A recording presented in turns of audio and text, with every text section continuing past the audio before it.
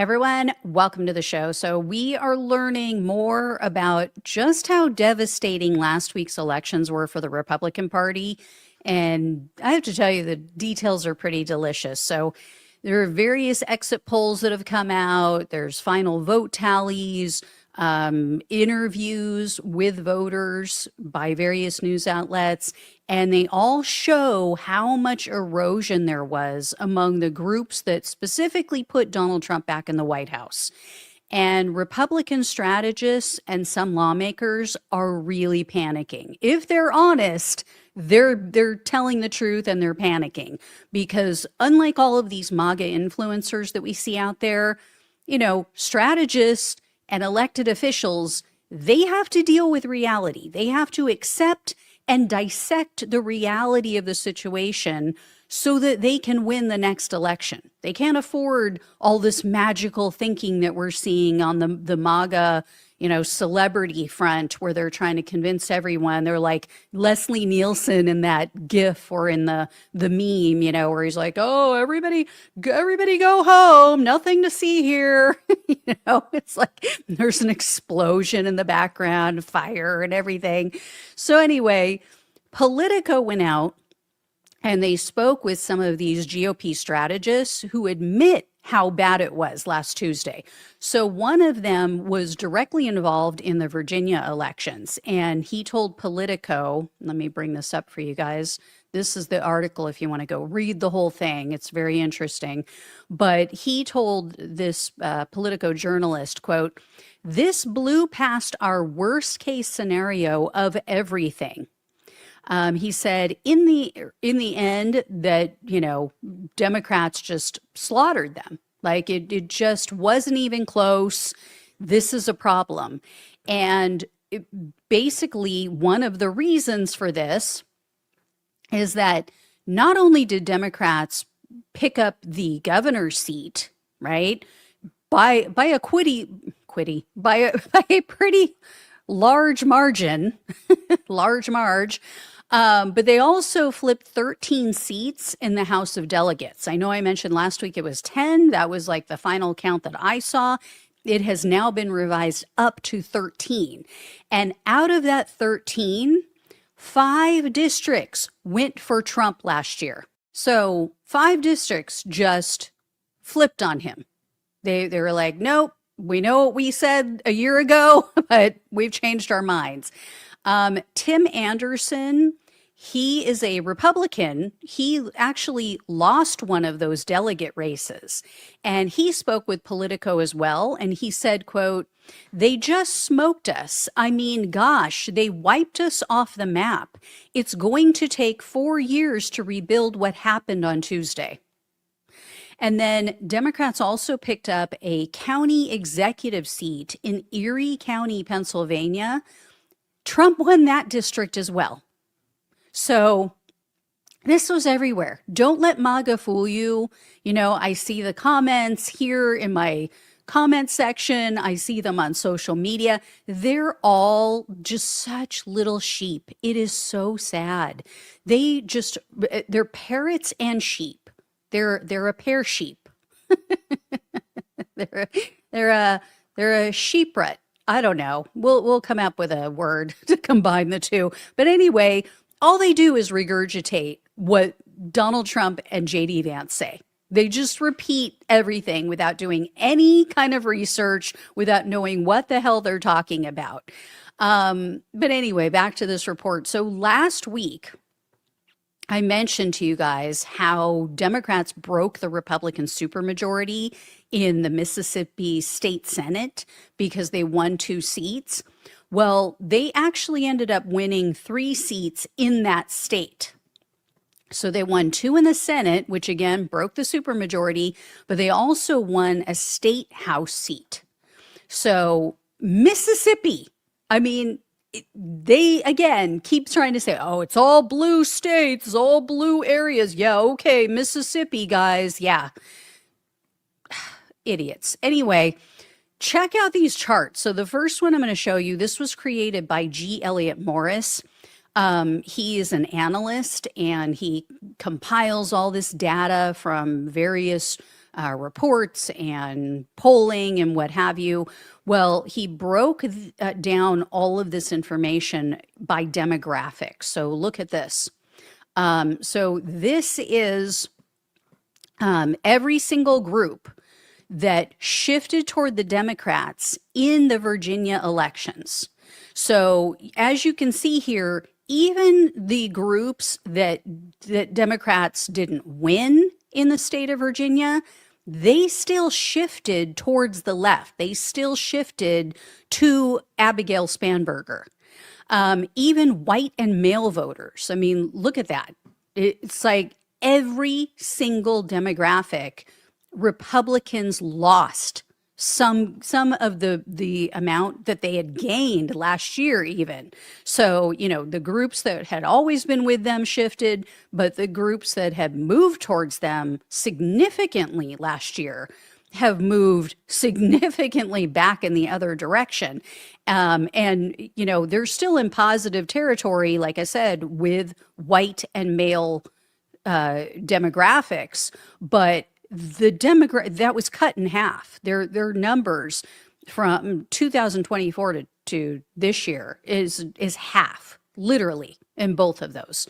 And then, as you can see here, the biggest shifts came from Asian voters, Gen Z, Hispanic voters, also those listed as other for their ethnicity. So Asians, as you can see, if you can't make it out, they moved 42 points towards the Democrats. Gen Z, they also moved significantly, 22 points towards the Democrats. The other group, I don't know who all, I don't know who would be in that group of other, but they shifted 41 points. Which other group? Let's see. Hispanics shifted 20 points towards the Democrats. So they are just, Trump and the Republicans are blowing it big time. And they can't simply win with white and male voters, and they know that. So, you know, that's why Trump is panicking right now. That's why he's like one of those, I don't know what you call it, those things that you see at the at car lots, like the big balloon guy who's like, oh, like all over the place. That's what Donald Trump is doing. He's just like, oh, let's do 50-year mortgages. Oh, let's do $2,000 tariff rebates. I'm going to do this. I'm going to do that. Like, he doesn't know what to do. He is in panic mode. It's very obvious. This next chart I want to share with you, it should panic them even more. So this next chart shows how much Mikey Sherrill outperformed Kamala Harris in New Jersey and how much she did way better than Kamala Harris in one specific county than Donald Trump won. So look at these numbers. Harris won Union City by 17 points. Sherrill bumped that up to 69. Patterson County, down at the bottom, Harris beat Trump there by 28. Sherrill won it by 71. That is insane in the membrane. And then, like I said, I think the most impressive one is Passaic County, that Trump won by 7 points just last year, and Sherrill picked it up by 26. This is an off-year special elections. We have to keep that in mind. Like, you don't see this kind of turnout. You don't see this kind of shift normally. I mean, people are typically just asleep on all of this stuff.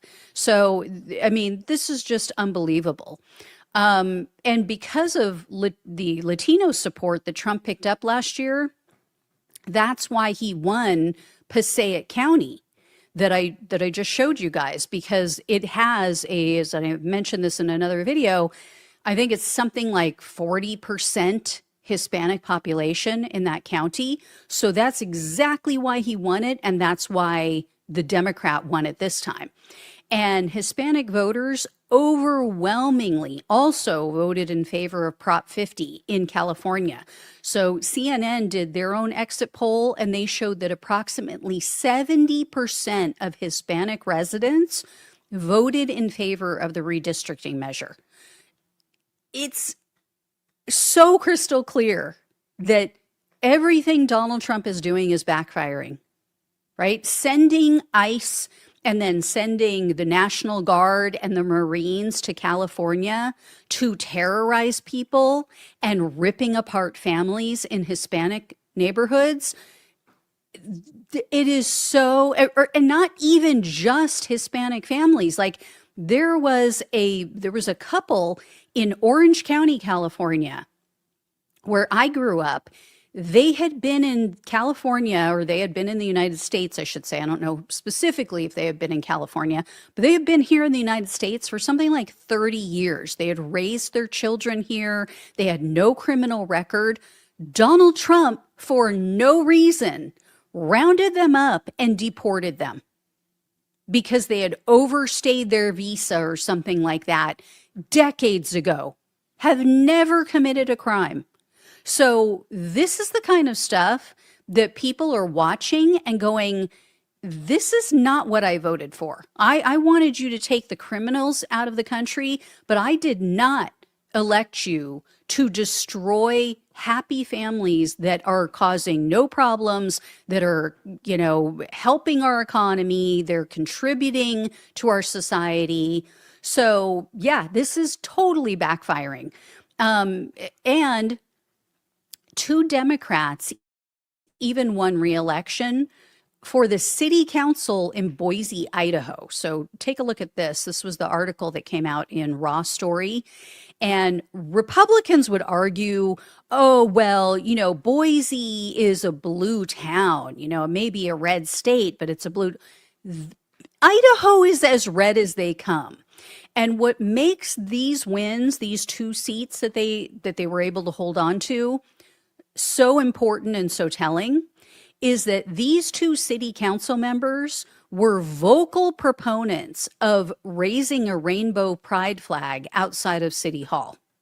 So it's not working anymore. All of their, anti-LGBTQ stuff and all of the, anti-trans fright that they're trying to push down everybody's throat, people aren't buying it. People aren't giving a damn anymore. They're like, I can't pay my bills.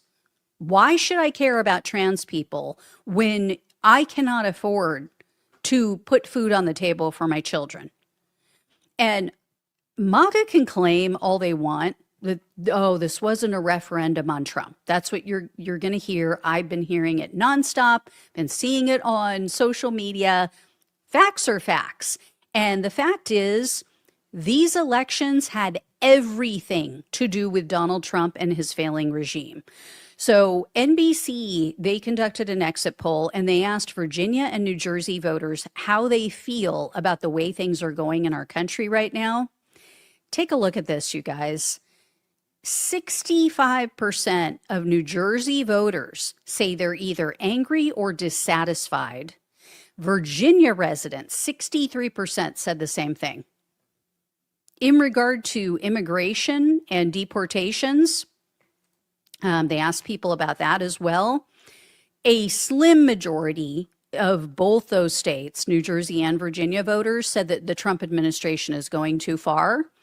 And 61% of New York City residents and 59% of Californians said they don't want their state leaders to cooperate with Trump on immigration. So very, very clear mandate to the Democrats. And check out how much voters shifted towards the Democrats in the Virginia race.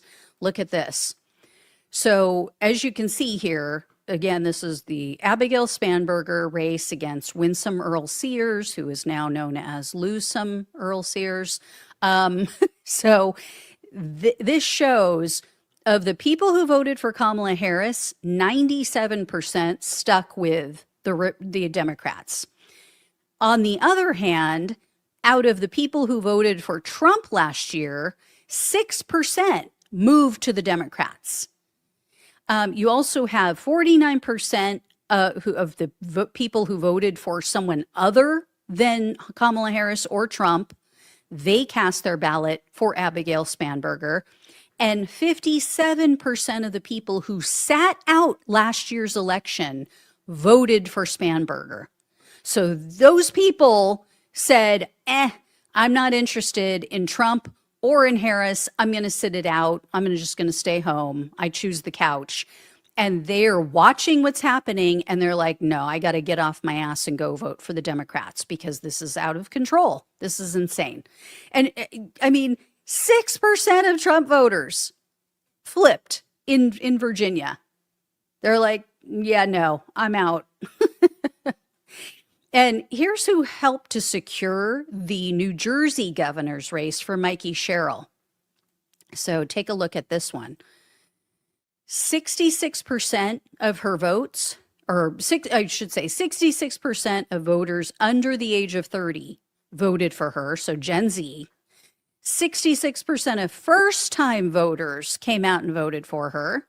59% of women and 52% of independents. The Associated Press also conducted an exit poll, and theirs was really substantial. So they went out and they surveyed 17,000 voters in New Jersey, Virginia, and New York City. And they found that very few people actually voted to support Trump. Look at this. This tells you everything. So yes, a plurality or majority of people said, my vote wasn't about Trump at all. But look at how few people actually came out to support him. That is hashtag sad in all caps. I mean, that is so bad. And so even though a lot of people, like I said, they were like, no, it really has nothing to do with Trump.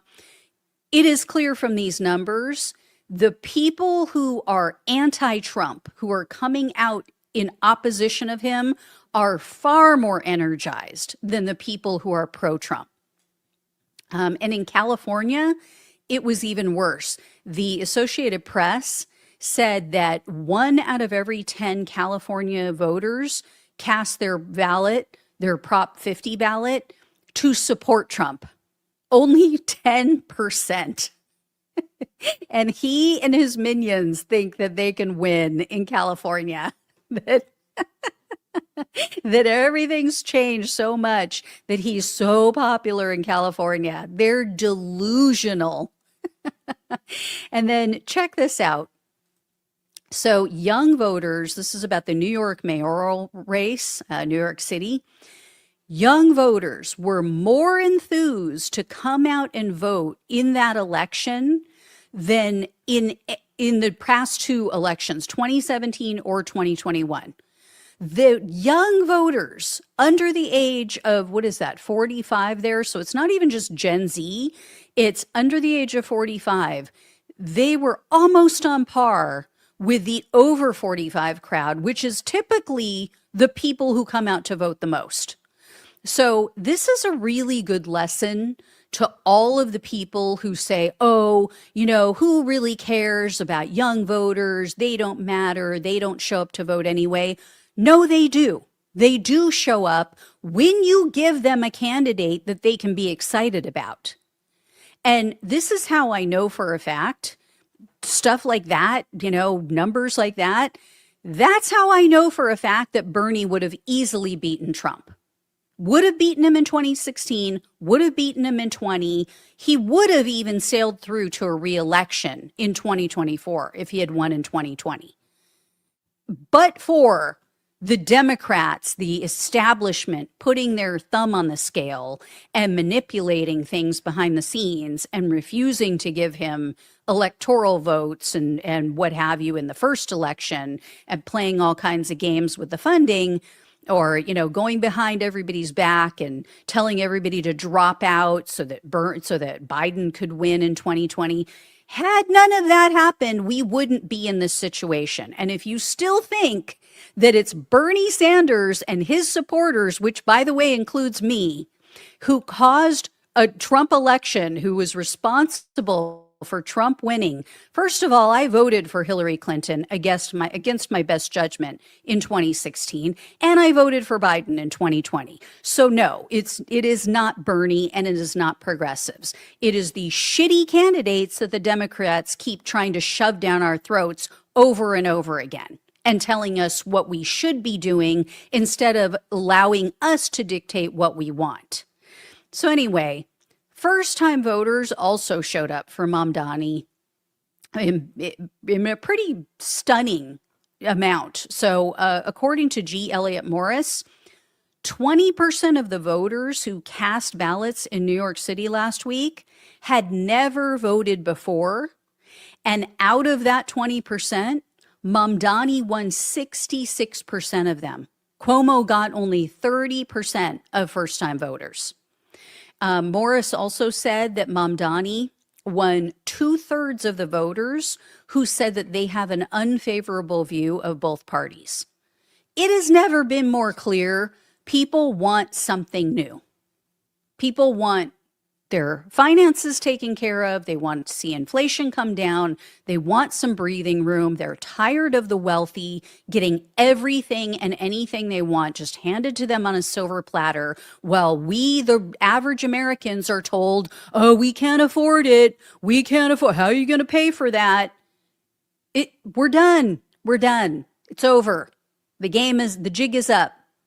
So anyway, the Wall Street Journal, they had a slightly different take on the election. So they're saying, oh, yeah, well, Democrats won in all the wealthy areas, the wealthy districts, but, it's the middle class that they need to do better with, because it just didn't look like they picked up some seats and they, won some of those people over, but it wasn't by the margin that you saw in the wealthy areas. And, they may have some legitimate point there. I did look at their numbers, and in some areas, yeah, it was true. However, they admitted, like I said, that Virginia districts filled with those middle-class voters swung to the Democrats. So there was still movement. And they went out and they spoke with some voters who really highlight how Donald Trump's coalition from just last year is just falling apart. It is completely coming apart at the seams, excuse me. So case in point, 39-year-old man named Juan Bowman. They spoke with this guy. He voted for Trump last year, but he cast his ballot for Democrat Abigail Spanberger last week. And here is why. So Bowman cited grocery prices. He also mentioned cuts that the government has made. And that is why he's unhappy with Trump, because evidently Bowman has an autistic son, and he lost some of his son's government services this year because of the cuts made by Donald Trump and the Republicans. And Bowman, as you can see here, he said, quote, they've thrown him to the wolves, meaning his son. So not good, not good. Another voter named Gary Payne, he decided to sit out the election this year. He also voted for Donald Trump last year, though, and Payne was a pretty big-time Trump supporter. So the Wall Street Journal wrote, I'll bring this up for you, quote, Payne was once an active Trump loyalist. He set up roadside MAGA tents across the country to sell shirts and flags for the Republican Party. But like Bowman, his enthusiasm has turned sour because of high cost. Payne said his rent went up $150 in June. A promised raise never came, though, because his company just can't afford it, in quotes, after tariffs hurt its business. He added, I don't like any of the candidates. So not only is his cost of living still going up, but now he missed out on a raise because of Donald Trump. Specifically because of Donald Trump's tariffs. So, like I've said before, we don't need to pick up all of these people. We just need to, nibble around the edges. We just need to peel off a few people to vote for the Democrats. And then if a bunch of other people stay home, Democrats win. The Journal also spoke with New Jersey voters who also flipped on Trump. So They spoke with a man named Tim Meadows, and he's very interesting. He was a Republican representative. He actually was part of the governing council in an area of the state in the early 2010s. But he voted for Mikey Sherrill last Tuesday. Now, the Journal didn't say if Meadows ever voted for Trump, but he told the Journal that his vote this year was in direct opposition to Trump and MAGA. And Meadows said that he chose not to vote for the Republican gubernatorial candidate because, quote, I just felt like he was too MAGA, or he was a little too MAGA. So yeah, it's turning people off. And I also have the story to share with you real quick before I let you go of 65-year-old lifelong Republican. Her name is Barbara Pizzali. I think that's how you pronounce it.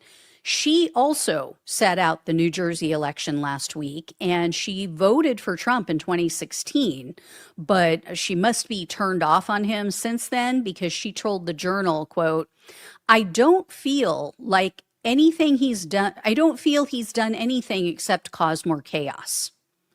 And Mikey Sherrill's message didn't really resonate with her, but she couldn't bring herself to vote for Jack Ciattarelli either because she said, quote, I just didn't want to vote for someone to support Donald Trump.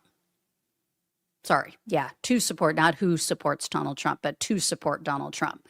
So again, Republicans can say until they're blue in the face, oh, this had nothing to do with Trump. Trump wasn't on the ballot. That's why we lost.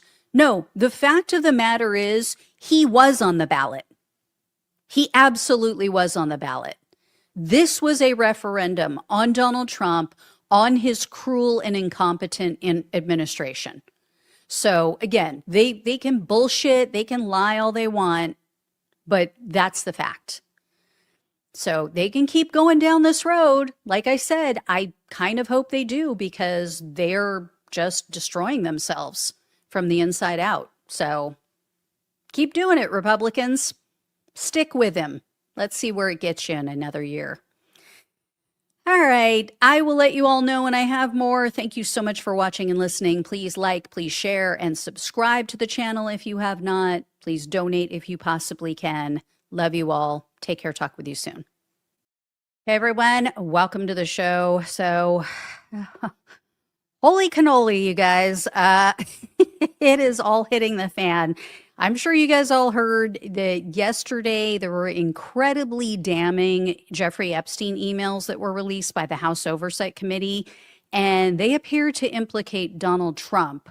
Well, then more emails were released today, and they show even worse news for Trump. They show that Trump was allegedly hanging out with Epstein still during his first term in office.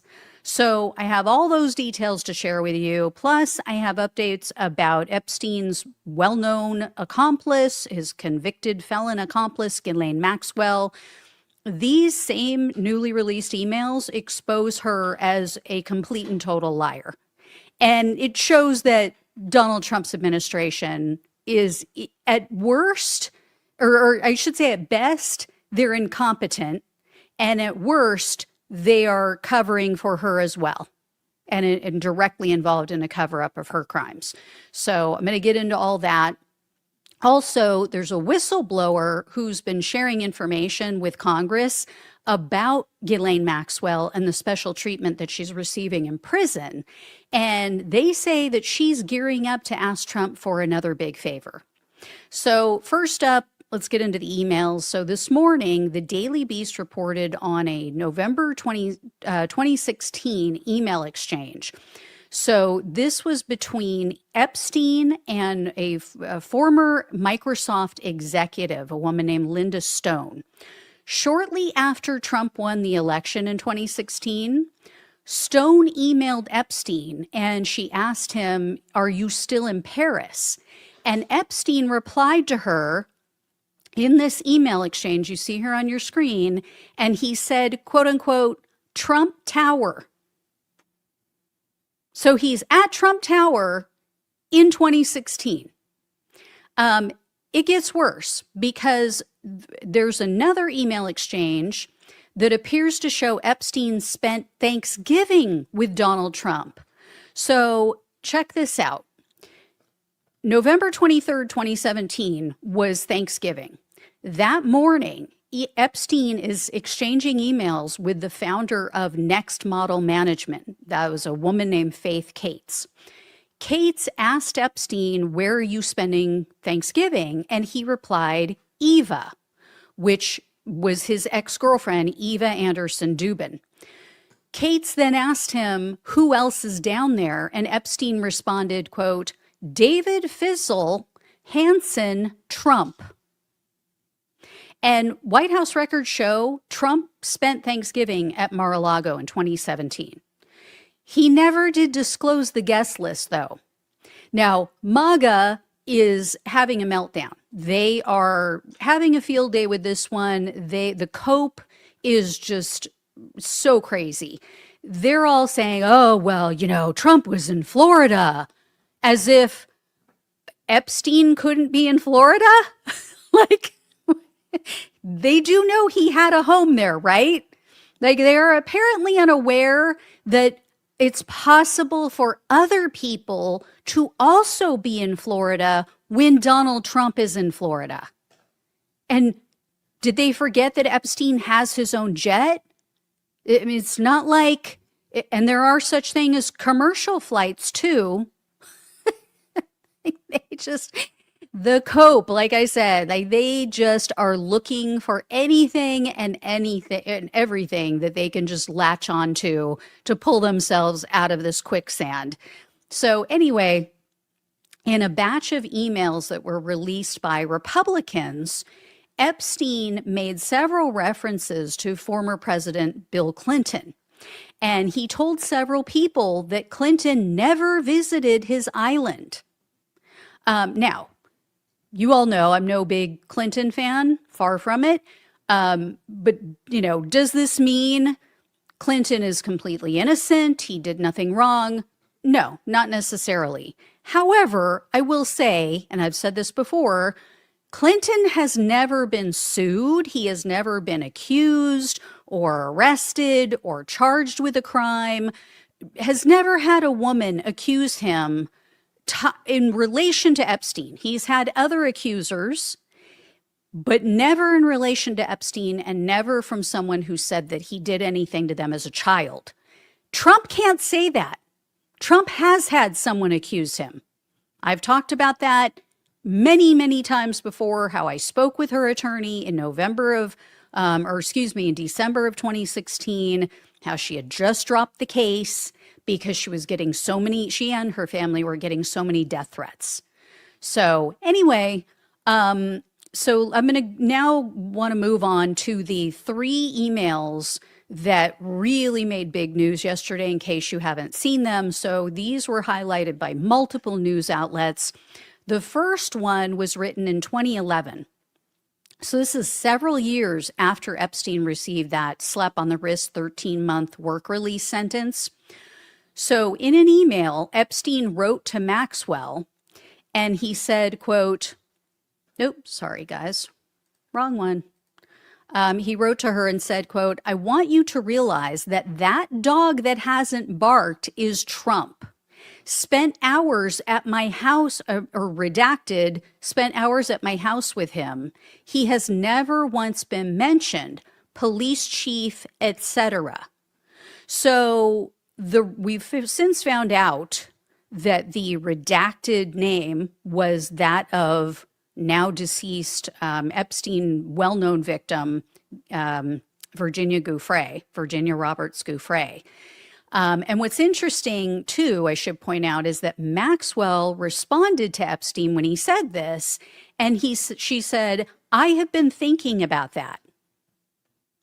So, again, this shows, or as I said in the beginning, this shows that she flat out lied. She either flat out lied to Todd Blanche, the deputy AG, and Donald Trump's former personal attorney, or she just never really said anything, and they made the whole conversation up when he went and visited her in prison.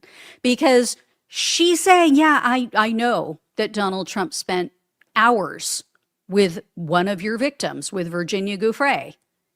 And some people have different takes on this email. Some are saying, well, are they trying to say that Donald Trump was going to rat them out, or maybe he's the one that turned them in?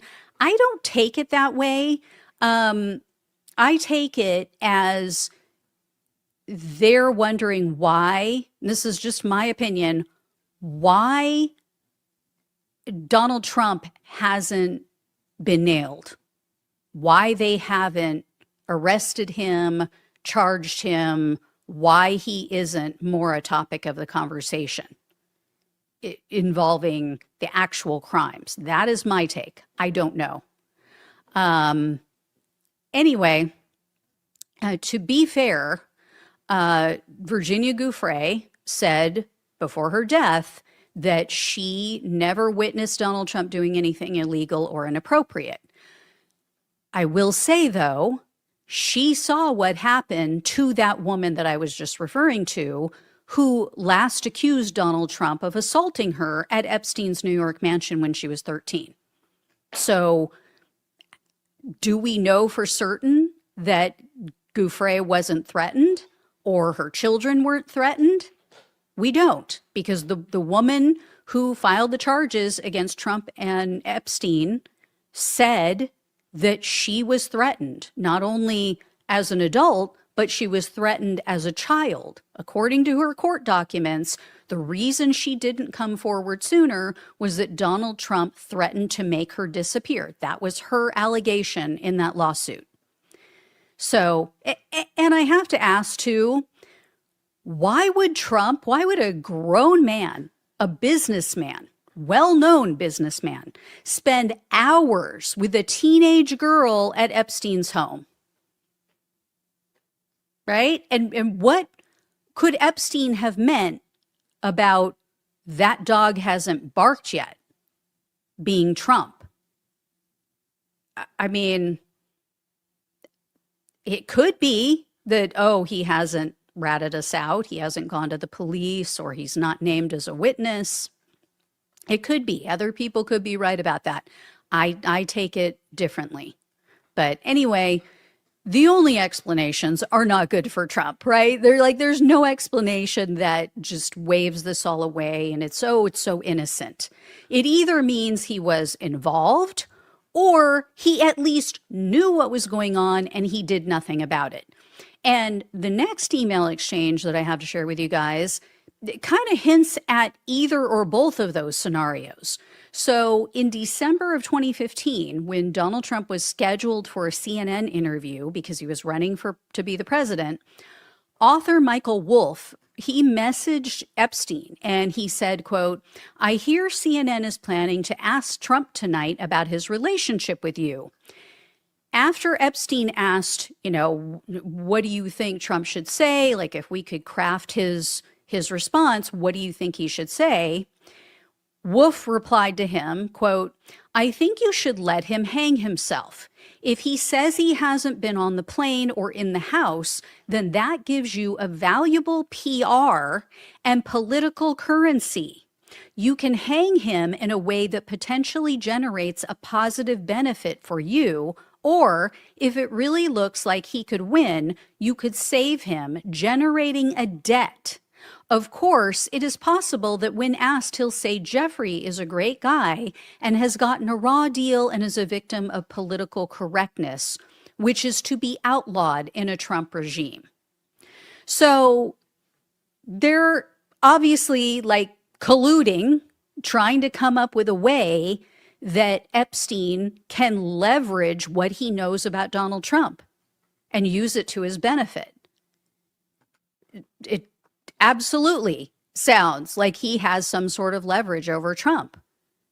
And Wolff was aware of that, right? And Wolff, as everybody may know, he interviewed Epstein at length. He has something like, 15 hours of Epstein recordings from him interviewing him. And he claims that he has seen photos of Trump with quote unquote topless girls of a certain age. So, you know, who knows? Now, Trump, again, as always, has repeatedly denied all of this. He slammed Wolf as a hack. He said that he lies all the time. But these emails seem to prove that Wolf has been telling the truth, that he has been, you know, giving good information about his conversations with Epstein. So I don't know. We'll see. And then this next email provides even more confirmations. In January of 2019, Epstein and Wolf exchanged more emails about Trump. And Epstein wrote to Wolf and he said, quote, of course he knew about the girls, and as he asked Ghislaine to stop. So he made mention first, oh, Trump said he asked me to resign, meaning from his Mar-a-Lago club. Epstein said, I was never a member. And then he says, of course he knew about the girls because he asked Ghislaine to stop. So all of this is so damning. So much so, I should point out, that even Trump humper Megyn Kelly, who just never seems to find any fault with Trump anymore, even she had to admit on her show that the emails, quote unquote, sound bad. No, they are bad. And then after these emails were released by the Democrats on the committee, the Republicans came out and they released their own batch of emails. I think that what they were trying to do was muddy the water with their release, but it ended up only making Trump look worse. So it was a complete fail. But in a 2018 email exchange with former Obama White House attorney Kathy Rumler, Epstein wrote in part, quote, "You see, I know how dirty Donald is. My guess is that non-lawyers, New York biz people have no idea what it means to have your fixer flip." So, I mean, yeah, it's gross that Rumler had a relationship with Epstein. Apparently, she was invited to visit his island. She never did go, but I think that the Republicans were trying to take the heat off of Trump by saying, oh, look over there. She worked with Obama and she was friends with Epstein too. And she was, communicating with him and blah, blah. I mean, they just make Donald Trump look worse. So anyway, it backfired. So Trump had a meltdown over all of this yesterday. I mean, especially because the shutdown is over. And so the new Democratic lawmaker in Arizona was sworn in, and she immediately signed the discharge petition, forcing the Justice Department, or so that it would go to the House for a floor vote to force the Justice Department to release all of the Epstein files. So he flipped out. He was in a complete panic over this whole thing. He started calling lawmakers to try to get them not to sign on to the discharge petition. So he reached out to Congresswoman Lauren Boebert personally and had her come to the White House to try to convince her to remove her name from the petition. And this was like no casual conversation. This is insane. They actually took her into the Situation Room at the White House. Understand what this means, guys. This is a room that's used to discuss the utmost of highly classified material and issues of national security and importance. Pam Bondi was there. The Attorney General of the United States was there. By all accounts, FBI Director Kash Patel was there. There were some early reports that Deputy Attorney General Todd Blanche was there, but I've since heard that he was not, so I don't know for sure. But they all went into the Situation Room where they discuss plans to bomb other countries where you can't have any devices. It is a completely secure area so that no one can listen in on your conversations. That's where they took her to talk to her about flipping her vote on this Epstein issue. So if that doesn't tell you how bad this is for Trump, I don't know what will. Now, to her credit, Boebert refused. And according to Annie Carney, she's a reporter, Boebert, because of what they did, she is now convinced that there is something really serious going on here. Annie Carney wrote, "My understanding is that the relentless pressure campaign that has included carrot, stick, good cop, bad cop has made her even more dug in, suspicious, and convinced there's a conspiracy at play." And then Trump also tried to get a hold of cray-cray Congresswoman Nancy Mace. Apparently, he wasn't able to get her on the phone. I don't know if she's avoiding him or what is going on with her. Who knows with her? But anyway, she's probably out accusing some random man again of something he didn't do. But anyway, so the House is now going to be forced to take a full vote on this Epstein issue. It was supposed to be early December based on the rules and how the whole discharge petition works.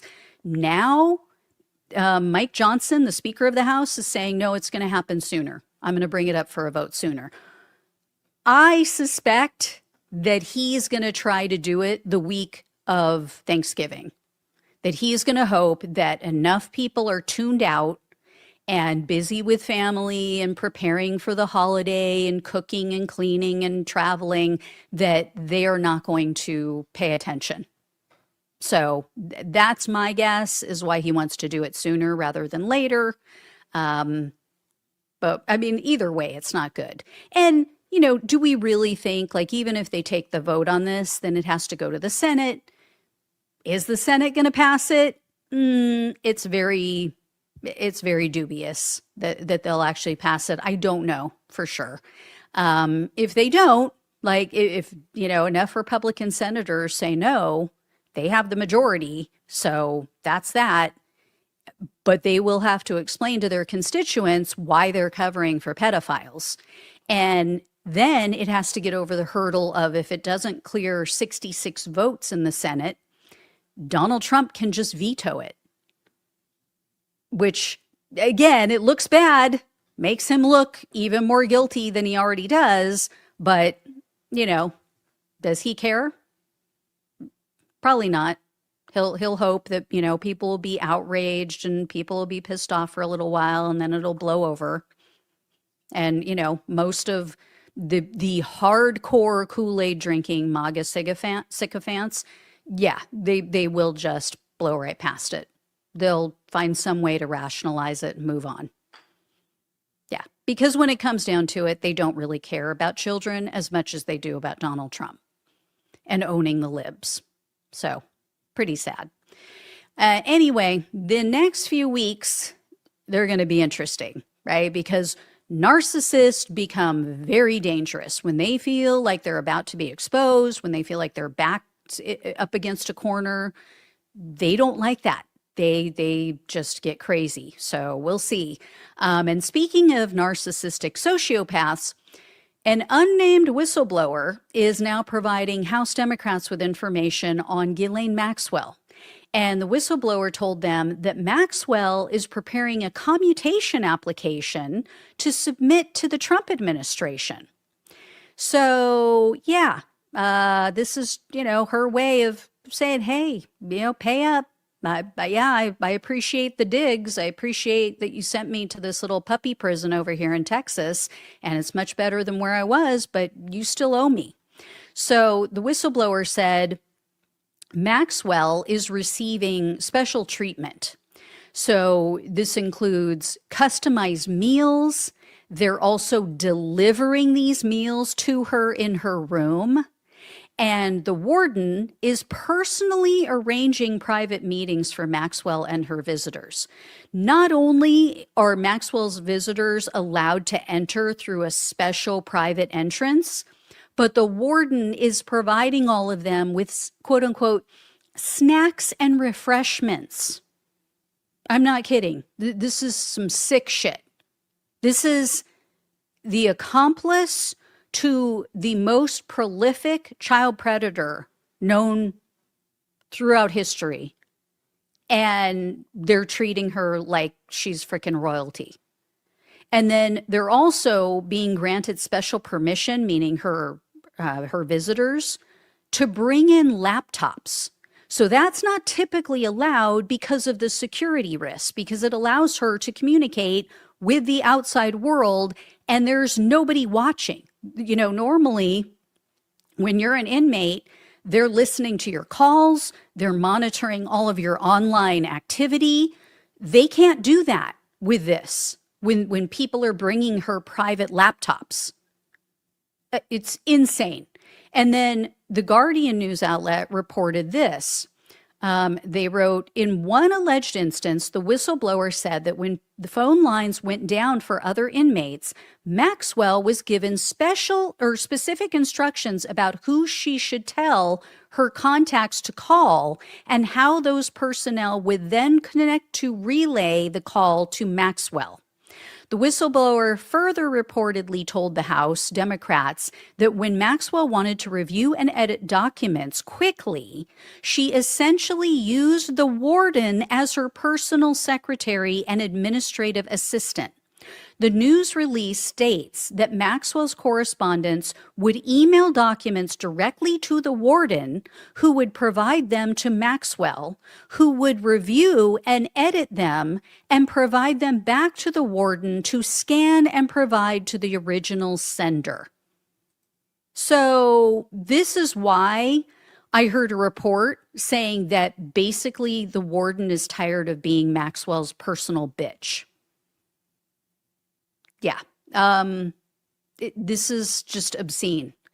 And Maxwell has now been given a puppy to play with. So as I mentioned before, and you guys may have heard elsewhere, this prison, because of, you know, it's just typical like white collar criminals and like, you know, nonviolent offenders, they have puppies that come in and then they train them to be service dogs. Well, because of what Maxwell is accused of, because of the crimes that she was convicted of, she is not allowed to have puppies. But yeah, that's what they're doing. They, you know, let me bring this up for you so you guys can see I'm not making this up. She apparently has been, I don't know if she's been given a puppy to train or if she's just been given time to like hang out and play with one. So I don't even know what to say anymore. I don't even know what to say. Part of me hopes that Trump does release Maxwell, and there's two reasons. For one thing, his voters wouldn't be able to excuse this away, right? They would finally see his true colors. They would not be able to explain this and, you know, come up with all kinds of excuses for why he is setting free a child predator. There would be no denying that he was involved in this, because why else would he do that? And then two, I would hope that one of the families, at least one of the families of one of the Epstein victims, would find Maxwell and introduce her to some street justice.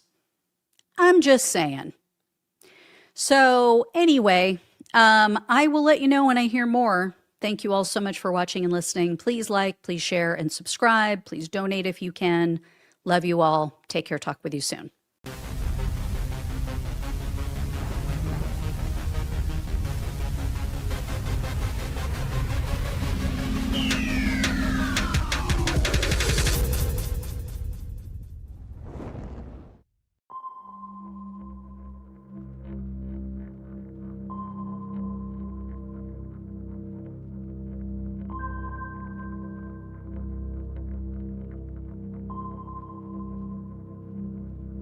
Work that we're doing here is not going to stop when it comes to these type of discussions. It's going to be for us and by us here on this platform when the media is telling us to look the other way. Your support is what helps us move forward. Join patreon.com/like it or not. Help us grow.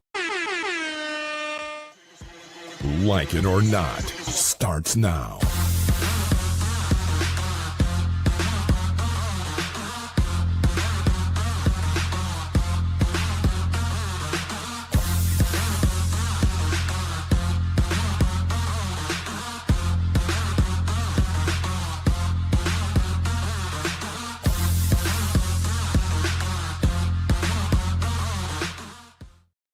Hey, Good. Oh, I love y'all. It's gonna pop up. It'd be crazy to me. Rebecca. And then the setup is crazy because oh, you know what it is? It's my camera. It's too high. That's one. Ben ain't on. Oh, okay. That's and two. 3, Bubba's in the middle. Oh, that's what I did wrong. Okay, let me fix that. I can fix that. That I can fix. Because here it is. I'm thinking that Benjamin gonna get his bald headed tail on the camera. He ain't even there. Yeah, well, I'm here. What do you mean? I'm here. I'm live and in person. Good morning. Good morning. Good morning. We mix your face is what we're saying. Exactly. I'm undercover right now. It ain't too much undercover. That's a good little AI picture of you, but it ain't too much undercover. It's about pretty accurate though. It's right on my head. That's my head. Look at me. He might be a little bit taller in the picture though, because ain't no way Ben gonna reach almost the top of the chalkboard. and James, my back ain't that straight. Like my. Well, actually, I mean. Good morning. Good morning. Good morning, and welcome to Like It or Not, where we're free to tell the truth and not care who doesn't like it. Right? Listen. All right. Good morning. I'm in the middle of a move, y'all, so I don't have any equipment set up. A move of God?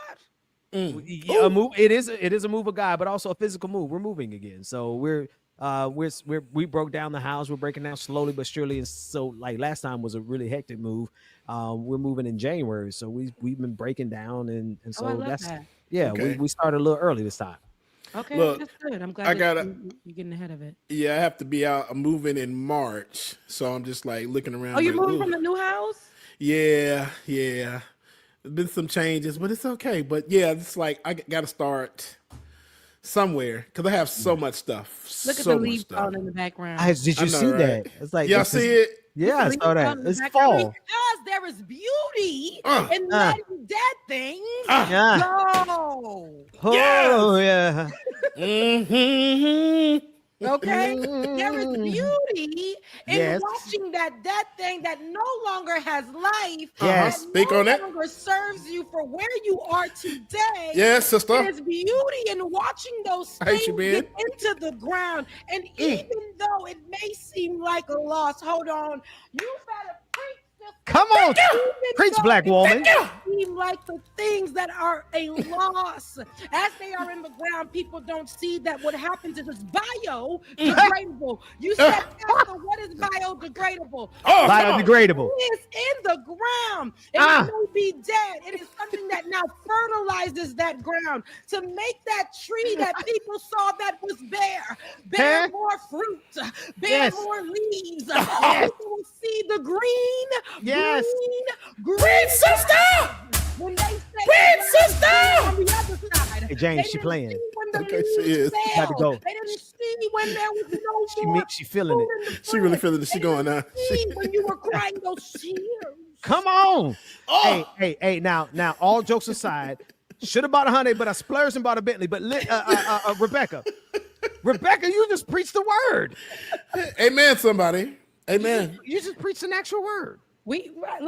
Listen. When the spirit touches you, you just sometimes you can't call on the African angels. You just gotta call on Africa. And but I hope somebody felt that. So when I was taking my walk the other day, I was thinking about I gotta go see the trees before they're gone. I gotta see the beauty in what they are, because sometimes, I tell you guys this every single year. If you know me, you know that I talk about seasonal depression and things that seem to shift a lot during the end of the year.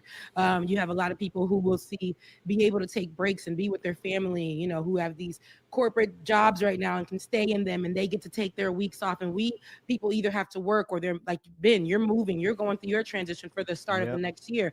But you said that you're moving. I'm fighting for my life every day in this household. Amen. So I know that with those things though, we have to find little moments of joy, especially with what the world is looking like right now. I finally finished, or I haven't finished editing, but one of the stories that I got up about the 300,000 Black women that people have forgotten that story, and it only made headlines for maybe 2 major news media companies and a few other online. But I talk about that, but I also mention how when we lose something, especially as Black people here in America, when we lose something, it almost makes us feel very, very, very defeated because of how hard we work to get it, how hard we have to work to get it, whether it be a house, whether it be an apartment, a car, or whatever. Losing that, or a job for sure, when it's stripped from you, or when you lose it, or when you have to, when it's time for you to go, sometimes it can feel like such a breaking, right? Because of how hard you work to get it. But you know, in these Pacific, in these Pacific Pacific. Standard Time. I want us to lean in and definitely encourage each other in this time, because we're not gonna go through seasonal depression. We're gonna beat it, and any transition that God has us going through, we're gonna Amen. and see it to what it's gonna be about. You know. Yeah. Let me tell you. Yes, let me man, tell Beckham. you. Amen to that. I feel that. All right. So we talking politics today? Yeah. I mean, we could talk. Definitely, we're talking politics today. So many things have happened, but I know, like, it's so different. Like I talked about on Thursday at the Leftist Mafia, we talked about the Epstein files and how it's emails and not photos and things like that, which should be coming. But we talked about those things, and it's funny because I'm like, there's like a white side to the topics, and then there's a black side. Whoa, to the wait, what? topics. Wait a minute. And when I'm with them, I'm always hearing the white side. So I'm like, give me the white side. And they were playing Megyn Kelly and yeah. how she and whoever she was with on her podcast, Yeah. they were talking about how they were basically trying to say that Trump, they were giving excuses to Epstein and Trump and them and the people who was in the emails behavior. Basically Saying it's okay to yes. sexualize a 15-year-old. They're almost grown anyway. Wow. But I would love to get you guys' if you have the clip. Yeah, I'm pulling it up. I miss my David. No offense, man. I do miss my David while we talk. Well, listen, I ain't pulling it up then. I was in the process of pulling it up right now. But I'm just saying, I know it's hard work for you in the background too, because you doing double the work. David used to be the one while we talking. Might have pulled up the wrong clip a few times, but he always. But he had it though. Sure. I miss my boy. I miss my boy. But we love you, David. Yeah, love you, David. Just a shout out to David for sure. Ben, he got it. One thing Ben gonna do is produce. He's been a producer since the day I met him. He's an all-around man. Look, I had to jump in and say that to you, Ben. I'm gonna affirm you too, my brother. You just be affirming some white man on a black show. I'm joking. I'm joking to all the people clocking me and making files on me. It was a joke. You're right, because they're gonna clip it. They're gonna clip it. Okay, right. But let's listen to this clip. Like these terrible clippings my good sis got in the back. That's crazy, sis. We can see that your natural hair is a bob. Is a bob. And the one on the side, baby, you rolled out of bed and you just came on. You see it though? When you have this type of hate and nastiness in your heart, and you want to spew out things to put children in harm's way and try to say that it's okay to do so, this is what it looks like. One person has lots of surgery, the other person is just hate. So let's just go ahead and run the clip. Let's listen to what these people got to say. Hang on. So I'm just giving back. As for Epstein, I've said this before, but just as a reminder, I do know somebody very, very close to this case who is in a position to know virtually everything. Not everything, but virtually everything. And this person has told me from the start, years and years ago, that Jeffrey Epstein, in this person's view, was not a pedophile. This is this person's view, who was there for a lot of this, but that he was into the barely legal type. Like he liked 15-year-old girls. And I realize this is disgusting. I'm definitely not trying to make an excuse for this. I'm just giving you facts.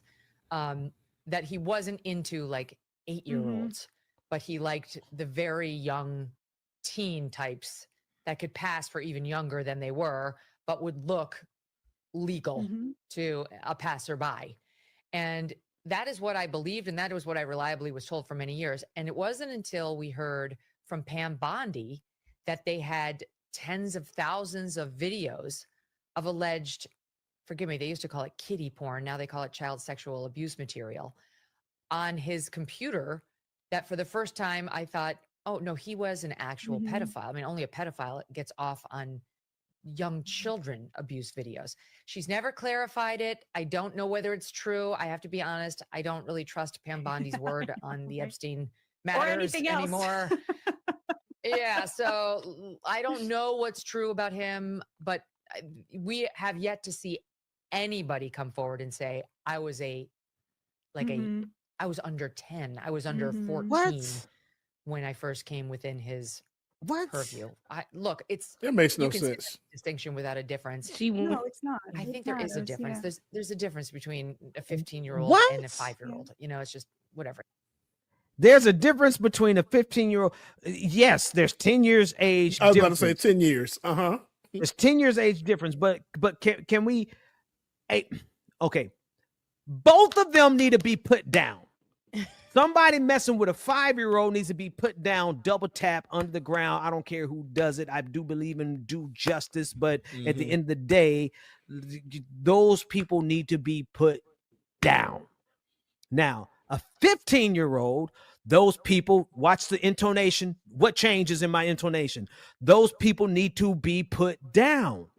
It is both it's disgusting in both examples. It is a violation in both examples. And people have been trying, Rebecca, they've been trying to make a distinction between pedophilia and a phoebophilia, however you pronounce it. I can't pronounce it. It's too many syllables and PHs. It's phoebophilia, where it's not like an 8-year-old, but it's a 16-year-old. Listen, it is abuse. It is sex trafficking. It is taking advantage of someone who cannot properly give consent. A 16-year-old and a 21-year-old, there's a problem there. A 16-year-old and a 40-year-old man, there's an even bigger problem there. And so many people are leaning into this, oh, there's no real difference. You know, if they're 16, then they're basically grown.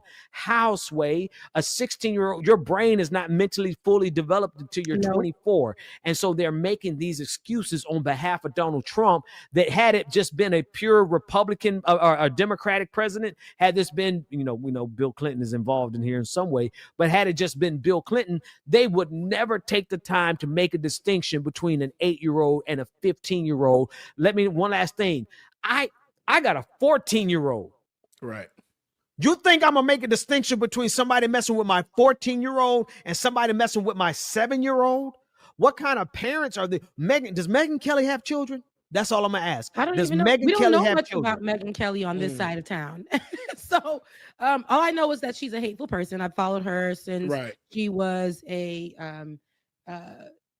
hard news journalist, and now a lot of them have gone into podcast style or digital style journalism, or what they're doing is salaciousness and hate speech and promoting pedophilia, as we can see today. And she got clip-ins, but she has a 14-year-old daughter. Let me see. Megyn Kelly.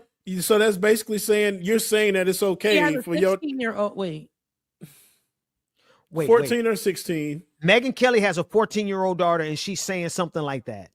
But that means she's okay with it. Oh, that's just absolutely disgusting. A 16-year-old. Wait, she had them through IVF. Look at her business now.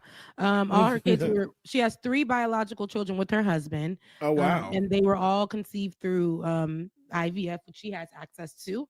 Their children are son Edward Yates Brunt, daughter Yardley, and then son Thatcher. Yates Yardley Thatcher. And it's so Caucasian. 2009, 2011, and 2013. So they're all 2 years apart, but she definitely has children. That's crazy. That's crazy.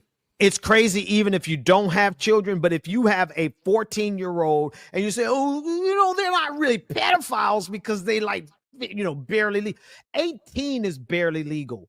18 is it's legal, but it's barely legal. If you are, to me, if you're a 21-year-old, and I get, listen, you could be in college and you could be messing with an 18-year-old, and then there's some questions. All right, fine. There's some gray areas. So there's not a hard. It's too gray for me. All of it's too gray. Me being in high school and my friends messing with older men. Me being in college and older men driving around, trying to get the set to try to get us, being on the quad, trying to get us. Those things are problematic. And it's sad that we do live in, Matt actually brought out that there is no state in the United States, in the 50 states, that make it okay to be with the 15-year-old. Right. Because what we're going to see is the conversation is going to shift, as we see all the time. Even when we heard about the Diddy case, how they tried to make Cassie an adult at 19 years old compared to Diddy's 40-year-old, right? And Right. that's 20 years, up to 20 years almost her senior. And so here we are trying to make fetch happen, and it's not going to happen. It's not gonna happen. You're a Gretchen Wiener. pedophile, you're Gretchen somebody Wiener. who likes to touch children, and a girl who had her period for only about 4 years of her life, and you being a man who is an older man, could be a grandpa right now that thinks it's okay to be with these young girls. But It's wrong. like you said, if we're going down and you're trying to compare a 5-year-old with a 15-year-old, that 15-year-old is not legal, can't drink, probably can't even get their permit in some states, still have to depend on the parent for a lot of different things. Like, doesn't, still learning themselves, like, it's just got out of middle school. Out of middle school. Yeah. And here you are saying, trying to make them an adult, or for us to see them as close to an adult. Barely legal. And in some states, a 15-year-old still needs their mother or father's okay to go ahead and work. Right. So please, let's be serious when we're trying to, and what they do is they think it's okay to make points. And that's what we're going to see. That's what I was going to do. We're going to see more of that. Like we did see online when they tried to describe Cassie as something else other than what she was at 19. And then, which was a young child. Okay, 19. And then we're talking, and when they try to do the same thing, even though I don't like the Kardashians and Kylie Jenner, also that was problematic. She was a child. All of these things that we're seeing and people try to make sense of. If these people, they're going to get online if they haven't already. But I've already seen people try to justify it in so many different ways. And men online who are 30 missing all the teeth in their mouth, those teeth do start falling hair, out. and I'm talking about like y'all bald. I'm talking about trying to rock the Carl Winslow. They sitting online and being like, I mean, if she 18, I'm still gonna smash. Listen, Yeah. Still gonna smash. Go ahead, James. Go ahead, James. You go. No, I'm first, about to man. say y'all know what this reminds me of, and maybe one of y'all can tell me this information. Back in the olden days, like early times, when they used to, the men or the family used to give up their daughters at a young age and have them married off. This is what it reminds me of. And I'm like I said, I don't know the year that they signed that in the law where they made it illegal, but let me find out this is what we're going back to. It's not illegal everywhere, James. And that's the bad part. Just in this decade, there were 3 30-plus-year-old men who married 10-year-old girls in the state of Alabama with the parents' consent. And here's the problem. Like, you gotta be kidding me. No. Google it and look it up, and I'll try to find it for you all. But I was doing a whole study on this because, we really are governed by pedophiles. We're really governed by some of the sickest people in the history. There has always been, in every empire, from the Roman Empire, the Greek Empire before them, they have always justified grown men molesting young people, and it's sometimes young men, not just young girls, which is crazy because they're like, oh, you're messing with a young man, that's horrible. But if you're messing with a young girl of the same age as that young man, then that's not as bad, right? And that's what they're trying to make legal here, is for grown behind men to justify molesting 10-year-old, 11-year-old, 12-year-old, 15-year-old girls. And as long as you're in the state of Alabama, in certain states, you can still marry a child with their parents' consent.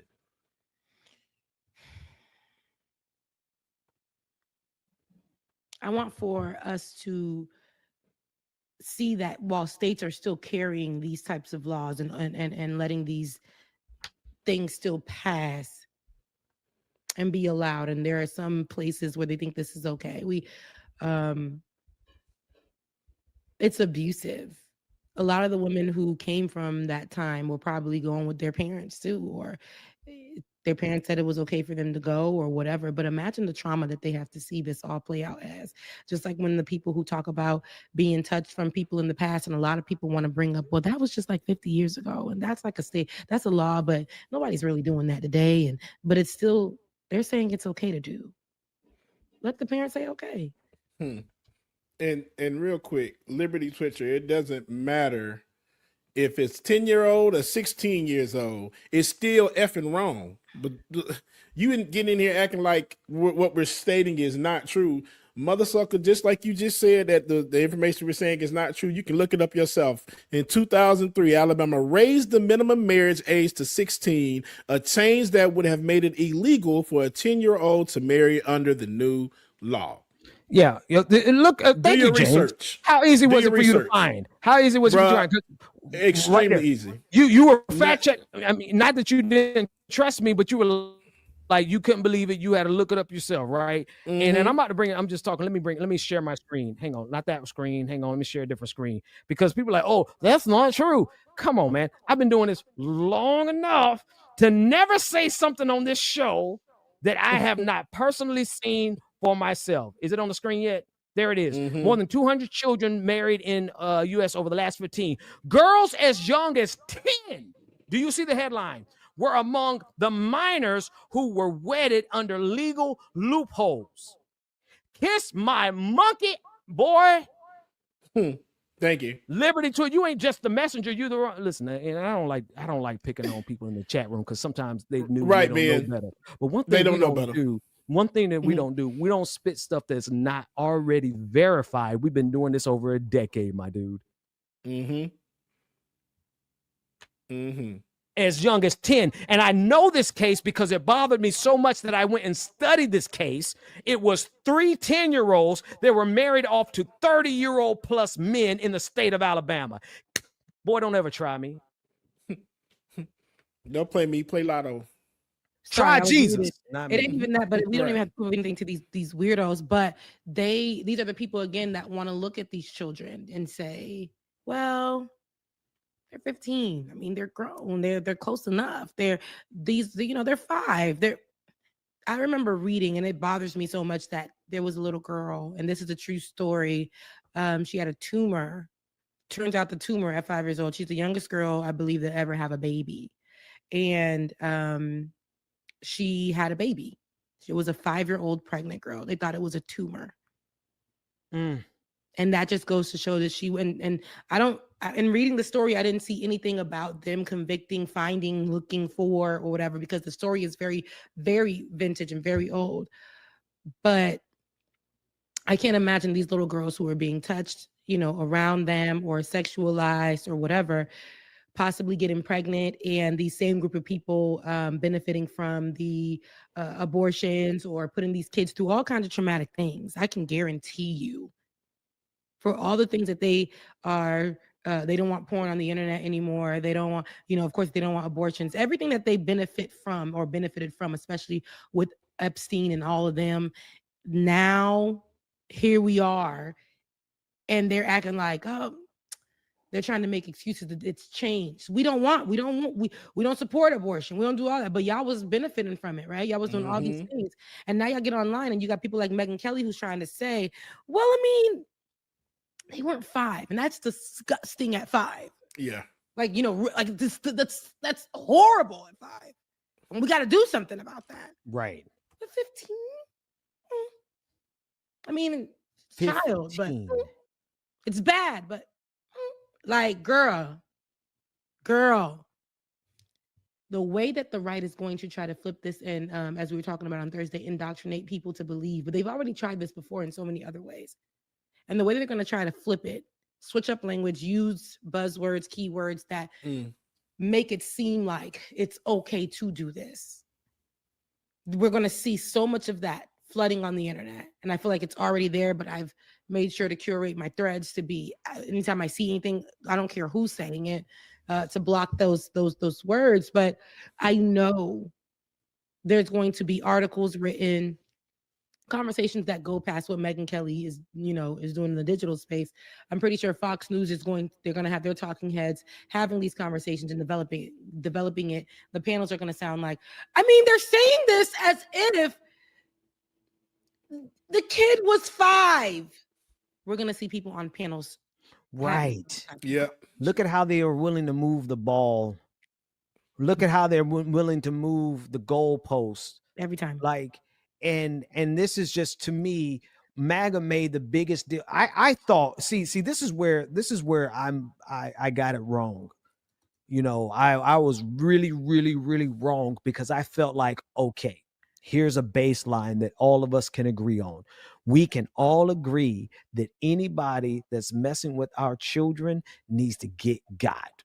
Like, if there's anybody who we might turn a blind eye to due process, you know what I mean? They might get beat up. They might get, handled in prison roughly and stuff. I thought if anyone we can agree on, it would be those people who mess with our children. Because at the end of the day, I thought that we all had this primal protective rage over our children, but they are so dedicated to Donald John Trump. Yeah. That they would start redefining. And actually, there's another clip of Megyn Kelly, because she had previously said the exact opposite about the same age group. And so what we're seeing is MAGA willing to literally redefine what they believe in order to justify still supporting Donald Trump. And that's the quintessential definition of idolatry, isn't it? And that's what I say. These are all the things that the right says that they don't want any parts of. They all say that this is idolatry is terrible. We don't want that. But yet and I'm talking about the white nationalists, but the white Christian nationalists. Mm-hmm. Those people are the ones that are idolizing this man. And for everything that the Bible says, hell no to, they're saying, oh, but Donald Trump, our God. And in Charlie Kirk, we pray, amen. Mm-hmm. Mm-hmm. He's our Messiah. And then you got, all of this is what they're doing, the idolatry, all this stuff. But it's okay, because we got to make sure that these people always appear good. These are the same people that allowed their pastors and their deacons and all this stuff to touch the people in their church, and they went up and they said they prayed it away, and we're gonna and we've forgiven the pastor, and he can continue to do what he's doing. Let me tell you something. Sure. Look, I really thought, see, this is my naive. I'm so naive. I'm so wet behind the ears. I really thought if there's anybody that we could agree that it is a free for all, somebody mess with your child, you whip their monkey ass. It's just no question. I don't care if it's a priest or a teacher at school. You go to jail over that, right? Yep. It's like, who cares? Catch a charge. All right. What you in jail for? Oh, I beat the person who messed with my child's ass. No, hey, no, you protected in jail. You thought it was. You thought it was, but apparently it's not. Here's Megyn Kelly. Let's listen to her as this is what she was saying when she was supposed to be like the new Look at the Bob Katy I was Perry. talking about. It's just lifeless. You feel as a victim. Here it is. You feel as a victim. You feel a victim. To people who are going to be out there, because some are going to judge and say you were 15, you were 16, you were 17, you were a willing participant. Again, the legal age of consent in California is 18. So there's no consenting for a 14 or even a 17-year-old in these circumstances. As for Epstein, I've said this before, but just as a reminder, I do know somebody very, very close to this case who is in a position to know virtually everything. Not everything, but virtually everything. And this person has told me from the start, years and years ago, that Jeffrey Epstein, in this person's view, was not a pedophile. This is this person's view, who was there for a lot of this, but that he was into the barely legal type. Like, he liked 15-year-old girls. And I realize this is disgusting. I'm definitely not trying to make an excuse for this. I'm just giving you facts. Yes, you are. That he wasn't into like 8-year-olds, but he liked the very young teen types that could pass for even younger than they were, but would look legal to a passerby. And that is what I believed, and that was what I reliably was told for many years. And it wasn't until we heard from Pam Bondi that they had tens of thousands of videos of alleged, forgive me, they used to call it kiddie porn, now they call it child sexual abuse material, on his computer that for the first time I thought, oh no, he was an actual Mhm. pedophile. I mean, only a pedophile gets off on young children abuse videos. She's never clarified it. I don't know whether it's true. I have to be honest. I don't really trust Pam Bondi's word on the Epstein matters anything else. anymore. What is she even trying to say? Like, what is she even? I'm sorry. Me What is too. what 'Cause she distinction is she contradicts trying to make? herself She in so many contradicting ways. herself. Yeah. It's like I'm scared. I really don't like this, but I gotta say this. You say it's not right, and then even in not only did she say it in her old clip where she was, a TV journalist, she in her digital world, in this clip that she just did the other day, yesterday or however, or the day before, she is contradicting herself as well. She says it ain't right, and then turns around and says it's right. Right. And I'm like, you're struggling, but it's still falling off that this is going to go out, and you still make the decision because this is a choice. It is a choice. It is a choice Mhm. that you said yes to get on here and try to make it seem like it's okay. It's okay. The proof is only in the emails. We haven't gotten the files. This ain't Released yet. files. This Right. is emails. Mm-hmm. So imagine what is going to fall out once hopefully we get those files. But I don't even think we need to wait for the files to all agree, like you said, Ben, to come to the consensus that this ain't right. Yeah, man. Look, Somebody gotta be dragged out into the middle of the street. and Mhm. beat down. Like, look, I'm a peaceful person. Y'all know I ain't big enough to beat much anybody. But let me tell you something. Somebody mess with a child relative of mine or my children. I got plenty of guns and plenty of baseball bats. I Mhm. will take the charge, and you're supposed to. This is not in condoning violence. This is not saying that we are going to ignore due process, but the reaction that you are supposed to physically and emotionally and spiritually have in protection of your children is holistic. It's just like somebody trying to hurt your child or beat your child down, or an adult trying to kidnap your child. You are supposed to have a certain type of reaction, and for you to cater that reaction in order to protect a politician, forget about it. I don't believe that you should protect let me find out. Let me find out. I don't know how much of a story I want to share, but I never forget somebody. I caught a ride with somebody to an event at a church I used to work at. Now I'm a grown man, right? I can take care of myself. I ain't worried about much nothing. I'm like 23 years old. I caught a ride with somebody to a church event, from church to a church event, and somebody pulled me to the side and they were like, "Well, you got to watch out for him because he like to give boys money to rub their legs." And two things came to my mind. I said, I wish a nigga would. Like, come on. Like, I be waiting for an excuse. Sometimes you just wait for an excuse. Let me prove that I could beat somebody that I wish he would. But then the second thought that came to my mind is, if you know this, if you are aware that this is what a person does, how are you just saying this and not doing something about it? Yeah, and y'all just saying watch out for it.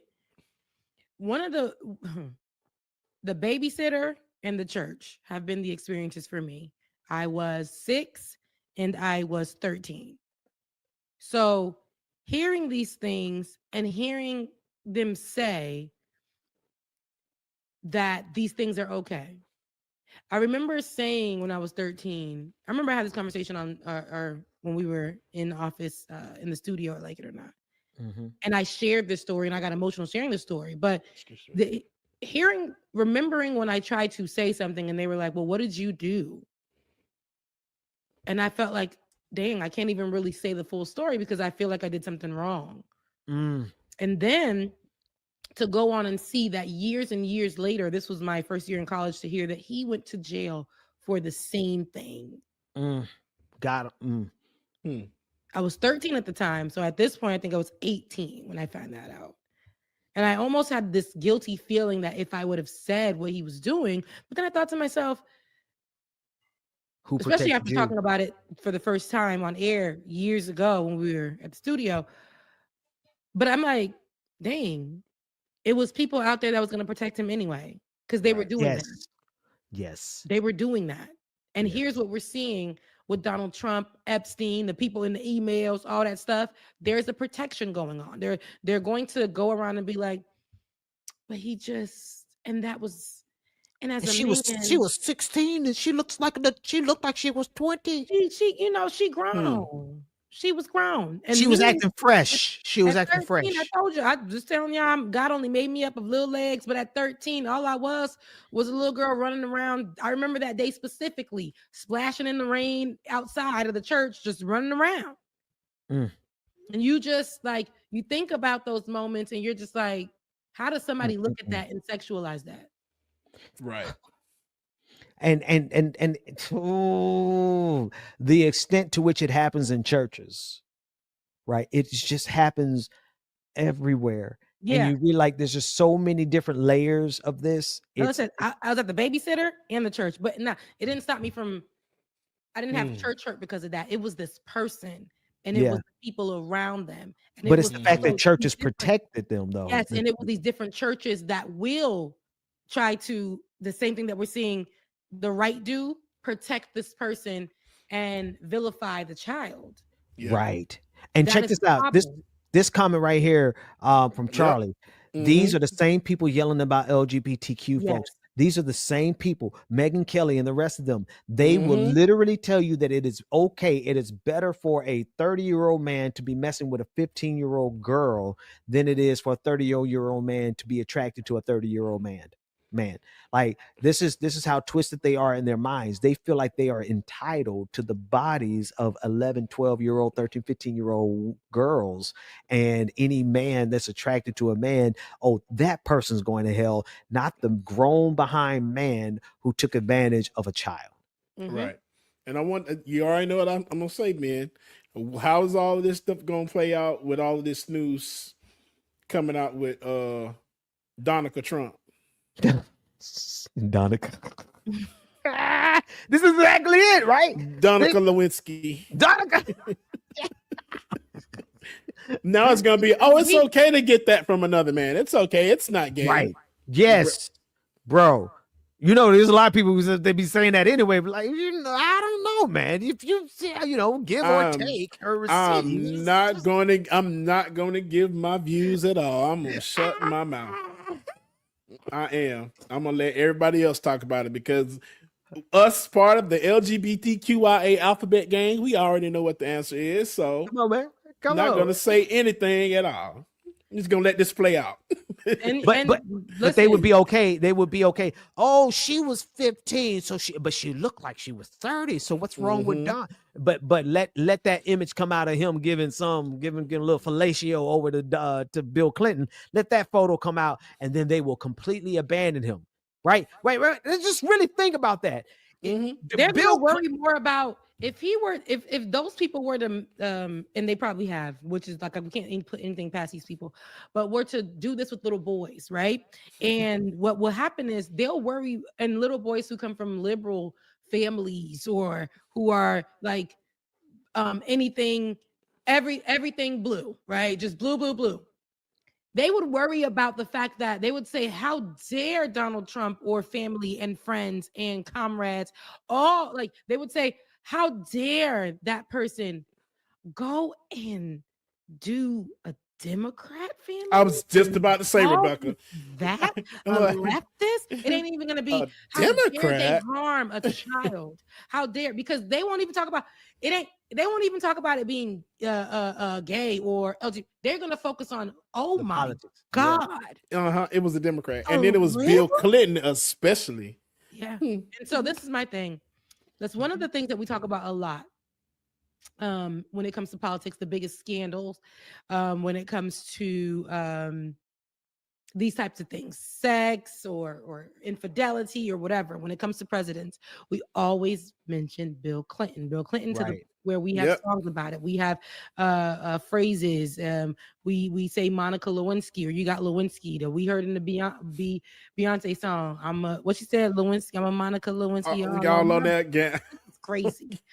Children were singing that, and so was I. Love the song. But we have all of these things that play out because of that. It's become part of pop culture.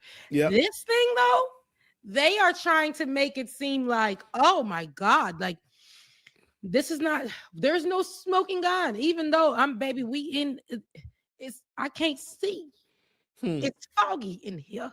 So it's like, I really would love for us to call this thing a thing that it is, and and know how dangerous it will be, if not already, how much more dangerous it will be for children. Yep. Sex trafficking, Mm. this abuse, this trauma, how much more we're going to see. Because what happens is, we've seen how when Charlie Kirk said that Black women and Black people are still in jobs from white people, we saw the decline in the job, in the workspace. We Yep. saw how Donald Trump and friends went online, Marjorie Taylor Greene, all of them said that LGBTQIA plus people are the reason why there are mass shootings in America. And we saw the abuse towards them. We seen when Donald Trump said that Asian people were the cause of COVID, and we saw what happened immediately after that. So all of this stuff, this dog whistling, all of these things that they're doing, virtue signaling, all of these things, they have their effects. They have literally that cause, and you have the effect. We have where something is said, and the response immediately to it is either a legislation or all the, and ridiculous one at that. So what we're going to see as a result of this are things that are going to try to justify the abuse of children sexually by older men. They're going to say that we're going to see so much of this, and I guarantee you, because of that, these men are going to go out and seek these young girls online. I'm telling you, if haven't already, there probably will be a spike in the viewing of child pornography. It will. Online, or they're adjacent to it. They're going to look for an 18-year-old that looks like she's super young and watch that they're going to get close enough, right? Or they'll invite them over, or go to these secret parties if they haven't already been doing so. And I can guarantee you they have. But the way that they're going to try to soften and say it's okay and make it seem like it's the 60s and the 50s and all of that, so they're going to really try to make us believe that, because what happens is they make this a thing, and we don't even know when it became normal at all. Yep. But the power that they have to make it seem like that, they will indoctrinate. Yes. Yeah. They will. And I can already guarantee y'all, and and I hope not, but watch, this man's probably going to sign some kind of bill, executive order into law, lowering the Age of legal consent. limit, the age of consent, bro. Mhm. And I mean, if that happens, bro, I have to leave this country if that happens, because that's just terrible, dude. Yeah, It really is. like I said before, with those type of people, it should be hide your kids, hide your wives. Standing next to any one of them. I said this on Thursday. And my thing is, they're not. Now it's put the baby in Donald Trump's arms. Yep. We've seen photos of him from the past with young models who were 13 or children or 15, whatever. And the way that he's touching them, the way that he's looking at them, the way he's hugging them, the way they're sitting on his lap, it's inappropriate. As somebody who also had daughters of his own, but to know how he is sexualizing or has sexualized, or allegedly, make sure, all of that, has done it. Epstein and them. Epstein clearly said, "Hey, yo, my boy, you trying to out me, and I'm gonna get you first." Exactly. Hide your kids, hide your wife, hide your kids, hide your kids, hide your wife, please. But they're not gonna do it, Ben. They're in order to make sure that online and in media and in America, whatever is said about Donald Trump, because they're controlling the narrative as well. There's the war on Information our and right, narrative. our right to speak, and here we are. They're going to get online and make sure that everything being said about Donald Trump is going to be positive. At the files, they're only dropping them the emails. They're out here they're distracting us with stupid things. This $2,000 that y'all think, did you get your $2,000 tariff check? You got yours, man? Nah, I think they were just talking about it, right? They didn't do it, did they? They ain't do it. Some people saying that they lying online. Again, They lying, child. They ain't got a damn thing. But it hasn't come out, and a lot of experts are coming out saying that we may never see it, and if we do, it ain't going to be right now.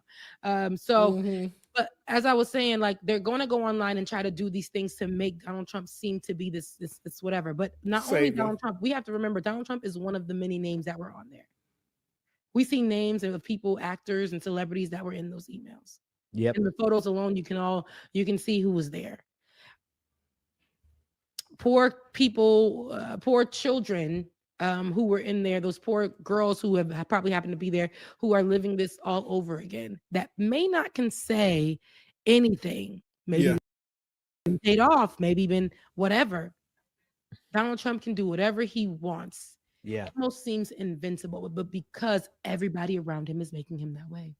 Yeah. Yep. And that's the nature. That is the nature. James, I know you got to get out of here, don't you, man? Yeah, Sorry, unfortunately. holding you up, brother. Yeah, it's okay. But I love y'all, and I'll see y'all next week. And I'll see Love y'all you. Thursday, okay? Love you too. All right, Love Bridget. y'all. Bye, y'all. Bye. Take care, man. And Yeah, go with ahead. that being said, though, Ben, I want to go to. I know we've been stuck on this and a white woman, but there's another white woman. Everybody, I know you called this lady a Neanderthal. You know, she's the type that we seen it with our own eyes with the sandals, the flip flops from The Old dirty Navy that's foot. 7 years old, Yeah. and it has the worn out spot on the inside of the sandal in the back on the heel, on the inside of the heel part. Do you And believe her? Flopping them flip flops, her under her feet seemed like she was just. They were digging literally dirty feet. dirt. So she a foot dragger. But with that being said, everybody tried to give her credit a week ago because and they were platforming her because she said Donald Trump was, what he was doing, raising healthcare prices, the administration, and that's wrong.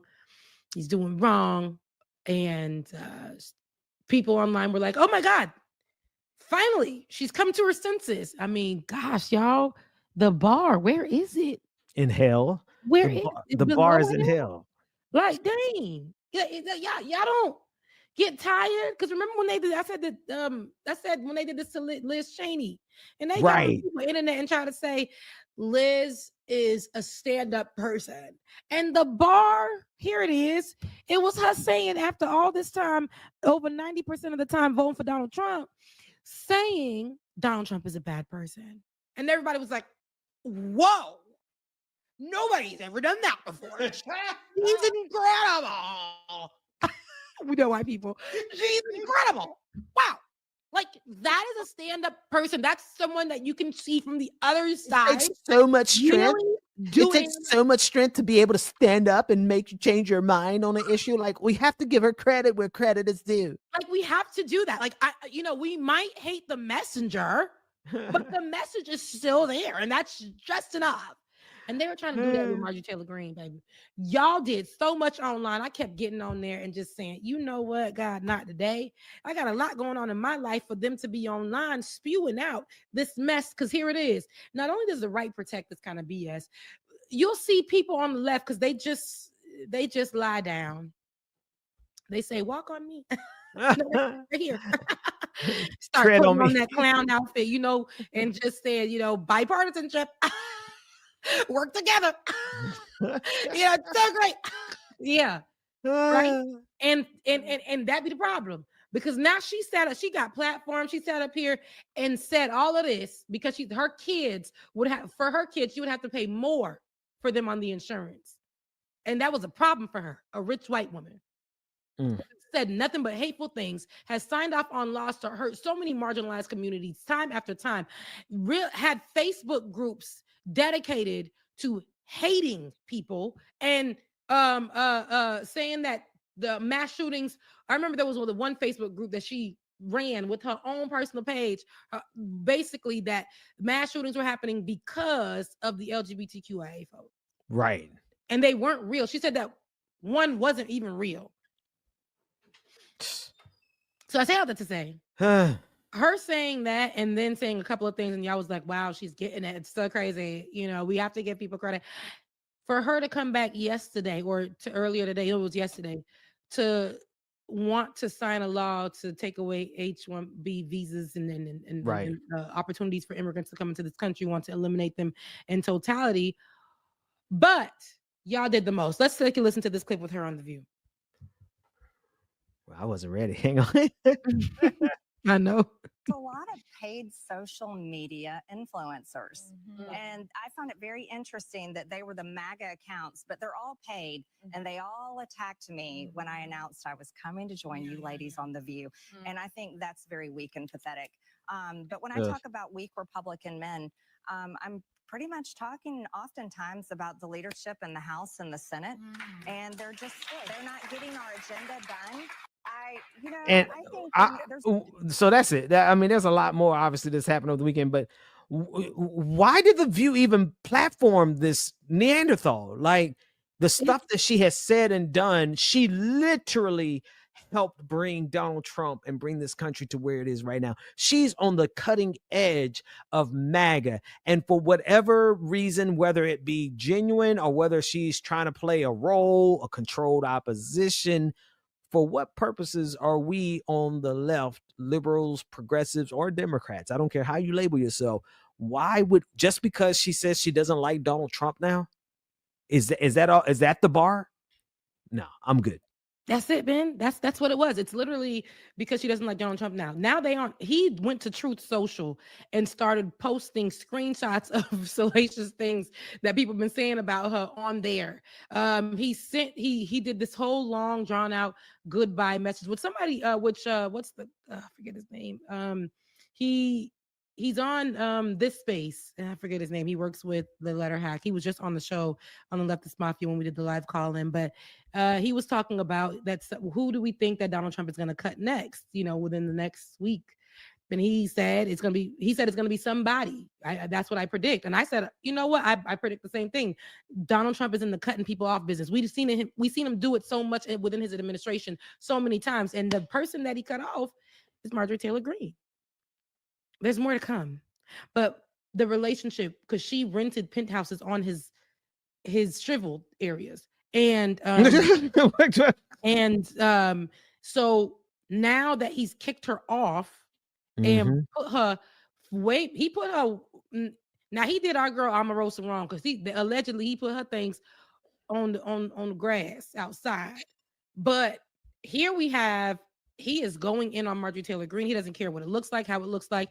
What he's doing is actually telling people don't support her and telling people not to vote for her. She's undeserving. She doesn't need to be here.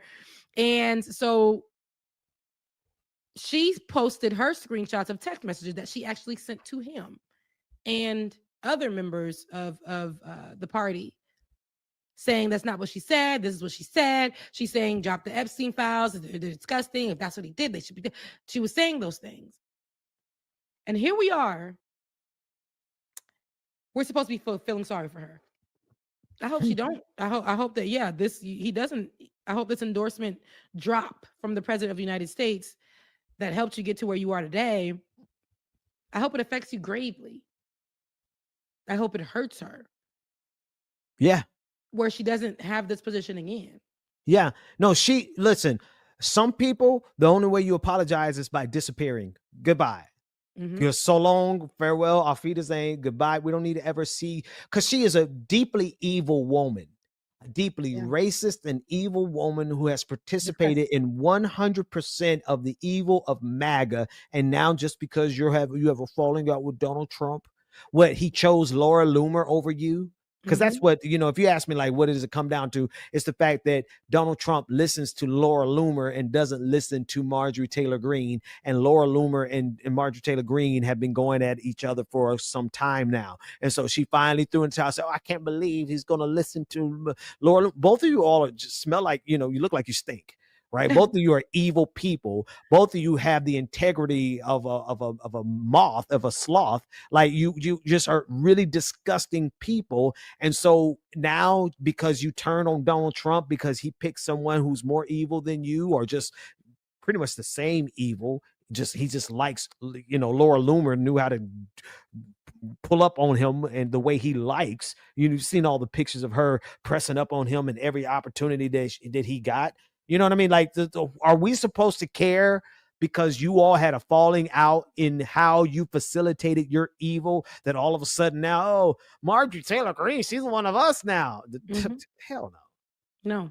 And that's the problem. right? If we can say that, that's the issue. If we're settling just like we have, and we've seen how that played out with the government shutdown, but if we sit here and allow ourselves to just look at be up in these, because you got white people drama, but you got white Republican people drama. If you know that you on the other side, and if that was enough for you to stop all what you were doing and stop trying to hold the right accountable and keep us something afloat for the world, or for the nation, just to sit here for days and have a conversation about why we need to see Marjorie Taylor Greene as an Right. ally, you're What are we doing yourself doing? a disservice. What are we? And What I'm are we even blocking doing? your ass. Right. Sorry, Ben, but I'm blocking all of that off my. When I even get on there, I and see somebody, I don't care how much I followed you. If I see you say, "Well, Marjorie Taylor Greene is a bad person," but blocked, I don't need that kind of energy. You don't even want to know the rest of the sentence. I don't even need to see it. But here's like, we can't. I don't wish death upon anybody. I don't like that. What happened to Charlie Kirk? But these people speak this into their own lives. You reap what you sow. You see what I'm saying? Marjorie Taylor Greene, you sat here, and until it hits your door, because Right. your kid's premium was gonna go high, you wasn't worried about everybody else's. You've been signing off on them things for years, every year. And all of a sudden this year, it hits your door, and now you're uncomfortable. And now you're getting platformed by people. And then to the nerve to look over and say, you see, what happened to me was really what happened to you. We've been lied to, which made us do. And I'm like, wait, I only seen that clip. I didn't even see the response. I didn't see the response that they had on The View to that. Because why would I want to hear that you're telling me that the only reason that you did what you did is because you were lied to? Like me and you? No. You were Everyone benefited from those lies. There's not a person in Congress that I believe, Democrat or Republican, that we can give that excuse to. Oh, I didn't know. The hell? First of all, you grown. No. Second of all, you making enough money to have nothing but time on your hand to study. Third of all, you got an entire staff that can reveal to you. Fourth of all, you are one of the most important people in this country. Therefore, we know you are provided with every bit of information necessary to do your job. There is nobody in Congress, in Senate, or in bureaucracy that can turn around and tell me, oh, I didn't know. No. And if you didn't know, that means that you're so dumb that you shouldn't have been there in the first place. But to allow that to be an excuse, and this is what Democrats do all the time. They always fall for this. Oh, we need to let everybody in so that we can all fight against Donald Trump. No, we don't. Some people need to go and sit down and never be heard from again while the rest of us fight against Donald Trump. That's facts, Ben. I have no notes, because from 2020 to 2025, we had to battle out all of these bipartisan things. I tried to be the bipartisan girl back in 2016 when I was like, maybe if we work together, because some of the people didn't vote for Donald Trump. They wanted that other person that I can't stand, Hillary Clinton, but they wanted better too. And when we quickly saw that wasn't it, they need to make sure if they're red all day, that's all they think about. My mom voted red, whatever. We saw the lady from Will and Grace, I forget her name. They think, oh, because she voted for Hillary Clinton, I mean, she's not a bad person, but she voted for Hillary Clinton. Feminism, white feminism. No, it could be people on the right, it could be people on the left. And as soon as this lady said she supports Donald Trump, it wasn't surprising for me. Because just because she's a feminist, I think that represents anything on that represents her being some kind of free thinker, some progressive type. No, she showed her behind. She showed her true colors. You see a lot of these people when Israel in Palestine came up, all your favorites, right? The feminists. Right? And then we saw a lot of people stance when it comes to Haiti. Nations. It was a joke for them. they don't give a damn. We see how Donald Trump is trying to make his way over to Nigeria as we speak to infiltrate over there. Stop acting like. Wait a minute. Again, Do the I bar follow is her? low. I think hang on. You talking about Deborah Messing? Hang on. Deborah Messing. Deborah. How you spell Deborah? I don't even know how to spell. Let me make sure that's the correct white woman. Messing. Yes, it's Deborah Messing from Will and Grace, and I loved her. But now I gotta go. No, I don't. I stopped following her, and she stopped following me. Oh, you used to follow her? We used to follow each other. We don't follow each other anymore because of Gaza, obviously. Clearly. Yeah. Because once that dropped, and you start seeing how people really and truly are, it's like, nah, like we can't even deal with you now. No, You know it's a what? wrap. Forget Will and Grace, and I just want to put a bid in for Dharma and Greg. Dharma and Greg. I don't know if anybody watched that. That's I remember that. That forced programming on TV. I used to watch Will and Grace, King and Queens, Dharma and Greg. And Dharma and Greg is, Is it Dharma and Greg or Greg and Dharma? Hang on, let me see. It was Dharma and Greg. It had to be. And with it being Dharma and Greg, is that white lady? If we're gonna pick a white lady to support with one of the shows with the names, it's gonna have to be Dharma and Greg. I hope the lady, what's her name? Her name is Gina Elfman. I hope she ain't a Republican online acting up like the kids are. Let me see. You never know. It's getting sketchy out here. I go ahead and has not publicly declared if she's Republican, and she generally avoids catalyzing. You a smart woman. Stay out of it. Yeah. So stay up out of it, sis, because the way we about to, and I don't think canceling doesn't matter anymore, because every day, you say something, you're canceled. It really doesn't matter anymore. But you need to know who you're dealing with. You need to know who people are supporting and what isn't being supported. And I'm talking about, there are things I know that for me, some type of views may not be everybody's views. There's that's a difference from people really telling you that Donald Trump is okay. Yeah. If you ever are somebody that tries to tell me that Donald Trump is okay, can't mess with you, my brother. Nah, not at all. There's nothing okay about this administration or the person that runs it right now, or is being a puppet for the people who are running in the background right now. There is nothing okay about what they're doing to immigrants, they're marginalized folks, LGBTQIA plus, people who are sick. Because what you are as a DEI person, because they always want to equate that to being black, but what you are as a DEI person, you're the disabled person, right? You're the vet, right? You are the woman, right? You're the LGBTQIA plus person. You are the immigrant. You're all of these things, and they don't care about you. People were really online. I'll never forget. When I used to be on the Hill, on Rising, and Robbie had made a complaint online, and it pissed me off. He made a complaint that where he lived, and I want to say it's in DC. I don't remember exactly where. Robbie was online and said, "Ugh, homeless people are everywhere here. Like, I would rather come out to my car and not see one. Like, can they please do something about it?" Robbie, the same Robbie that was in a relationship with the woman, Lavender, had to be Lavender. I called it from, I knew it. I said, Robbie he ain't gay already? No, he's married to a woman for years. I think his high school sweetheart. Robbie done came out. Robbie done came out with his lover, his partner. Oh. Okay, so which is it? I'm saying this because Robbie's Republican. Fascinating. I don't trust neither one of y'all people, because again, until it hits your door, it's always you're moving the goalpost, but you're bringing it back when it's you. Yes, they want the exception to be for them. Whether you are somebody who works in conservative media, whether you are somebody who works for Congress, whether you are somebody who is a corporate executive, the goalpost is always moving for y'all.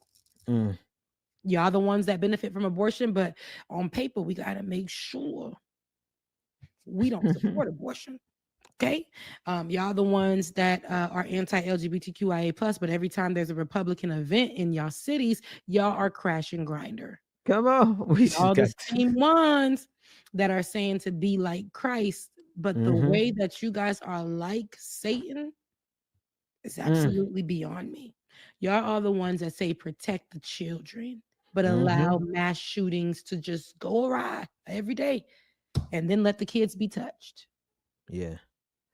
Yeah. No, the goalpost keeps moving for you guys and the things that you say that you stand for. But me, I'm not going to stand for it. So again, if anybody who says or tries to sit around me and says what Donald Trump is doing for us that's positive and how he's doing this and da da da, your immigrant behind telling me what Donald Trump is doing that's good for you, please show me what he's done for you. Your LGBTQIA plus behind sitting here telling me what Donald Trump is, please tell me what he has done for you, especially if you are a marginalized person, twice over, 3 times over, fit all the categories. You a disabled immigrant LGBTQIA plus person, Black woman. happens to be a vet. Please sit down.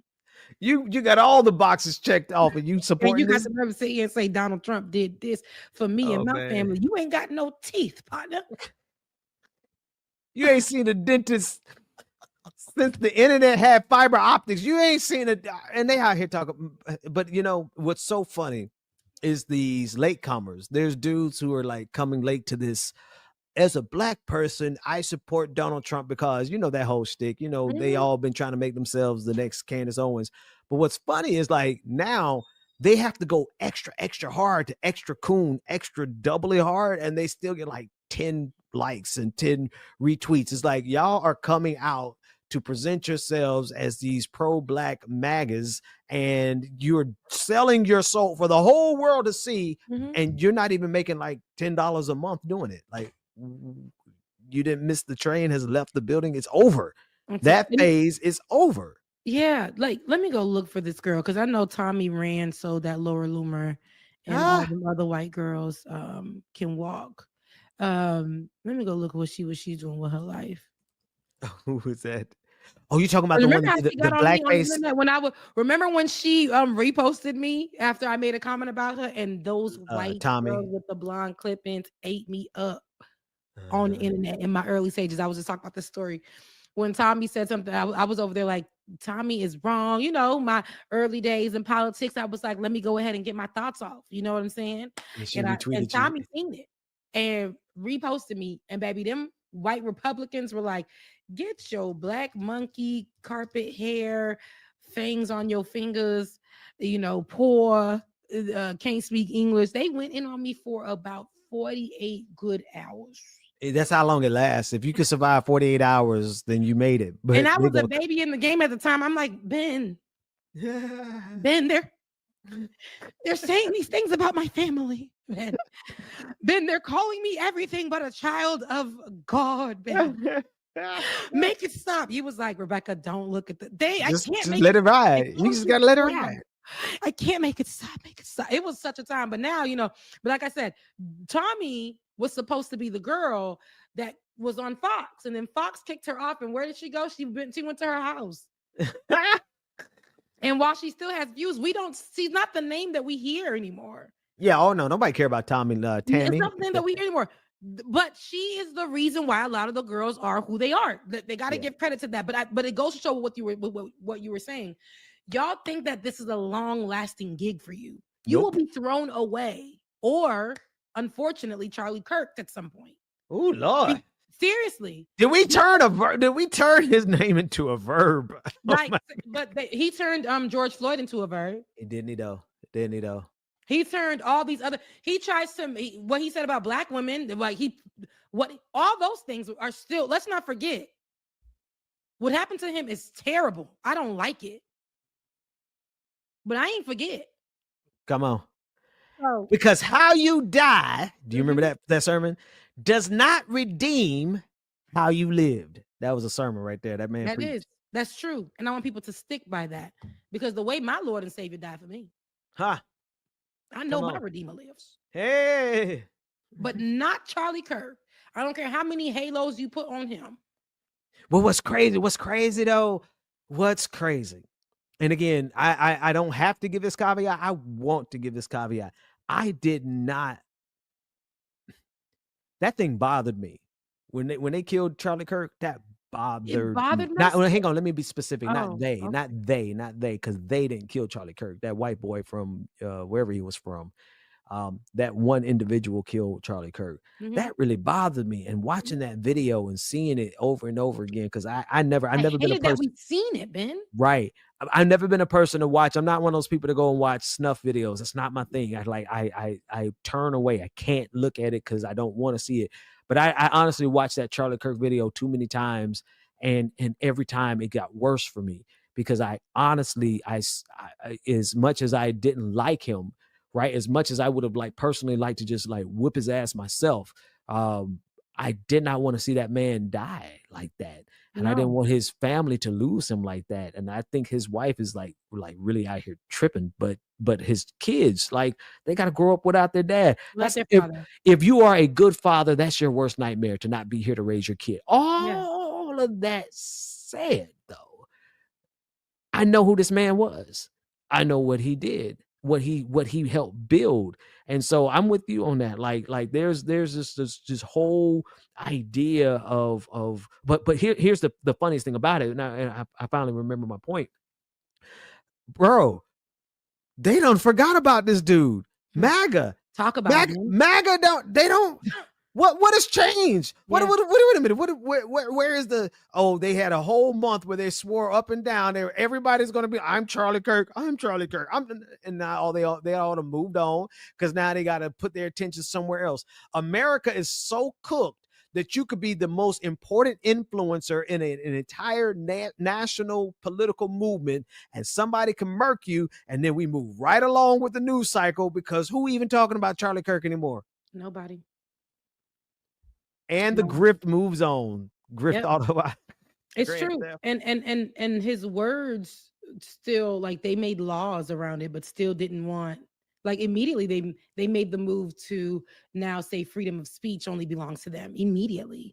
That people were fired because they said, remember, that was a week of events. People were fired because of have you seen that one kind of, I don't want to have any other way to describe her, the heavy set lady that was at the protest who was like bang bang in the neck, bang bang bang, mocking Charlie Kirk, bang bang bang. They've been trying to get that one teacher fired. They have her school. They have the address. Why did she do that? That's so crazy. Because she was being just, I don't know. At the same time, why did she do that? But there are people that are just like her on the right. But this is what I'm saying. So when she's doing that, she's talking about how the people that Charlie Kirk had sent outside to replay the George Floyd situation and paint themselves black and all those things. So when people are replaying those things, I don't want to see that. I don't think it's right. But at the same time, y'all acting like y'all wasn't so stressed when the right was doing it, right? Right. Who with said Trayvon? They did that with Trayvon Martin. Martin. They did the same thing. But here's the funny thing about it is this Charlie Kirk thing is so done that they have that one teacher. They've been trying to get that teacher fired for the last month, and they will not fire her. And so every day the biggest accounts come on Twitter like it's been 30 days and they still haven't fired her. And everybody's looking like, yeah, champ, it's over with. We moved on. People are going to make fun of Charlie Kirk. They had to reinstate a professor. A professor had to go to the Supreme Court and get himself reinstated back at his university for mentioning that Charlie Kirk died by his own words, right? Right, and right. So because he said that, Karen and T, I'm going to mention this in the project that I'm finally dropping. Praise God for Jesus. Karen and Tia of the Washington Post was fired because she restated that his own words about Black women, about Ketanji, about Michelle Obama, about Congresswoman Jasmine Crockett. All of those, she repeated them. And it's just a simple video, right? A video that shows him actually saying these words. And she was fired from the Washington Post. They've been waiting for a moment to fire Karen and Tia. Trust and believe, because they could have brought her back. And she may be doing well now, but the same way we know with Joy-Ann Reid. Don Lemon, I mentioned that in my viral post, which got me cut from my position that I was working at. Don Lemon, I talked about Melissa Harris Perry. I did a whole thing on these women. All of them being cut, especially most of them from MSNBC. Clock it. Right. But just in this space, and people are like, well, they're doing better, which is true. I love the digital space. At one point, we reigned supreme on here. This Right. is, and they laughed at us in the digital space. Right. And now And they now done came they're and took here. our spot. They done came and took our views. Rebecca, They- we pioneered this space. We were getting and- millions of views before Ben Shapiro. Everybody was like, "Oh, y'all are not real." We're over Remember? here. And now Yep. they all done come took our little space. They get the millions of views. And who we got now? I got my 64 people watching from my page right now. I got my 38. 6, 7. 6, 7. That's the height I love my men to be. But at the end of the day, we're seeing all of this, and these people have been cut. These spaces still need us. Yeah. Because CBS just cut, I believe it was CBS. So CBS just cut their whole division of, I think their minority division or their Black division, their DEI. They just cut that. And that means the programming that was done that was specific to marginalized groups ain't there no more. So guess who you ain't going to see the stories about? And guess what that's tied into? Donald Trump's attack on media. DEI. And look at who they hired. Barry Mhm. Weiss. No talent whatsoever. None. No experience, no qualifications, nothing. Literally, not even a DEI hire, right? She's Mhm. just let's fail up. DEI is not failing up. DEI is you are so qualified, but this country has been so racist that they will Mhm. overlook you. Barry Mhm. Weiss is you have no qualifications, but we're going to Pete Hegseth you and we're going to promote you to be something that you have no experience doing. And now she runs CBS. All of CBS, the CBS that just got rid of the Black department. Yeah. And see, and when you think about that, those are on purpose, because before Charlie Kirk did, die, Leave was us. murdered, Yeah. he kept saying that Black people were taking their jobs. And we find that, and y'all think it's just something to say. I said, it does, those words, Donald Trump said them, Charlie Kirk teached it, and what it did was become legislation. And the executive order, and I talk about this, and so it's coming up. I'm going to keep plugging it because it's coming up. Hopefully I get done editing, because I'm just editing my life away, baby. But in an executive order, I think 14151, and that was one of Donald Trump's first things, where he made the cut to DEI. But so many corporations began to utilize words that were, when you would go and do your application now, it's just like, we're looking for merit-based, and they were using words that excluded Black people, Black women, Black men, immigrants. They were using words that said, we don't have to hire you anymore. Yeah. We don't. Yeah. And those, again, Donald Trump's basic words with his crew, the teachings from Charlie Kirk, because they came down and Charlie Kirk began to teach it to groups of people. Mm-hmm. We're talking about, young corporate owners and managers and things like that. They can interview all they want, but they don't have to hire you. Mm.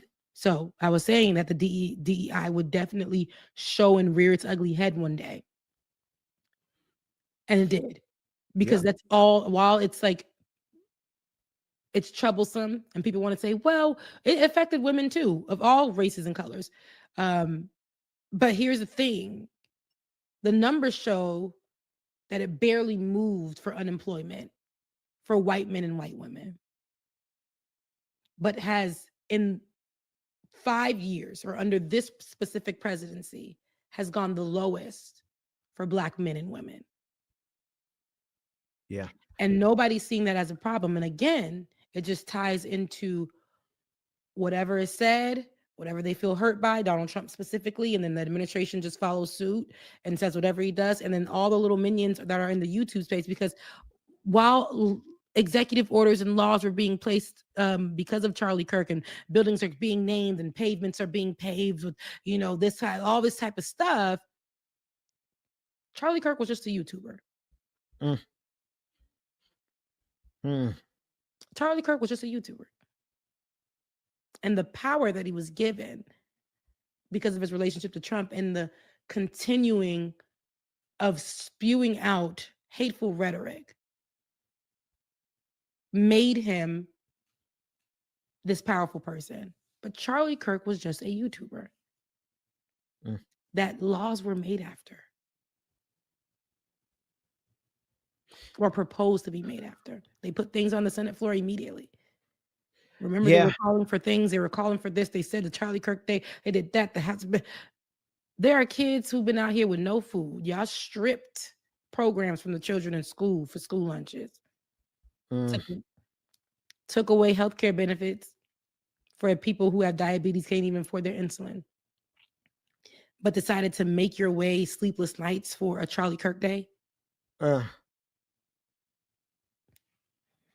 So if anybody else tries to come to me on some, but Donald Trump's, get the heck out of my face. If anybody wants to come to me and say how Charlemagne the God just said on the Breakfast Club,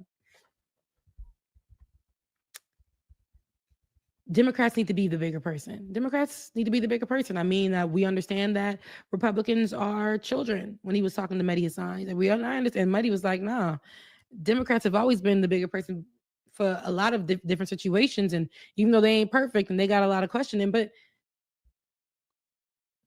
Republicans get away with their actions. And it has been like that for years and years and years. Forever. So we have to, you got to hold the line somewhere. So that's why I feel like that's what Mehdi was saying. Basically, they gave up when it came to the government shutdown. Yeah. And I don't even want to talk about that because you know what, man? This is the thing. Like at the end of the day, I think people have to realize that I'll be right back, man. Once we survive Donald Trump. Once we survive, let me put you on mute because I don't know what you're about to do back there, Rebecca. Once we survive Donald Trump, we're gonna have to do something about these Democrats. Because there's never there has not been a single time in American history that Democrats have not supplied Republicans with just enough support for the Republican agenda to always win. Always. It happened. It's been happening since before I can remember, but mostly I remember with Obamacare. The reason we didn't have a public option in Obamacare because there was at least one Democrat, Joe Lieberman, who made sure that there was just enough votes to ensure that we didn't get a public option. And they've been doing that. Kirsten Sinema, just enough votes. Joe Manchin, just enough. What's the Olger who's in the hospital now enjoying his benefits while the rest of America loses their benefits? What's that man name that I can't remember, the one that had a stroke? I can't. His name is escaping me right. The white man that's getting ready to go. Yeah, I should know his name. His name should really be Fetterman. No, Joe Fetterman, John Fetterman. The Democrat who pulled a gun on a black man, and we should have known then, back when he was a mayor of whatever, some mayor down in Pennsylvania, we should have known not to trust him. But Democrats always provide just enough votes to make sure that the fascist agenda always succeed. And so I'm saying what we got to do is once we survive Donald Trump and MAGA, we got to purge Democrats too. We got to get rid of all these Democrats who are doing the bidding of the same empire that has been screwing all of us over since time immemorial. Like there's not what time in American history has this country not been exploiting us or exploiting the globe, period. And we've had Democrats who have always supported and helped that. So the answer is not for us to just get, because they're trying to push Gavin Newsom. They're going to try to say, oh, if we get Gavin Newsom back in office, we can go to brunch. Nah. Let's talk about that real quick. Am I the only person that be seeing Gavin Newsom do mess and then be like, I don't think he's the guy, and everybody's like swooning over him? Yeah. Am I the only person that thinks that? I feel like I am. I feel like, didn't we just see him sitting with Charlie Kirk having a good time? Yes. And didn't we just hear him say a lot of real Republican things? Didn't we see just veto reparations? Like anti-immigrant, like it was, y'all didn't hear that or see that? Do you remember when he personally went downtown, I guess San Francisco, some California city, he went down Los Angeles and personally threw away the tents, plural, of homeless people personally with his own hands to make the point of he was cleaning up the Blythe in California. I So remember no, this. he's not my guy. He's definitely not my guy. Either. But what is the obsession around? It's like they're trying to Cuomo him. Remember when? Because I always say this because I got to be truthful, and I had to say how God has delivered me so many times. And in that time, I want to say, what was that? 2020. This is my truth, and this is my testimony. Is this thing on? First giving honor to Christ, my Lord, who's the head of my life. Go ahead. Amen. And so I just want to let y'all know, like, when everybody was just like, Cuomo's our guy, and to be next for, I think it was president or governor, and swooning over this person. Information started to fall out, and then his real true character started to show. We don't need to swoon over Newsom because his character has been showing. Right. You know what's happening? He doesn't care because we don't care. Right. And that's the thing about the left. We're taking whatever we can get. Sexualizing Newsom, which I don't think he'd have fine.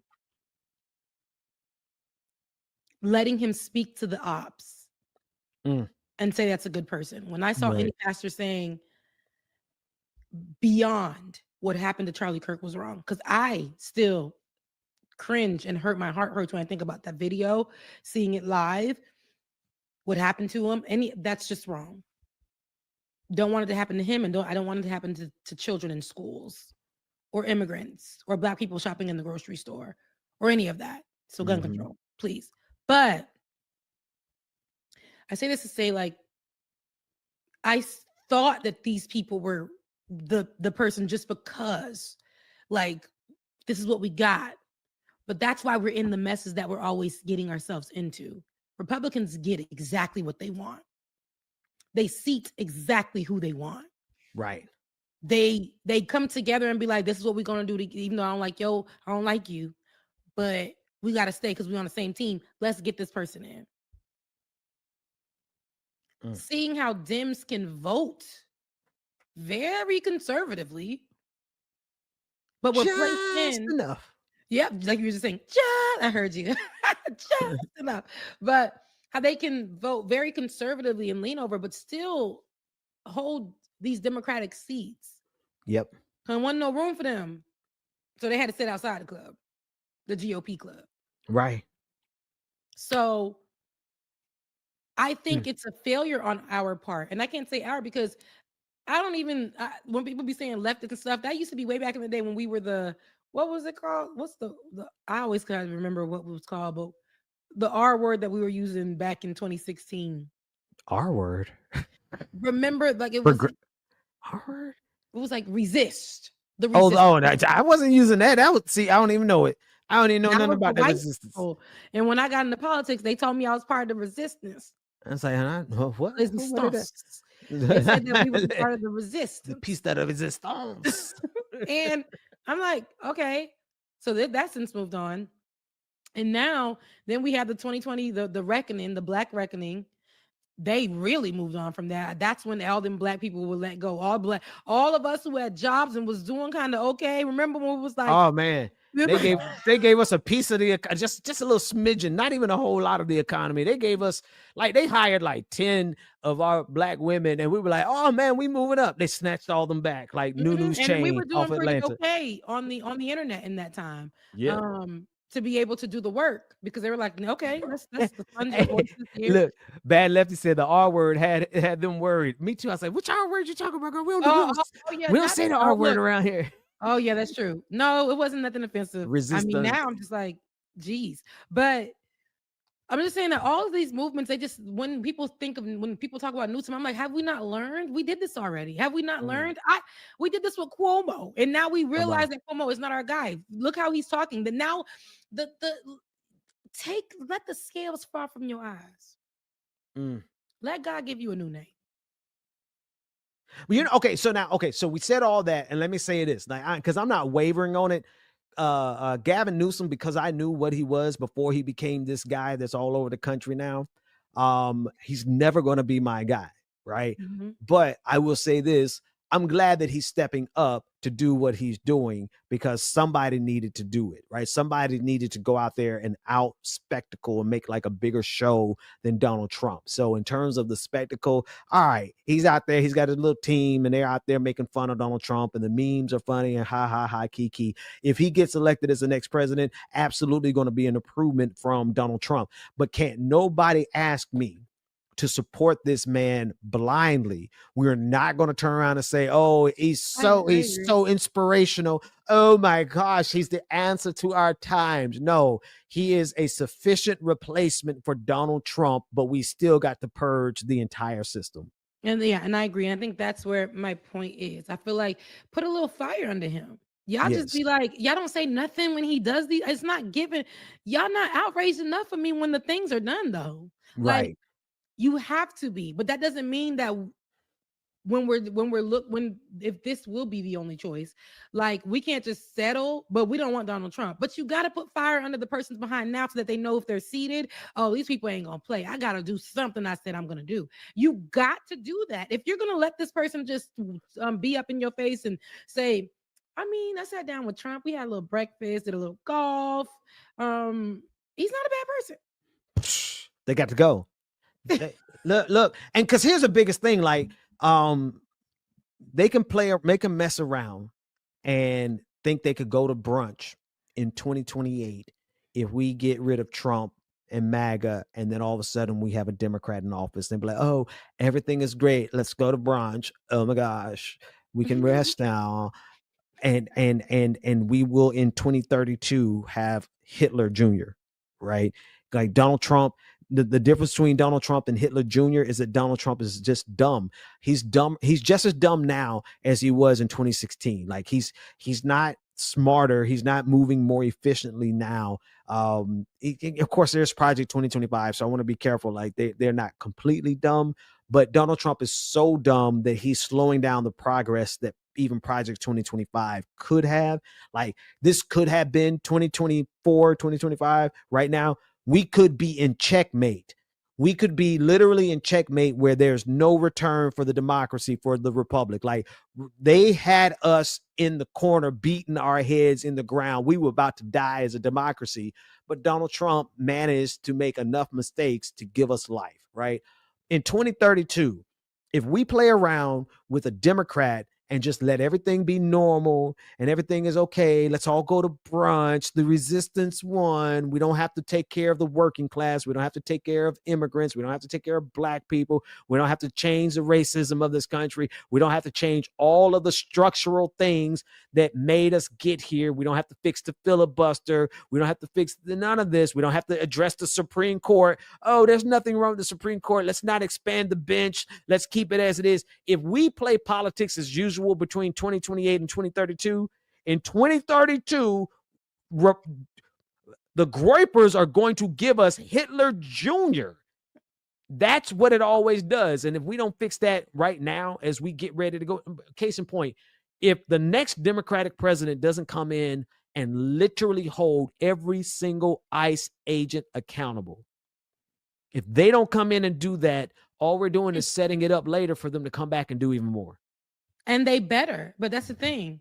Even right now, I don't think while there is a fuss about what the ICE agents are doing, it's not really a big deal about the immigrants, beloved. So I don't know if they're going to be the ones, to put the pressure on that, but I would love to see it. But that's what I'm saying. What we have right now is this affinity for mediocre, like people who ain't gonna do the pressing that you're talking about that needs to be done.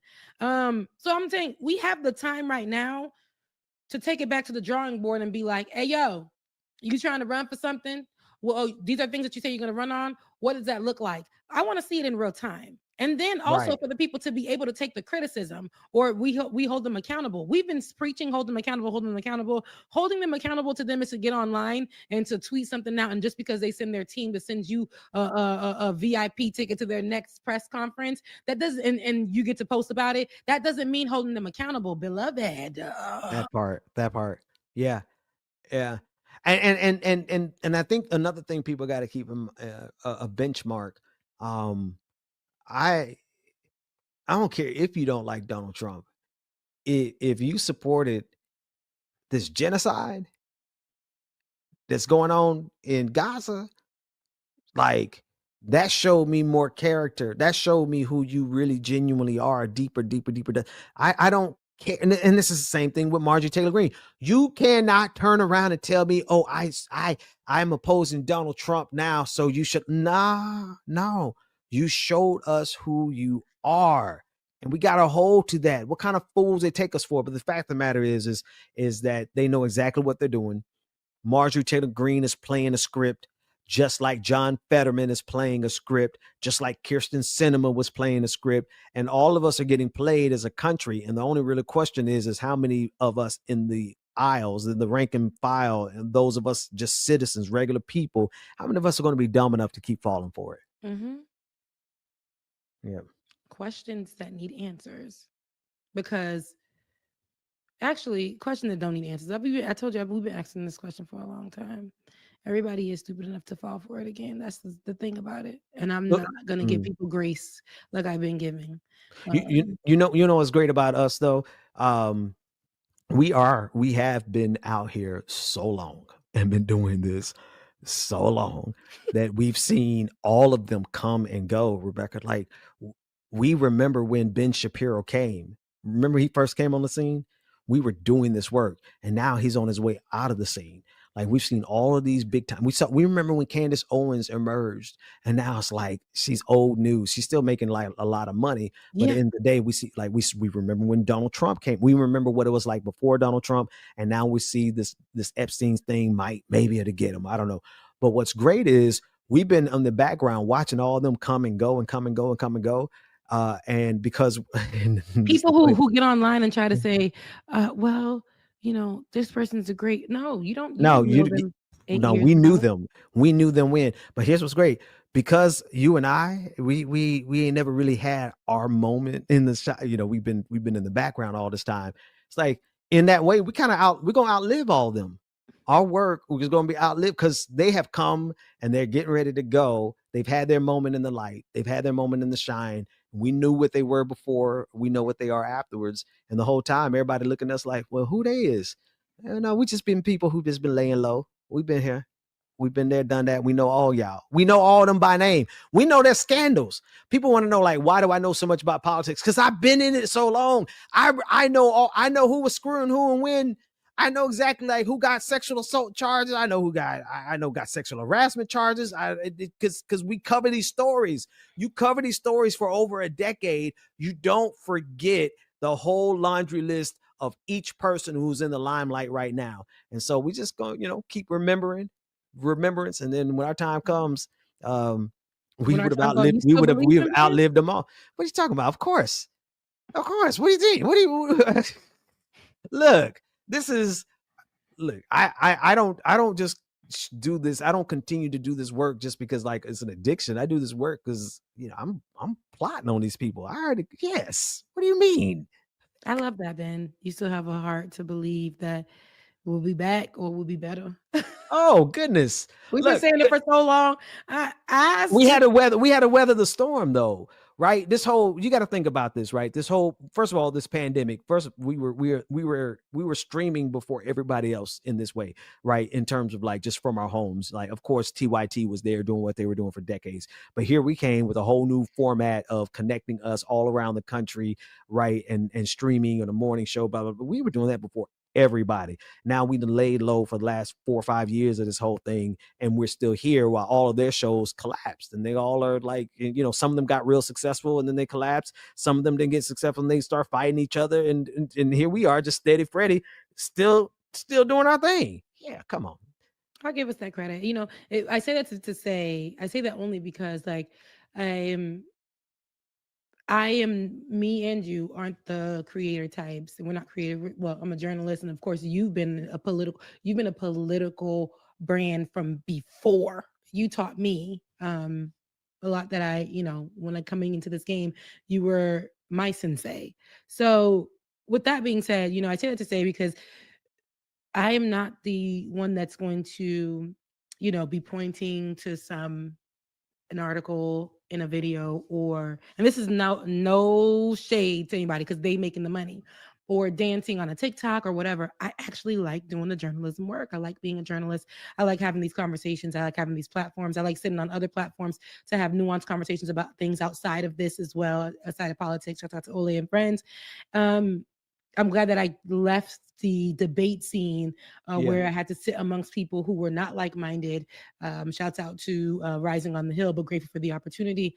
I say that to say it's tough when it doesn't help us to be able to live. Oh yeah, no, I mean That's the toughest part about it.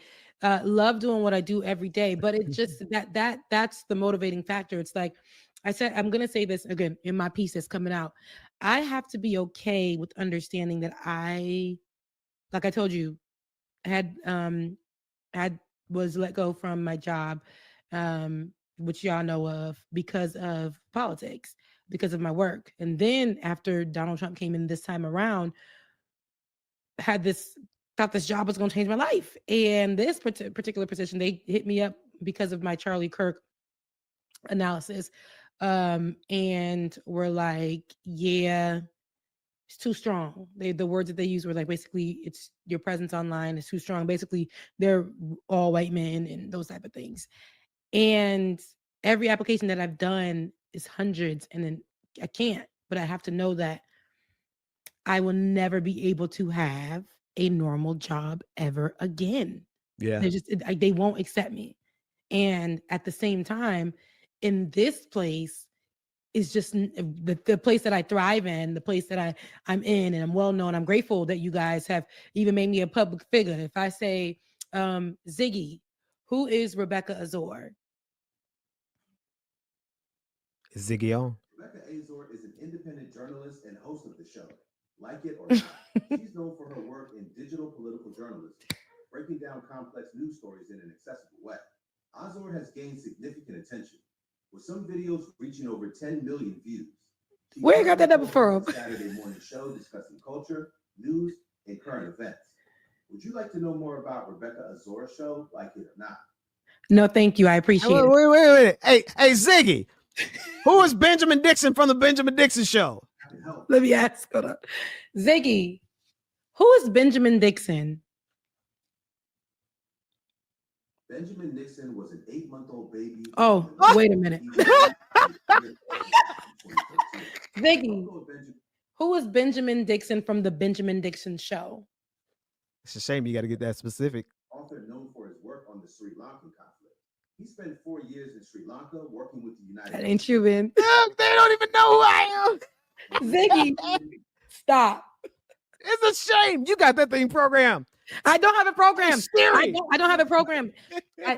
I literally, when I'm feeling down, I'm feeling like my work doesn't matter in this space or whatever.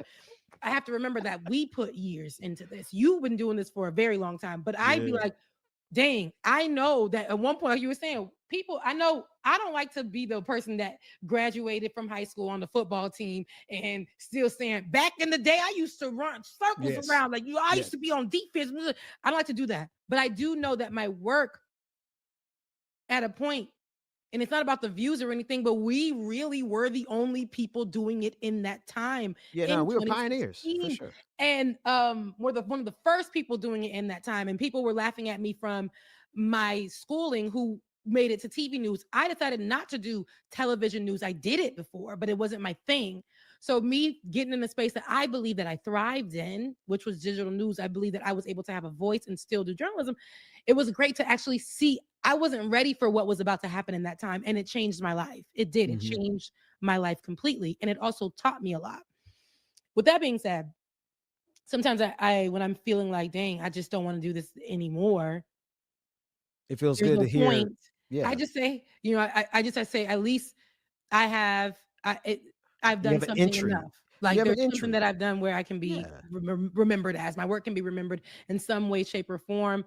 There's something that it came from it. And at least I'm acknowledged as somebody who has done the work. And that's enough for me because honestly, it gets draining, but I love doing this work. There is nowhere in this world that, even though I'm struggling right now, again, to keep the lights on, to do the things, all the things, right? but I'm never gonna. I know this for myself, and I've learned this over time that when it comes to issues that actually matter, no matter where I am in this world, no matter if it's a tweet, a thread, and nothing like that, I'm never going to be silent though. That's right. There's just no way I can be silent for you and for me, for the issues that we're all going through, for the people that know, have seen me up, have seen me down. I've been real with you guys. Somebody the other day told me, Rebecca on Thursday, which I love and I appreciate, Mr. Mendoza, thank you so much for your Cash App as well.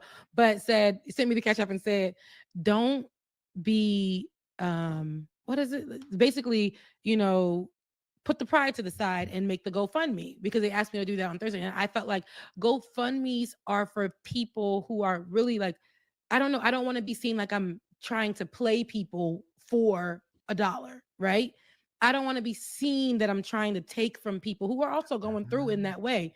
So I feel like sometimes GoFundMes, people be making them and they just taking money from folks or whatever. And I don't want to be seen in that way. I also don't want to be seen as like a pity party. I struggle with those things. And I remember what my therapist told me though. I remember what my therapist said. What did they say? He said, I looked you up. She said, ma'am, you are doing a work. And when you need assistance and help, because you're doing the work, your village is your audience. That's your family. That's your don't be ashamed to go ahead and ask them for help to get you through in this time. It doesn't make you less than, it doesn't make you, because I say this to say, I remember somebody telling me, why are you going out for dinner? Somebody took me to dinner and I put it up on my page, and somebody wrote me and said, how you affording dinner? And you just said you couldn't pay your bills. Somebody took me out to dinner, first of all. But this idea that because I'm going through, I don't get to be happy. And I don't want people who, feel like they're helping me out say that, she shouldn't be doing this or she shouldn't be doing that. I don't want to lose the trust of the people, those type of things. There's so many that goes into my head. But when my therapist told me that, there is a level of pride in me, because I'm like, maybe I'm not working hard enough, or maybe it's just so many things that go through my head. I know it's all over the place, but I do know for sure that I will never be able to work a normal job in this life. Yeah. And Yeah. Now, and I, let me just, done. let me, because I want to make sure people understand. Because first of all, I got your PayPal up on the screen. Why doesn't it have your name in it, by the way? It should be like paypal.com/Rebecca.me or whatever. But anyway, click on that. We put it in the chat room over there but when you say that you will never be able to work a job, like, it's not that you wouldn't, because I've seen you have. I seen you did go and work for that bank. I see you did go and work stocking shelves. I did see you still go to work at a knick-knack store for Christmas. I saw you did. I remember. Yes, I remember you went and worked. Or those people, I was giving blood. So you're a hard-working sister. And matter of fact, I was talking to my sister. My brother-in-law might have a online gig that might fit you well. So I was just talking to her this week. We're gonna see if we connect you and get you that job. But it's the same thing that I ran into when I needed to get it, and I'll take a regular job. But because of the work that we've already put in the game, and because of how much attention we have brought to ourselves and different stories that we have like exposed and brought to light, and how many people do hate us, regular old jobs, and they don't want to see us coming. And they have turned us down. So that's what you mean when you say that you don't see yourself working a job. It's not because you weren't willing, it's because you have committed. But that's all the more reason I agree with your therapist, because you have done the work, because you have sacrificed, because you have put it all on the line. That's all the more reason for people who enjoy your content and have been blessed by your content to support you. When we started our ministry online, we did not ask for a dime for like 7 months, because of the same thing that you're feeling. Because I wanted people to understand that I didn't start preaching to ask y'all for a different type of money. I didn't bring this online and start sharing my ministry online because it was a hustle. Like, I wanted people to understand, like, I'm doing this because two things. One, it's in me and that's always been me. But then number two, it's a time and that it's needed. And so you and I are the same in that way. We will sacrifice over and over and over and over and over again. We won't ask over and over again.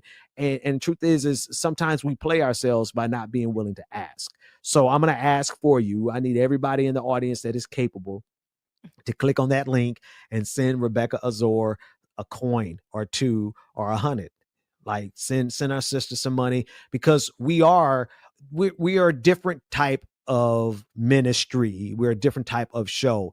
And we won't stop coming and popping up when we can pop up, because we never started doing this for the money in the first place. We do this work because we know what we have to say, and our camaraderie, the energy between you, me, and James. Like, you asked me why I know we're going to win. Because first of all, you, me, and James on Saturday morning is just a whole vibe, right? Mhm. Then you got you, me, and the boys that we all fell out with, but we loved each other. We end up coming back together, clickbaity. That's a vibe. You know, the work we did with Georgia Ford, that's a vibe. Dr. Carl Mack, that's a vibe. You think that at some point this ain't gonna jump off the way it's supposed to, and even if it doesn't, what we have done and what we continue to do is a beautiful work that has blessed a whole lot of people. So because I know what we honestly have to offer, all we got to do is survive. And so how do you survive? Y'all send this girl a coin. Send her a coin so she ain't got to log off and say, this is my last broadcast. I'll see you next. No. Let me tell you something. No, seriously, I was about to say that on 2 shows ago, but we didn't make it to Saturday. I was about to say it 2 shows ago on Left is Popular, because I was like, oh, they put a sign. And I'm being vulnerable with you guys. I don't like sharing this because I don't like people to look at me as, like I said, I'm already an immigrant. People disrespect me, or immigrant adjacent. And people already disrespect me because I watch how they did my mama. And how we never are looked at as, it's always like, oh, but you're no, I don't want to be seen or treated like that. But at the same time, when we need help, we shouldn't be afraid to do so. I was taught to never let nobody see you down, right? But the other day, I was on this mafia. I was like, oh, they done put a paper on the door today. I probably can't do the show. I don't know. Yeah. I said, I don't know if I'm be able to do a show. They told me they gave me until the 23rd. So I mean, that's right before we can cut the turkeys and eat them. So I said, and mind you, I am working a job, but the job does not pay the bill. You guys wouldn't even believe what your girl's doing. Like Ben was saying, stalking.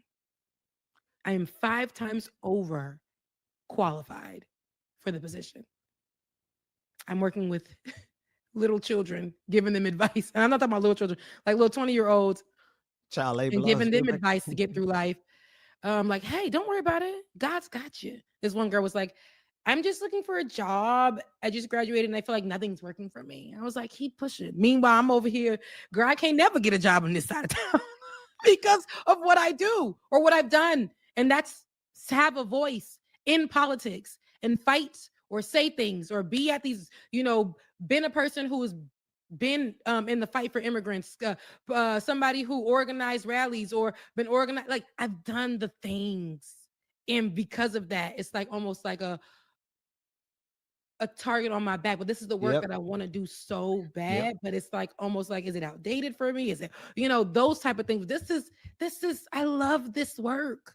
It's the slow hand, Rebecca. Listen, I played enough poker to tell you this. It's the person. It's not the people who like can win big hands every single hand that wins the tournament. It's the person that lays low and can stick it out to the very end. And that's what we're doing. And that's what you're doing. And you never stopped. Like, we take breaks. We obviously take breaks because sometimes it's like, okay, this is a little much. I got to take a break. But then we turn around and be like, hey, y'all, we got to do a show. And so we pop back up and we do the show. And then we pick up the show, and it's never any different. Like, if anything, it gets better as we go. Even when we take time off, when we come back, we're stronger every time we come. Literally, we're stronger every time we come back. And so, you're paying a price now, right? But at the same time, it's like, there is the race is not given to the swift.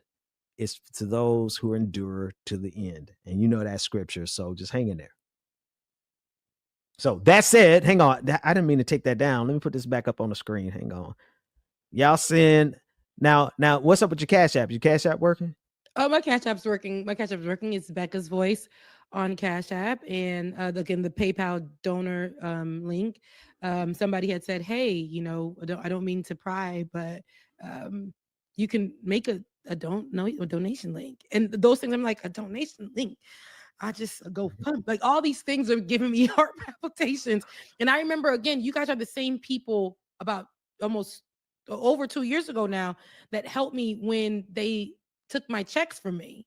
Yeah. So you guys have helped us in so many ways, and I'm like, I should be able to come here and do the things, and also do the work. If you guys can't even support financially, just you sharing, liking, and Yeah, no, that's all cool and good. Y'all send some money. here go me doing it again. Yeah, no, I say that every Sunday. You know, those of you who can't, if you don't have anything from which you can give, just share, like, and subscribe. And it's true. It's true, right? But also, y'all send the coin. Y'all send the bag. And listen, Rebecca, when you own Leftist Mafia, you need to tell Matt to move over and let you get all the super chats, and you sit there and you read super chats until the end of the night. Like, for real. Like, well, now it's getting better. Now Matt is my best friend. No, now it's getting better. Sometimes it just be us, Matt, me, and somebody else, or that, now I've been pulling up, but it's been getting better. And it's funny because my best friend will call me and be like, "Girl, Matt looks so sad when you said you was gonna be evicted." Matt was like, "Oh my God, I didn't even know." Yeah, she was like, "Matt just looks so sad." Like, the thing is, a lot of folks don't know that it don't be like Matt, real though. We life. found out the other day it ain't Matt Wallace, it's Mike. But the thing is, they know those people. Their work is actually, again, like I was saying, their work is out there, right? They are the ones that people go to, and in those, we're in different. I working with them, I understand that they do have a different audience, and we have a different audience, and I do believe, and I've said this all the time, and I'm not saying that this is our audience. Our audience is ride or die. Y'all been here for a very long time. I love the support. I thank you guys. But I do believe that in that space till this day, back then until this day, because remember when we were in the space, we had to have the white man that was with us to be there to make it seem like we needed him for the numbers. And when he left, remember, we did even better than what was going on with that white man at the, at Like It or Not first in studio show. But I say it to say, online too, when we're giving it, it's just as if there was Like It or Not and there was TYT. TYT would be saying everything Like It or Not was saying, but people just felt like they wanted TYT. I think there's this idea that if it comes from, or if it is, and this is no slight to my boys, I love them, it's not nothing to them, but I think the online world believes, especially when it comes to politics, I want my news, they're comfortable getting their news for somebody white. Yeah. Well, yes. Or supporting, let me not say getting their news from somebody white. No, sorry. They're comfortable supporting financially a white. Well, I think both statements that you said are true. Both of those are true. Listen, you and I, one of if you really get into the nitty gritty of the difficulties of our lanes, is that we're not in a black specific lane. If we were in a black specific lane and we were riding that lane all this time, we would get a similar type of support from the black community that folks, it's just what it is. I mean, I don't feel like that's a statement of racism. Like, we're not accusing anybody of racism or anything like that, but it's just online spaces are siloed. They're segmented, and people go and get news from people who they feel most familiar with. And that's just what it is. So, but what makes it difficult for us is that no, we're in a lane that's not necessarily black. We're in a political lane that's multicultural, diverse, and inclusive of everybody. So if we made our show black specific, then we probably would have run up the tab by now with black support, right? But because we're in this particular lane, it's a mix, and it's been like that forever. So I don't think you're wrong in stating that, and I don't think you're accusing anybody of racism whatsoever. It's just kind of a fact of the numbers. Yeah. And that's exactly what it is. And it's not like you said, I even think because remember, they wouldn't let us be black, but I even love that we have supporters from all over the world, who want to be allies, who watch us. This is a for us, by us show that has stood the test of presidency. Multiple presidents since Barack Obama, ain't it? Oh, since Trump won. Trump.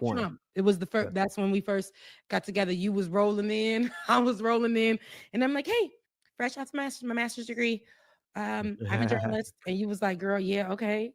But I you was didn't already tell us see. that. I was old and haggard when I met you 10 years ago, Rebecca. If you saw how white my beard is now, That's oh my crazy. Is sweet that why Jesus. you're hiding from us? Because No. I'm just laying low because I'm just laying low. I have to. We have to do a show where, like, I have so many videos of us.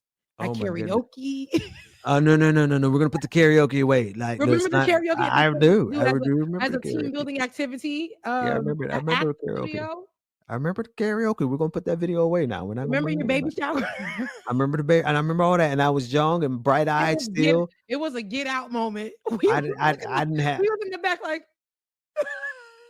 Look, and now I look in the mirror and be like, okay, God, like one or two things is happening. Like, you trying to tell me, you trying to give me my Moses beard, or you trying to say go sit down somewhere? I'm not quite sure which one it is, but my beard is so white, my face is so haggard now because time is I just was done. 26 at Uh-huh. the time. I was I'm 35. 35 Yeah. now. Yeah, it was a whole decade. And We've been doing right? this a whole decade. And I have a beautiful, and I let it grow. It was short when I had cut my hair into a bob 2 years ago, and now it's grown out.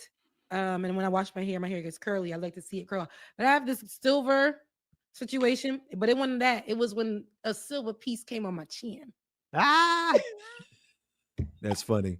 I said, God, I made that prayer. I said, God, I want to do the work. I don't want to end up in a situation where I'm old in, no offense, but all the offense, because she's being shady online. But I don't want to be Amanda Seals. But there's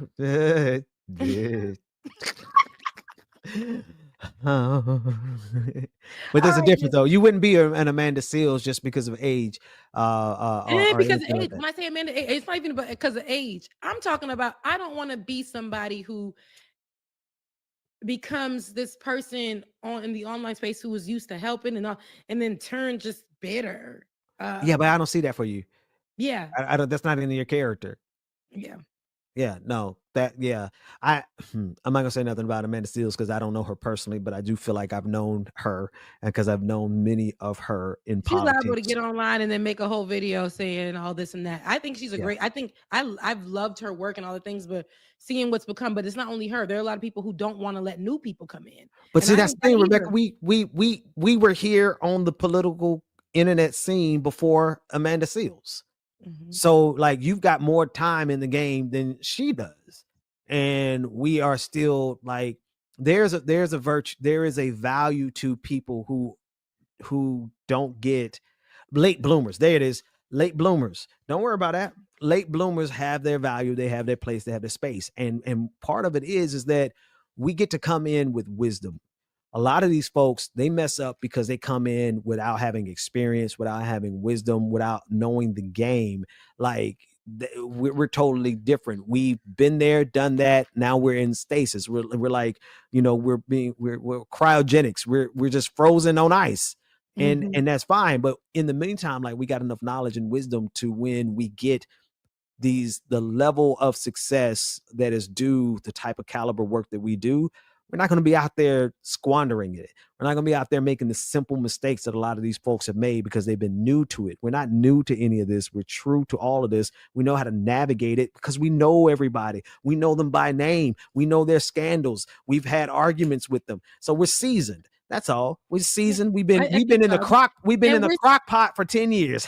Yeah, it's true. Slow cooking. We are seasoned. But at the same time, we also aren't afraid of the new people coming in. I love to see it. What I'm saying is we have people who are on the mics who are Who don't wanna still give working up. through the process of you got to know somebody to know somebody to know somebody to be Yeah. able to do what you need to do. And I love that YouTube allows, especially for the young people.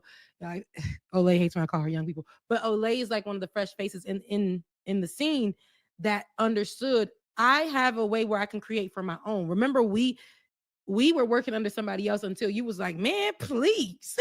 Once you were like, we could do this on our own. Her understanding that early on and being able to do it on her own and have her own platform and own her name and do those things, and us being able to do the same thing. I love seeing all of it. You got some people in the space that have sat down with her and tried to tell her, like, you need to go back to the bottom because you skipped some steps, kind of thing. And I feel like I would never, That ain't I love to see them thrive, but I know that I also like what I do, and I like how I do it, and I think sometimes it's considered vintage. We are. We're old. We're old. Well, listen, I got to go because my wife is gone. She's going out for the day to take care of some stuff, and I got to go feed these kids. Okay, So yeah. let Oh me yeah, go. look, I'm talking your ear off. Well, No, did you? yeah. Were we gonna No. read the super chats? Yeah, no, we can read the super chats. I told you not to do that when we only got like 3 super chats. And here we go. We'll do it again. All right, we got 5 super chats. Laura, thank you for the super sticker. We do really appreciate it. We seriously. Lizzie Bennett, thank you for the $5 saying that. So can we discuss TYT being too dense to see MTV's pivot? She's an opportunist positioning herself for her higher role. Yeah, like.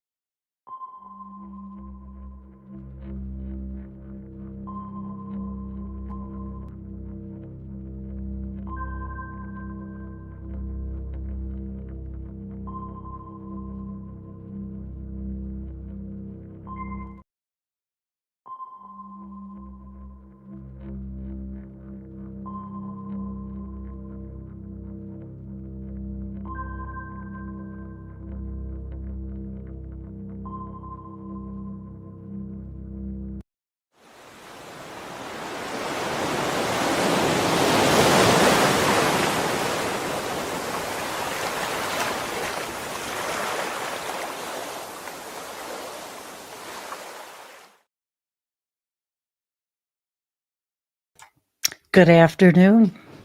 5 o'clock. It's dark here.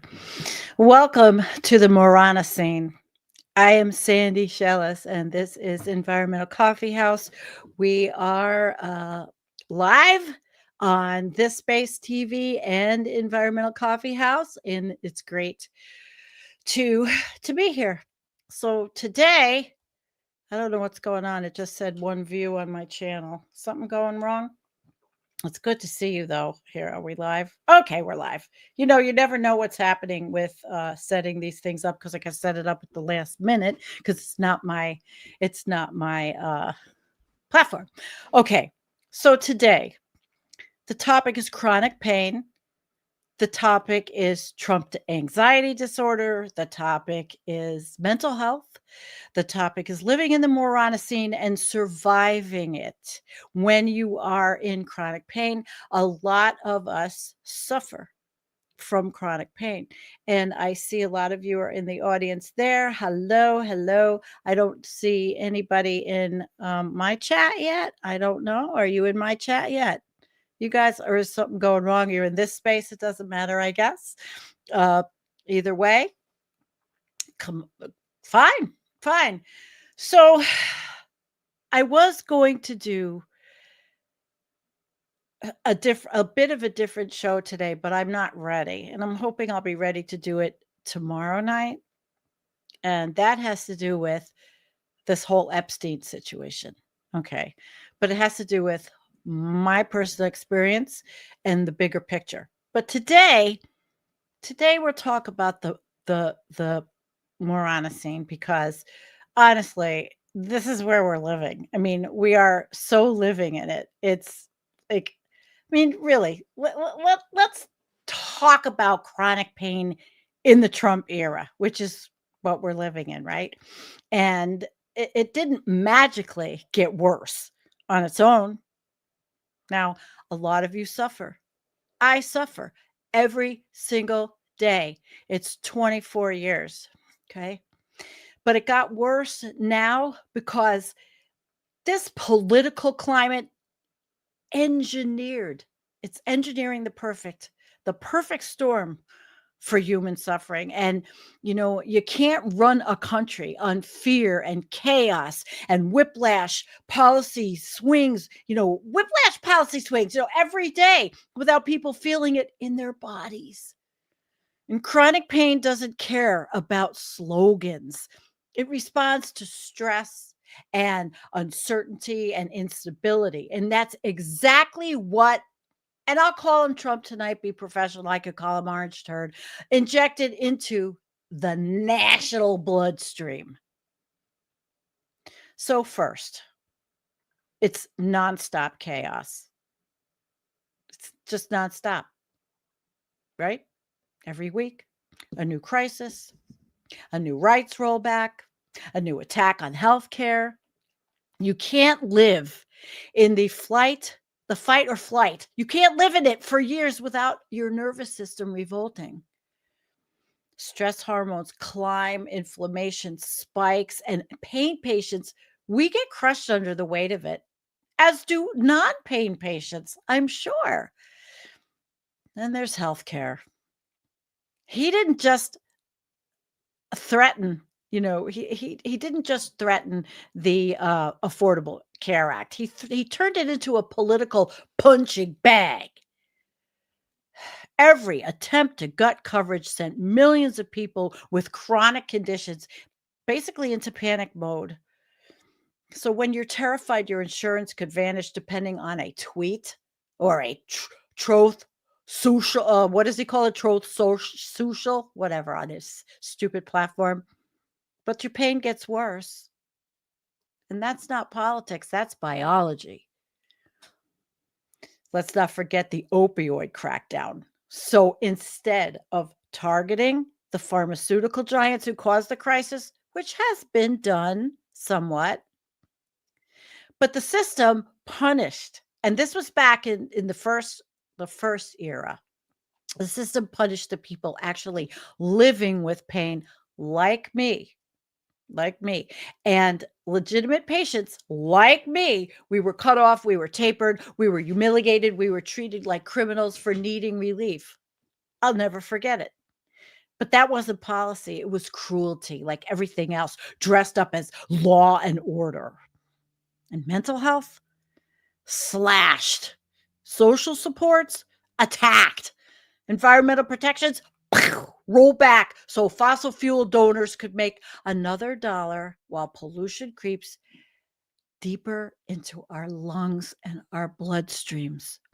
You think that doesn't affect pain? You ask any doctor. Dirtier air, higher stress, sicker bodies. And the divisiveness, the weaponized hate, ripped apart families, communities, and social safety nets. Chronic pain thrives in isolation. And Trumpism, it fed isolation like it was a campaign promise. So yes, chronic pain got worse, and it's getting worse because everything that keeps the body stable, calm, safety, healthcare, community, clean air is being undermined. That's the cost of governing by chaos every single day. This is the physical toll of a movement that treats empathy like weakness and science like an enemy. Chronic pain didn't just rise in this Trump era. It was the predictable outcome of a political project built on stress, fear, and neglect. So if you attack stability, you attack the body, and millions of people are paying the price every single day. I happen to have a chronic pain situation for me and there's others that I know in this chat that suffer. Okay. And we feel like, when you're suffering or you're feeling certain things, and it's like you're living in this moronic time. If the Anthropocene is defined by humans reshaping the planet, the Moronocene is defined by humans willfully ignoring everything we know about it. And honestly, it's hard not to feel like we're living in it. We're in an era where science is like, it's screaming. The data it's flashing red, and the stakes couldn't be higher. Yet the loudest political voices are the ones proudly rejecting reality. Climate breakdown accelerates, ecosystems collapse, storms get biblical. Just watch Volcaholic, Twitter, and she's on X. Watch what she posts. I talk about her all the time. And a chunk of our leadership, they act like the biggest threat is a pronoun or a library book. So that's the Marana scene. It's an epoch where the tools to save ourselves, they exist. But the people in charge, they choose stupidity because it's politically profitable. That's it. The Marana scene. And it's an age of weaponized ignorance. Really, it is. Where disinformation outpaces truth. Where anti-science rhetoric becomes a badge of loyalty. And where democracy itself is treated like an optional accessory. When leaders deny climate change, gut environmental protections and sneer at expertise. They're not just being foolish, they're pulling the entire species into the ditch with them. You see what's going on. You see what RFK Jr. is doing to the CDC, Health and Human Services. Dr. Oz. Ugh, please.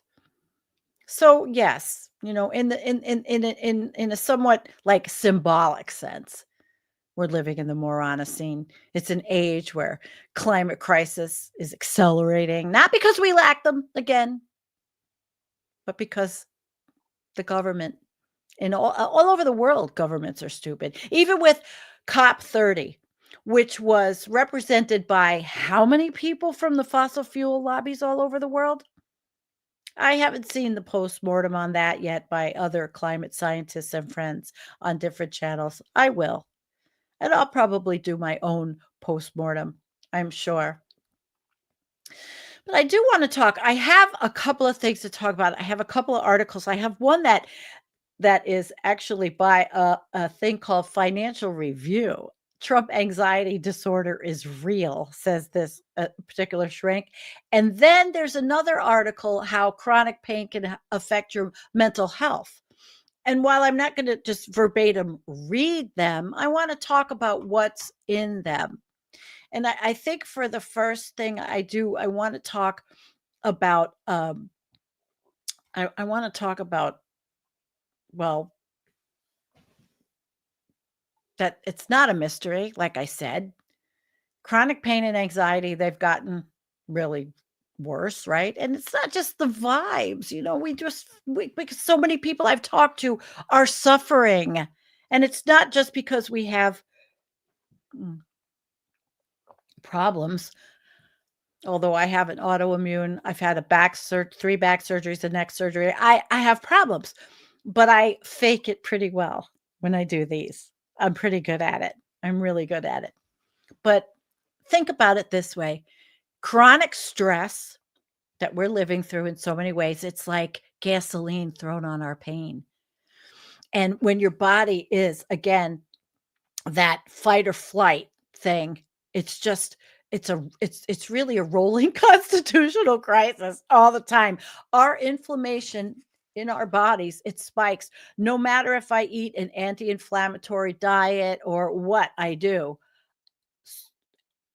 it spikes. And I've had problems, I'd say, since April, me. Others I know also have had lots of things going on. And so, these stress hormones that are in us, they don't just mess with our mood, they really amplify our pain. And uncertainty is also bringing trauma. It's bringing trauma because we're worried about the midterm chaos. We're worried about the authoritarian power grab we're witnessing in the United States, even the UK. The UK isn't doing so wonderfully either. And then there's the open assaults on rights, what we see ICE doing. It's like a background of dread. This is not like Kimberly Guilfoyle. The best is yet to come. When? For who? The 1% billionaires? The ones that are building bunkers? Like Zuckerberg in Hawaii? Much to the chagrin of the people that live there because they see how pathetic it is. God, we're not, we're not. We're in We're in an era of being hypervigilant, I'd say. And, the communities that take the biggest hit, really, immigrants. We're seeing it every day.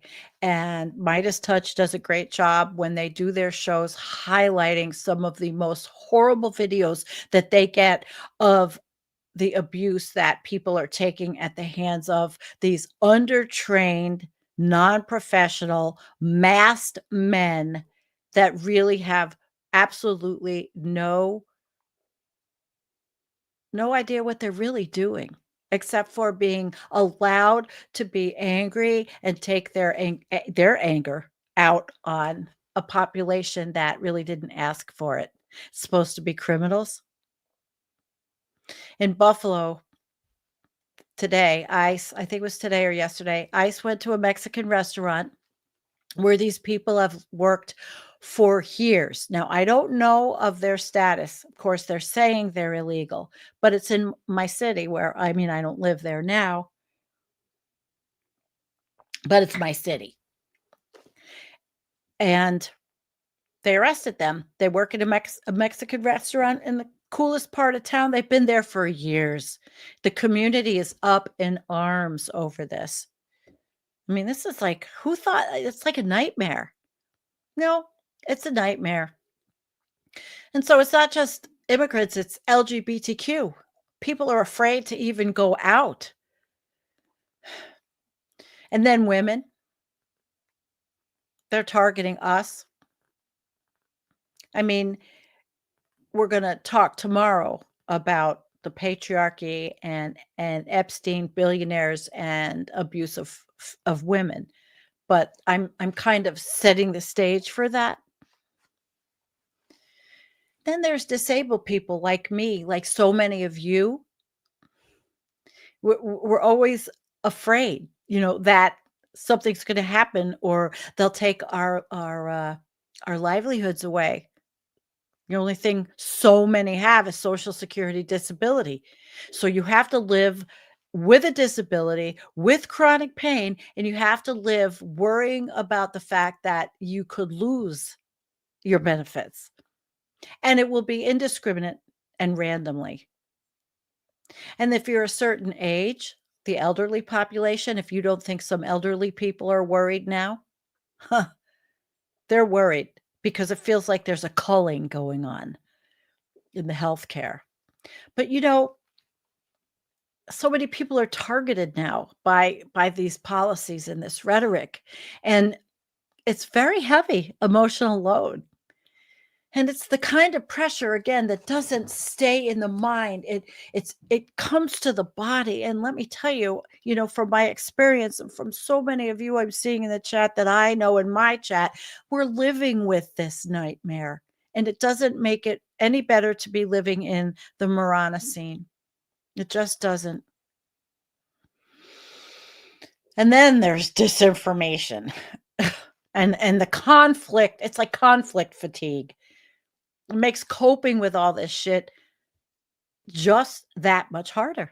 You can't heal when every news cycle feels like another 5-alarm fire unless you turn it all off totally and just be an ostrich, which for so many of us is not possible, because if you hide, you could be ambushed. The 5-alarm fire. And people feel trapped, ignoring it. But like I said, that feels irresponsible, and watching it, which is exhausting us. And again, I'm going to say the healthcare anxieties are part of the pain loop because of the threats to the Affordable Care Act. Everything, mental health access, cutting all of the grants for these places. A friend of mine is a mental health worker. She is a social worker, and she works for an organization in another area of New York that is funded by federal grants by Medicaid. She doesn't know if she is going to have a job. She's still working. She suffers. She's suffering. They're not abstract things. When you have to worry that your health care is going to vanish because of an election, that's pretty screwed up. It's really screwed up. And our nervous systems, they don't settle.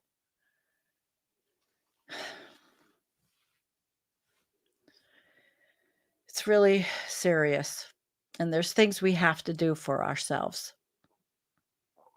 So while the political climate, it really doesn't cause our chronic pain or anxiety. I mean, I've had this for years, this pain. It started with a fall I took in I don't know, 2001, 2, I don't know when it was, but it's been a long time. Like I said, it's not the political climate, but it intensifies it all.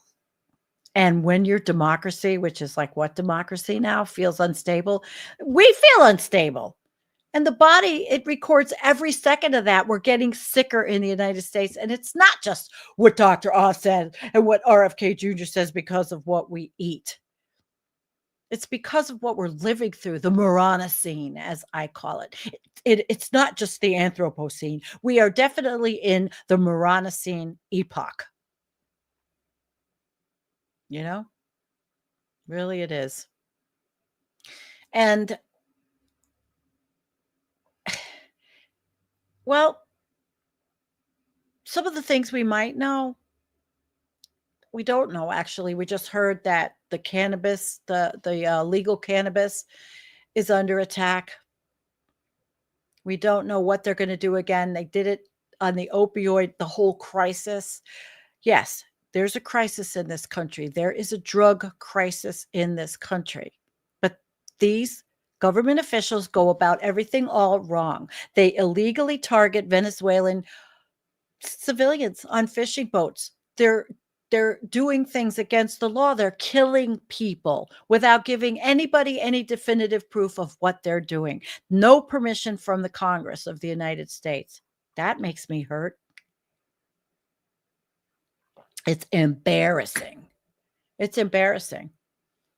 But I'm a person that needs medication in various ways. And so I always worry that it's going to be us next. Already, when you go for surgery, the doctors are so threatened that so many of them won't give any pain medicine when you have surgery when you leave. Now, if you're in your 60s or 70s, what is the problem with giving someone pain medicine? They're not going to be addicted. It's insanity. But that's what's happening. That the suffering is real. And I'm sorry. You can hear from the president, don't take Tylenol. Don't take acetaminophen that he can't even fucking pronounce. And then, but what else is there? So that's something, you know, that's going to happen, especially giving the cuts for Medicaid. I feel so bad for people that are on Medicaid and are going to lose it and are not able-bodied to go to work 80 hours a week, 2 or 3 different jobs. No. Deep cuts. He wants to cut Medicaid. He wants to cut substance use treatment funding. Okay. How is that? You want to cut in the big, beautiful bullshit bill. You're going to cut substance abuse funding, but you'd rather blow up boats instead of looking at the etiology of the drug use problem, but not chronic pain patients. The people that are using this to dull their emotional and psychic pain, the people that feel that there's a dead end in life, that are taking these things because getting high feels better than just, you know, being alive or doing anything in life. And it's not brand new. It's not brand new at all. This was happening in the Gilded Age. It's been happening for a long time. Can you imagine taking away substance use treatment, you know, funding? So that's one of the things. And the Substance Abuse Mental Health Services Administration, SAMHSA, which funds a lot of it, faces big cuts. I don't have the specific numbers in front of me. I did have, when I put together stuff, I have links. I always put them in after the show. So a lot of people and a lot of communities are really worried about these these these treatment centers. It seems kind of obscene, actually. And I already talked about the medical cannabis. It's just crazy. They wanted Mitch McConnell, most likely this whole move to close a loophole in the cannabis program, the hemp program, is probably funded by the alcohol, Kentucky bourbon industry. That's a $26 billion industry, I believe. Quite a lot of money in it, quite a lot of jobs for farmers who don't have anything now because the Trump administration has sold them out in how many ways? Many, many ways. Let's just hope that the state legal programs will continue to operate like they do now. When I do use it, and I don't like to smoke anymore, and everybody knows I was a grower because it was legal. I've grown indica, sativa, beautiful stuff. I don't smoke anymore. I'm getting too old. I don't want to wreck my lungs. I will go to the clinic when I can afford. I have a cannabis card for the state, and I like the capsules because they are scientifically measured. They're done in a lab. That it's not just okay. You don't know what you're getting, or you don't know what you're getting when you're smoking, or eating, or making brownies. Where I like that. I really do. I like that. I mean, I want to make tinctures and things off of what I have. I just, never do because I'm the biggest procrastinator. So, again, the Moranocene is where we are. It's really an era built on proud ignorance. It's when, political power, it's anchored in denying climate science, rejecting basic public health, treating experts as enemies, which is happening all the time now. You're not flirting with stupidity. You're institutionalizing stupidity. And anti-knowledge, it becomes a political identity. The Trump movement, it transformed willful misunderstanding into a badge of loyalty. And you see it all the time in these morons that have been elected in these different states. I don't even have to say the names. You know who they are, right? You know who they are. If the facts contradict the leader, they must be wrong. Who started that? Kellyanne Conway in the first Trump administration, when she talked about alternative facts. We were just shocked, right? And now, how many years later, and we're just used to all this idiocracy. The movie's real, right?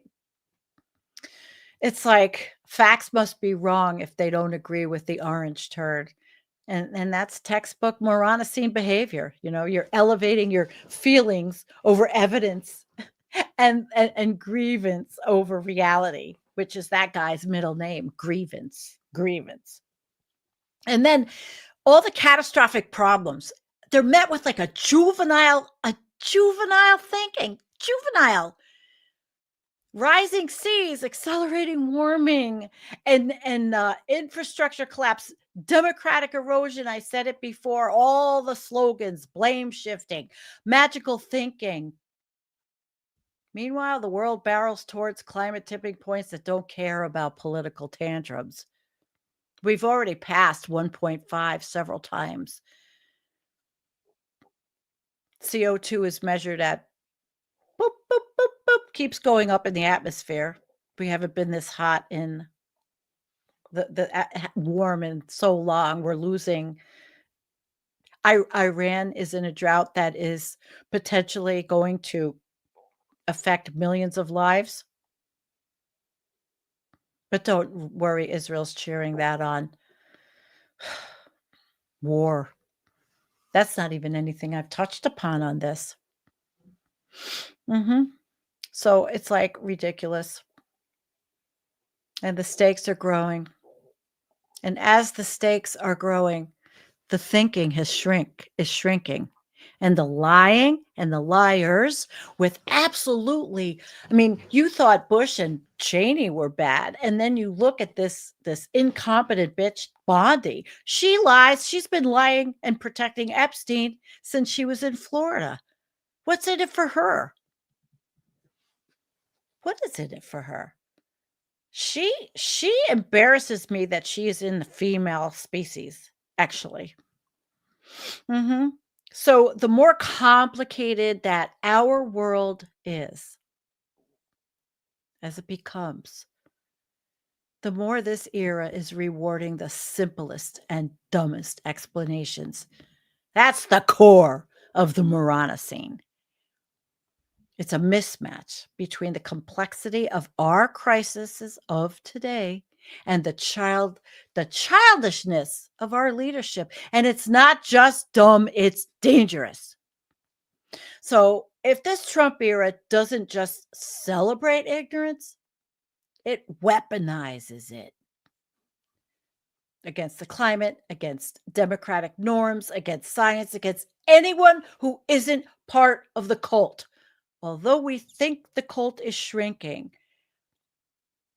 we hope, because of the price of beef and eggs, if that's what it takes for the simpletons. So the term fits. Stupidity with power becomes civilization level risk.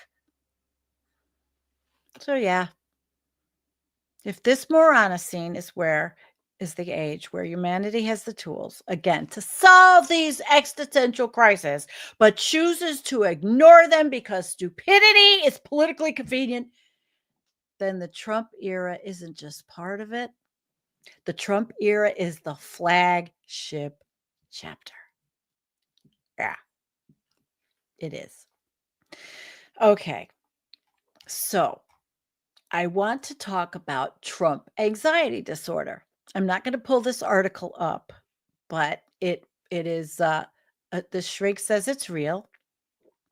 And I'll just read a little bit from it. And then we're going to talk about, mental health and what we could do to survive the Morana scene. In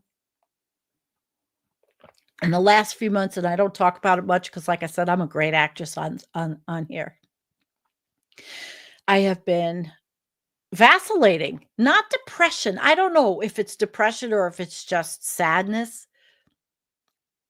mixed with the pain and a lot of anxiety.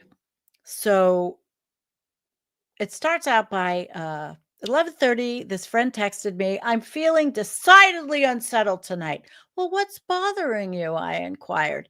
Trump. He's not alone. Talking to my colleagues in the mental health profession, they are all experiencing an increase in clients who want to talk about Trump. Curiously, from both sides. It's not surprising that anti-Trumpers are more vociferous in expressing their apprehensions. The Donald, as people perceive the Donald as a greater threat to world peace than either Vladimir Putin or Xi Jinping. Their many concerns have congealed into a condition. In 2017, a group of eminent American psychiatrists and mental health experts wrote a book, The Dangerous Case of Donald Trump. One chapter by psychologist Jennifer Panning described the newly observed Trump anxiety disorder. I have it, and I have Trump derangement syndrome. I have them all. The symptoms of TAD, which is not formally recognized as a diagnostic label, includes loss of control and helplessness, increased worry, muscle tension, and obsessive preoccupation with the news, all stirred up by Donald J. Trump. I've worked on that very hard. I'm not watching the podcasts every day. I'm not watching all of that every day. I'm not. I will glance. I will look at the day's clusterfuck headlines and then move on. and I would prefer to watch Paul Beckwith. I mean, or somebody that's talking the science, which is just as awful and scary, but just not in the way that I can handle that. I've learned how to handle the climate crisis and how to deal with that. We've had a lot of support. And on our channel, we bring in people that do support. We have therapists, Carolyn Baker. I've shared with you the Good Grief Network, but this whole cognitive dissonance rife, this Trump stuff, people are Trump junkies. And during this author says during the first administration, this person would anxiously reach for the phone to see what he'd done now and how many millions of Americans are doing this. The author says, I thought I kicked this bad habit during the sleepy Biden years, but I'm at it again. I am not. I get up in the morning, I look at the temperature right now to know what kind of, if I need wood in the stove and whatever. I'm not looking at that right away. I can't. It hurts. It's killing me. In an unintended display of bipartisanship, anxieties have also risen for MAGA supporters, but they're of a slightly different nature. I suspect cognitive dissonance is rife among Trump followers. They agree with what he's doing, but not how he is doing. They support his agenda, but fear being isolated by friends and family with opposing views for good reason, because you're fucking racist. Sorry, that's not what the author's writing. I'm editorializing. To expound, shortly after his first election, a study found that 40% of respondents can no longer have open and honest conversation with some friends or family about Trump. God knows that figure is in the early weeks of Trump too, but I venture it's not lower. And this was written in March, and now it's November. It's so much worse. It is so much worse. So it's cognitive dissonance, totally. And one explanation for this extraordinary psychological landscape posits that the president is unconsciously viewed as a parental figure. Remember when they were calling him daddy? Oh my God, calling him daddy. Could you just want to make you puke? In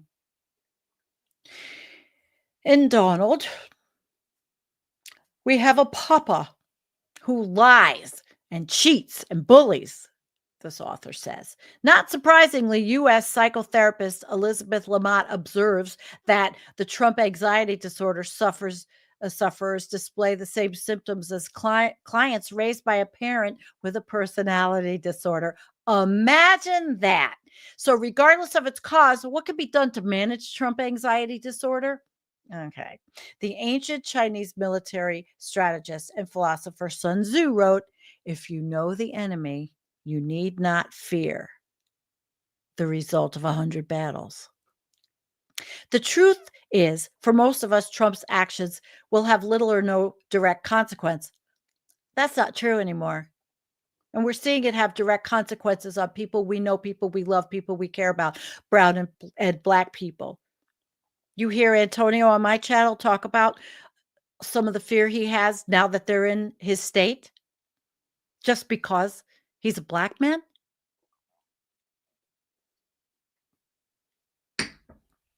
There's something about gaining insight into Trump's modus operandi that automatically deflates it a bit.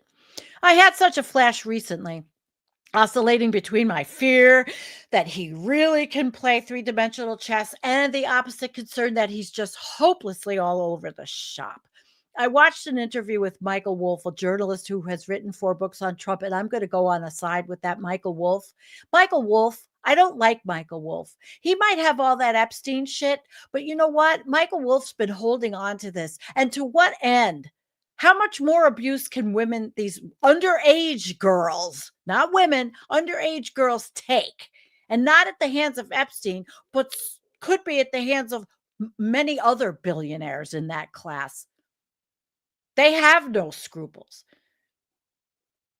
But Wolf cuts through the confusing clutter to expose the critical point. That's Trump starred in a reality TV show for 14 years, and there he learned that the optimal method to keep an audience engaged was by generating conflict. And I say it's Mark Burnett's fault that he's president because Mark Burnett offered him that show. And that's where people really got to see Donald Trump and think that it was real, that this failed, bankrupt, loser, narcissist piece of shit was real.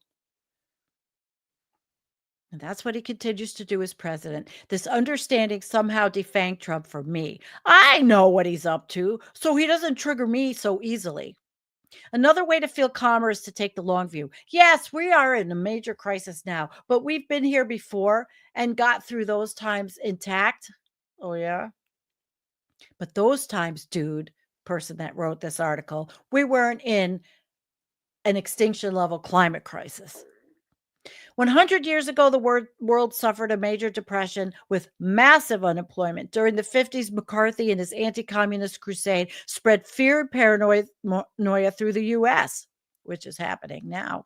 A decade later, divided opinions about the Vietnam War sparked mass violent protests. So when was America great? You tell me, when was America great?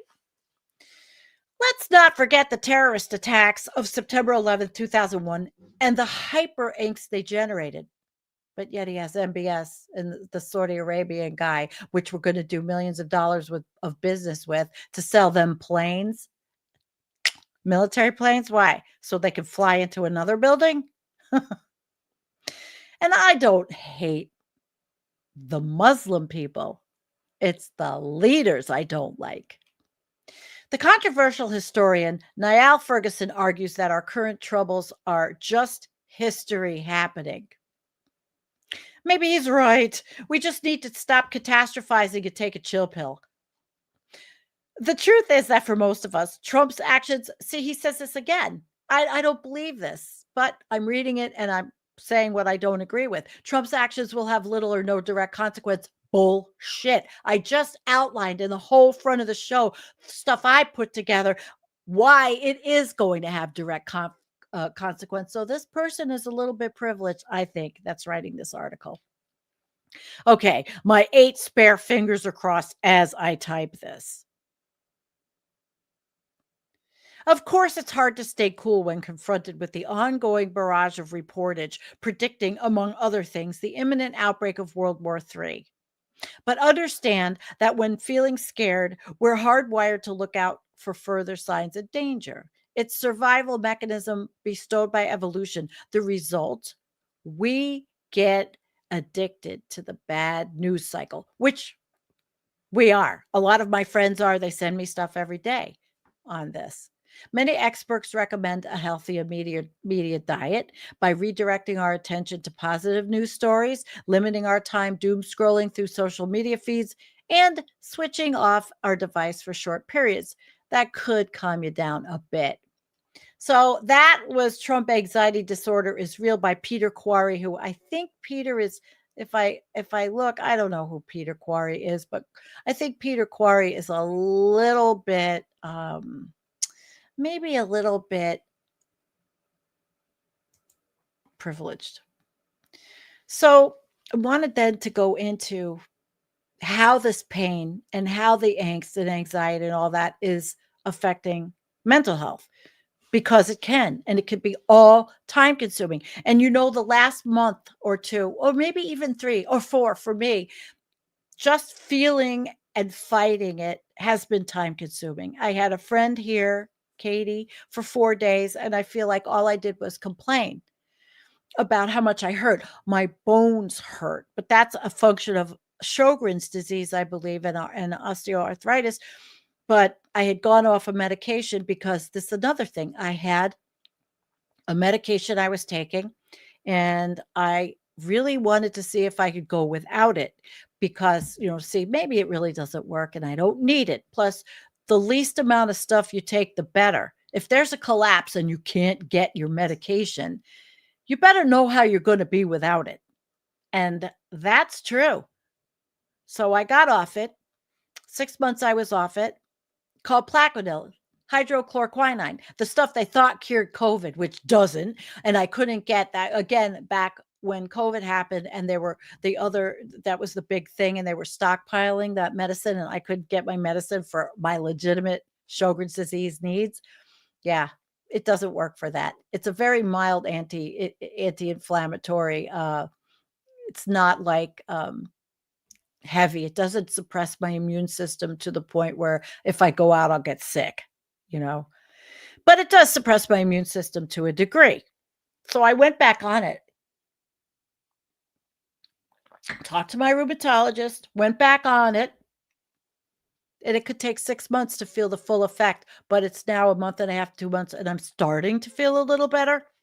But guys, if I tell you, I didn't want to complain all the time, the suffering that I did and just putting shows together and then losing the channel. I'm not a victim at all, but it was difficult. It still is. It still is. When I do a show, there's a lot of work I put into it. And then after the show, I feel a lot of relief, and then it starts all over again, So mental health. So people with chronic conditions are more likely to develop symptoms of depression than those who are not chronically ill. I think we know that. And people who experience depression are at an increased risk for developing certain chronic illnesses compared to those who are not. So although some people with chronic pain may veer away from treating mental health conditions because they feel it might take their attention away from pain management, the reality is that the opposite is true. And I won't take an antidepressant because I don't feel that that's what I particularly need, but I will never tell someone else not to use something that will make them feel better and be able to cope. I will not do that. I might have a degree in psychology. It's only an undergrad. I am not a therapist. If you're suffering from depressive symptoms, anxiety, or mood disorders, treating them with medications such as antidepressants, psychotherapy, called talk therapy, or both may help improve the physical symptoms of chronic illness or reduce risk of future problems. And by the way, I will be having a guest very soon who is a clinical psychologist who specializes in climate anxiety. That's a new field opening up because so many of us are having anxiety issues dealing with the fact that we are seeing by the science what is happening in front of our eyes. And they are studying and they are learning how to help us. And I will be having this person on as a guest. Anxiety is common in most people with chronic conditions, particularly as they deal with the unknowns of what might happen as a result of their disease. This can lead to associated conditions as well, like sleep issues, including insomnia, as well as oversleeping, which I never do, but I have 7 kids. I can't oversleep. I can't even chronically sleep. I can't even get to sleep. But some of these have been associated with lower health related quality of life with people in chronic pain. So anyone dealing with chronic illness of any kind can really come up against challenges. Really, a lot of them, particularly when there is no cure or there's uncertainty in the progression of the illness, said Susan Gray. She's a pain psychologist with integrative, I got to move this over so I could see it, with integrative psychology in Arlington, Massachusetts, and an avid instructor of psychology at the Harvard Medical School. Harvard, where Larry Summers is leaving now. Another one of Epstein's friends. You can't get away from it. Members of my chronic pain team, which is actually, I get this email, my chronic pain. They often talk about the effects of chronic pain on their mental health. Today, I've been tired. I've been, in pain, or I'm depressed or whatever. But you have to understand the link between chronic pain and your mind. There's several reasons why having a health condition may put people at risk. And you see how I'm taking this and I'm mixing it with the political atmosphere of living through the Moronocene and the Anthropocene, because it's all related. So you might feel, in America, you might feel isolated because spending long time periods of time at a doctor's office, you're not as mobile as you used to be. In addition, you may spend excessive amounts of time worrying about your condition. You may suffer inflammation in the long term because of the stress. And that's a big thing, stress and inflammation. And I know I suffer from inflammation. I don't know how many of you do. Perhaps I need to bring somebody also on to talk about this besides the psychological aspects with the therapist I'm going to have as a guest, but the things that this chronic anxiety and inflammation does to us to make what we think about with all of the Moronocene and Anthropocene situations worse. And a lot of people, lose sleep. Like last night. I mean, I use myself as an example. I did laugh past 10 last night. I went to bed. My neck and my body hurt. It just hurt so bad. I've had a headache for 3 days. And I'm not lifting. I lift one piece of firewood at a time. It just ebbs and flows. I could not sleep. And I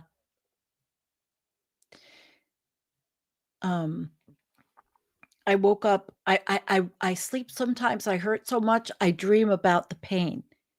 If I even fall asleep, I dream about the pain. I don't know how many of you understand this. I know that there are those of you out there that do. I know this. That's why I talk about the things I do, because I think we all share some of these issues. There's a big disabled community out there that follow. A lot of people. So, also, people feel stigmatized by their decreased quality of life, and they don't want to complain. Like I don't want to. And I've really apologized to my friend who came for complaining, because she was sitting in my living room. She was a captive audience, and I was going through a horrible flare and my whole body hurt, and I whined and complained. And that's why I don't want to be with anyone, and I don't want to live with anyone, and I don't want a relationship. Why? So I can whine and complain? I don't want to. Cats don't care. They listen. But they also bring a lot of joy. They're my therapy. So anyway, a lot of times people will not go. They won't go to talk to someone or find help, because they feel like they might get a negative response, and that's not cool. So unfortunately, sometimes there can still be a stigma around seeking help for mental health concerns, which is very sad. And you know what? With this administration, I bet it's even worse. Do you think any of those bitches at Mar-a-Lago, do you think that they would be talking about, "Oh, I went to see my therapist"? No, they're going to see they're going to see their plastic, whatever the hell they go to. To get their shots, to get their lips made bigger, or whatever they do. All I can tell you is I don't have anything. I just have good skin because I stay out of the sun and I don't smoke, so I don't look like a burlap bag. All right. And I'm not putting down anybody that smokes, because it's an addiction like everything else. Humanity is addicted to whatever. I used to call it the wheel of neurosis. When I was an undergrad, I had this wheel and I had all these different neurotic behaviors on it. And you spin the wheel, and where's it going to land this week? But the pain, it can lead to these things. So you have to recognize your symptoms. You may not realize you're dealing with depression or anxiety because the feelings come slowly over time, and you didn't notice how strong they became. Perhaps you got so accustomed to feeling like shit. Well, this person didn't write it like that. Being blue or stressed that you assume this was just a way of life. Sometimes I do feel that way. But recognizing what you may actually, that you have a condition that requires a professional evaluation, it is important. So these are the feelings. There's sadness, feelings of worthlessness, which I don't feel, or hopelessness. That's one we could delve into. We don't have enough time. I've got 7 minutes left. Guilt, loss of interest in things or people. That's a problem for me. I lose interest. I don't want to talk to anybody on the phone ever. I'm allergic to the telephone. changes in sleep, nutrition, energy levels, difficulty with concentration or cognition, agitated or slow movements, suicidal thoughts. I don't have those. I can't have those. I have 7 cats and a kid and you. And anxiety is nervousness or agitation, which I get, feeling a sense of upcoming doom. That's just part of being in the Marana scene. I'm sorry. It's very hard not to have that when you are in the Marana scene, coupled with the Anthropocene and everything that we know is happening. It's not easy to deal with that. And that's why there are these new therapists opening up to deal with those things. Heart palpitations, rapid breathing, sweating, trouble sleeping, gastrointestinal issues, trouble focusing. Sometimes that's a problem for me, focusing, but that's because I do a lot of different things. Taking care of this house is a good thing for me. It hurts, but it's a good thing for me. Rescuing kittens, loving kittens, their unconditional love. So you can consider lifestyle adjustments, and they'll talk about these things, physical recommendations for treating these things, maybe not just medication, but things like one of my friends goes to Tai Chi, which if I wasn't so far away from everything and hate going off my property, I might go to that. I used to go swimming. But anyway, there's the therapists. They work directly with people to identify the specific stressors. For instance, there's a family member who's bringing up some conflict or they're a Trump tard. Hey, I'm going to be, when they go low, we go low. They want to call us libtards or whatever the fuck they want to call us. Call them a name too. I know it doesn't make two wrongs don't make a right. But this person is conflict and the patient finds it very difficult to navigate setting boundaries with this person. Then there's working on concrete specific tools to address any troublesome interactions. A lot of people in this era are cutting off friends and family members because they're MAGA and because they are toxic and because they have seen, holy shit, this person was a racist like I have never seen before. Like that. Like Trump says, like you've never seen before. Yeah. But it's also essential that you really do stay up with these treatment regimens for your pain as you treat your mental health problems too. You have to. And these lifestyle modifications. One 2020 study found that for older adults with multiple chronic conditions, maintenance behaviors such as physical activity, walking, whatever you can do within the parameters of your problems.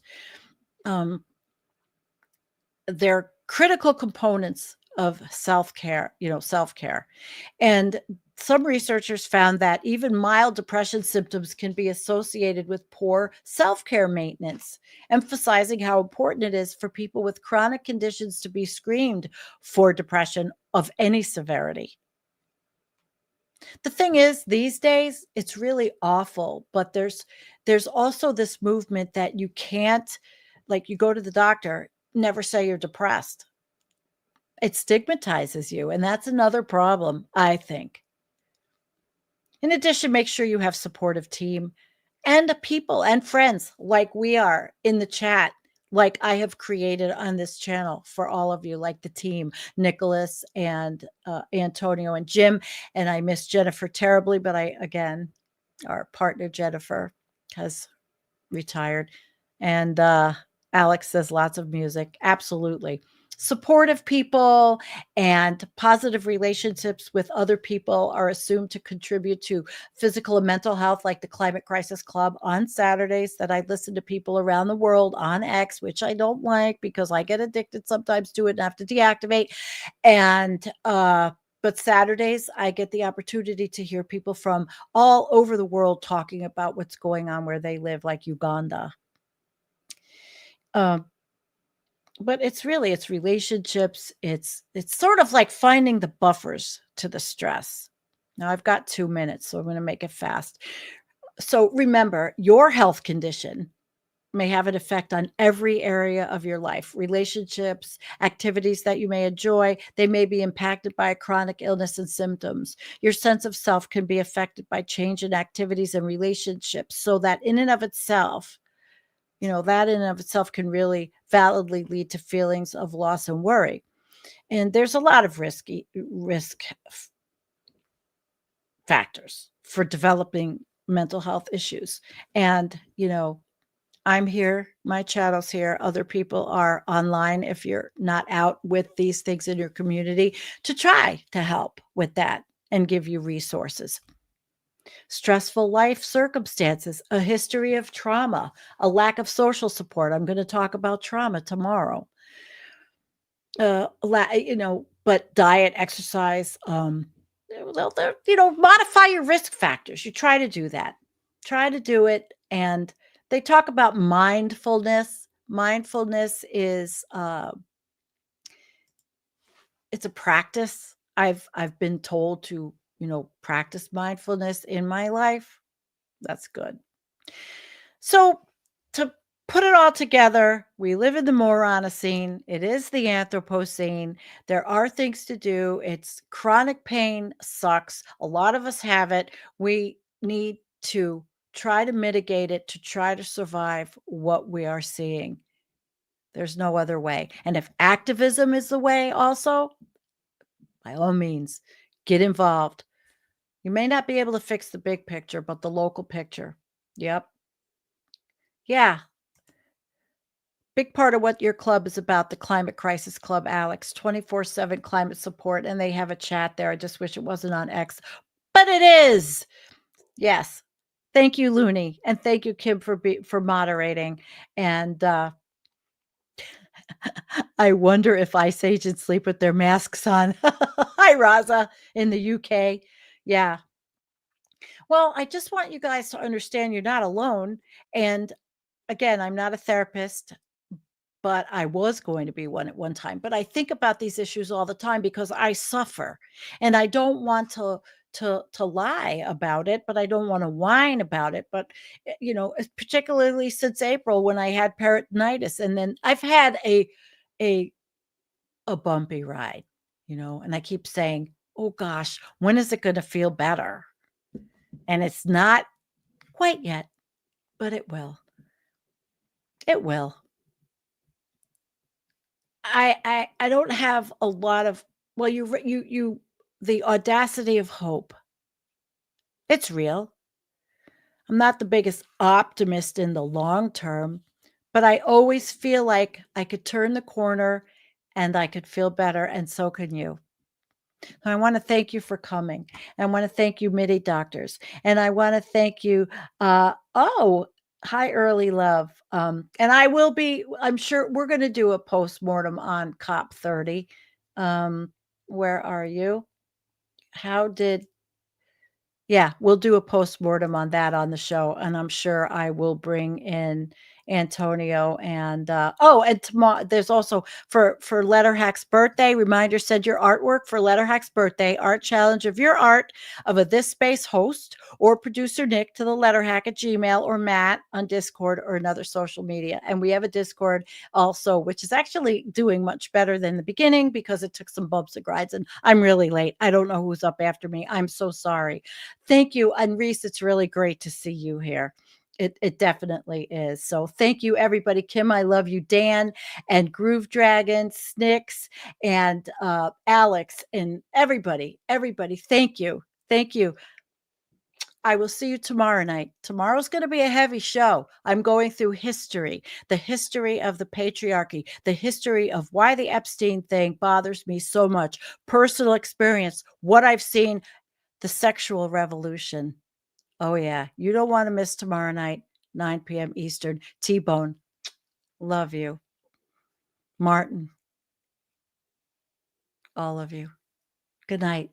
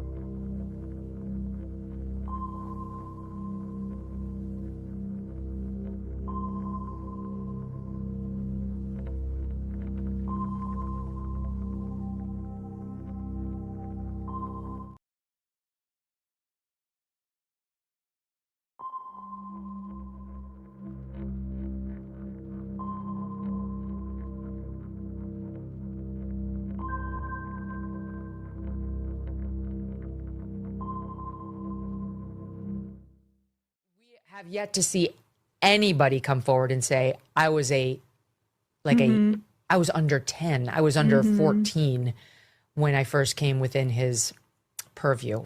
Look, you can say that's a distinction without a difference. No, it's not. I think there is a difference. There's a difference between a 15-year-old and a 5-year-old. You know, it's just. Care to guess what she was talking about there? She was talking about the age of Jeffrey Epstein's victims in order to downplay the severity of his sex crimes in the event more evidence comes to light that directly implicates Donald Trump. They're actually doing it. They're doing it. They're making technically it's a febophilia argument. I don't know what to say, man. That's pretty gross. Now, in the lead up to those comments, she said that she wasn't trying to make excuses for Epstein, even though she did just that. See for yourself. As for Epstein, I've said this before, but just as a reminder, I do know somebody very, very close to this case who is in a position to know virtually everything. Not everything, but virtually everything. And this person has told me from the start, years and years ago, that Jeffrey Epstein, in this person's view, was not a pedophile. This is this person's view, who was there for a lot of this, but that he was into the barely legal type. Like he liked 15-year-old girls. And I realize this is disgusting. I'm definitely not trying to make an excuse for this. I'm just giving you facts. That he wasn't into like 8-year-olds, but he liked the very young teen types that could pass for even younger than they were, but would look legal to a passerby. And that is what I believed, and that was what I reliably was told for many years. And it wasn't until we heard from Pam Bondi that they had tens of thousands of videos of alleged, forgive me, they used to call it kiddie porn, now they call it child sexual abuse material, on his computer, that for the first time I thought, oh, no, he was an actual pedophile. I mean, only a pedophile gets off on young children abuse videos. She's never clarified it. I don't know whether it's true. I have to be honest. I don't really trust Pam Bondi's word on the Epstein matters anymore. Yeah, so I don't know what's true about him. I'll tell you, Megan, he was a notorious child rapist. You don't have to split hairs or nuance troll in order to minimize his crimes. He was a child rapist, period, end of story. And the only reason why you're saying this is because you know there's a very high probability that Donald Trump is too. And we know that she knows this because she concedes that the things we're learning about Donald Trump and Jeffrey Epstein, quote, don't sound good. And she calls Trump's handling of the Epstein files a self-inflicted wound and questions why Trump doesn't just release the Epstein files. Gee, I wonder why. There's got to be some reason why he doesn't want to release the files, right, Megan? I can't quite figure out why he doesn't just like put this all to rest and put it all out there for us to see. I mean, here's what we've learned in just like the past week. Epstein confirmed that Donald Trump knew about the girls, seeing as how he asked Ghislaine to stop. Epstein confirmed that a victim spent hours with Donald Trump. We learned that journalist Michael Wolff was explaining ways that Epstein could use the dirt he had on Trump to blackmail him during the 2016 election. We also know that Epstein has pictures of Donald Trump with the girls in bikinis in Epstein's kitchen. And we now know that Trump spent Thanksgiving with Epstein in 2017 during his first presidential term, which contradicts the previous timeline that Trump gave us, where he claimed to have kicked Epstein out of Mar-a-Lago long before that. And this is on top of what we already knew, which was a lot. We knew that Trump appeared on the flight logs at least 7 times. We knew Epstein claimed that Donald Trump was his closest friend for 10 years. Not to mention, we knew about this. Have you ever socialized with Donald Trump in the presence of females under the age of 18? Though I'd like to answer that question, at least today, I'm going to have to assert my 5th, 6th, and 14th Amendment rights, sir. If you're innocent, why are you taking the 5th Amendment? Right? That's a good question. But I just can't figure out why Donald Trump doesn't just release the Epstein files. It's crazy, right? It doesn't suggest culpability that he won't, of course, because according to Megyn Kelly, there's no reason for us to be suspicious of Donald Trump. We have not seen some slew of young women come forward to say, me too, on Donald Trump molesting them or having paid for sex with them. when they were barely legal or otherwise. It just hasn't happened. Yeah, except Donald Trump was accused of sexual misconduct by 26 women, Megan. He was accused of walking into changing rooms of teen beauty pageant contestants as young as 15 years old. He called his own daughter Ivanka a piece of ass.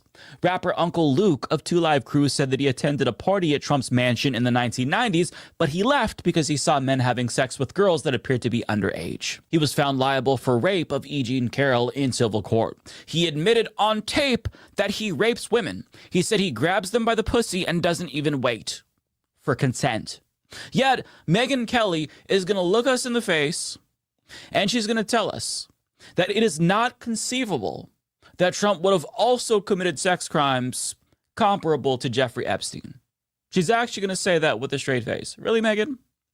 As stupid as she is, I don't think she's that stupid, right? I think she's being disingenuous, but she's not alone because her co-host, Beta Ungar Sargon, also downplayed potential crimes that Epstein's associates may have committed. The lawyer for a group of the women actually said Jeffrey Epstein would prey upon women when they were underage, true and disgusting and horrible. And then the lawyer said, and when they came of age and he was no longer interested in them, he would then pass them on. So there was no pedophilia ring. There was a pedophile who did unspeakable things to vulnerable girls, and then they would age out of Jeffrey Epstein's pedophilic interests, at which point he would then start to pass them around to his friends, meaning that there were not actual crimes committed by anybody beyond. There's no pedophile ring. There's a pedophile and then a bunch of friends who were getting massages at that point from women who were no longer underage. This is from the lawyer at that press conference. So I think that kind of dispels a lot of the salaciousness of the story. People are like, where is the justice for the victims? The justice is one of the people who did unspeakable things to them died in prison, and the other one is still in prison. So they got their justice. And the whole ring idea, I think, has been wildly blown out of proportion for these political reasons. I don't know about ring. Holy shit, Beta. Riddle me this. What do you call it when a man passes on another woman to his friend without her consent as if she's a piece of property? What do you call that? See, she would say that that's not a crime. That's how she characterized it. I guess because by her logic, it's no longer a rape once you become an adult, and coercion isn't tantamount to rape in her twisted mind. I mean, the mental gymnastics that they're doing just to make Trump look good is baffling to me, because you're not making him look any better. You're just making yourselves look like scumbags. Now, if I had to steelman her, I would assume that she's arguing that it wasn't rape and that these encounters were consensual, when that indeed was not the case. You just have to read about what happened, listen to the testimonies from Epstein's victims. This was not consensual. So him passing on women to his friends, that's crimes. That's human trafficking, okay? But that was the most disgusting defense that we saw from Beta and Megyn Kelly. There were other right-wing grifters who didn't take it that far yet, but they also launched, some defenses of Trump that I think were laughable and worth exploring here. So a lot of them just chose to not address it at all, because if you can't defend something like this and don't want to, then you just kind of zip your lips. But people notice. For example, on Twitter, people are calling out the conspicuous silence from Libs of TikTok, who made a name for herself falsely accusing LGBTQ plus people of grooming children. And it's especially gross because she engaged in the initial cover-up at the behest of the Trump regime, and even elected Democrats are calling her a pedophile protector because of it. But now, all of a sudden, she has nothing to say now that we're learning more. But she's not alone, because Sean Hannity of Fox News was also called out for his deafening silence.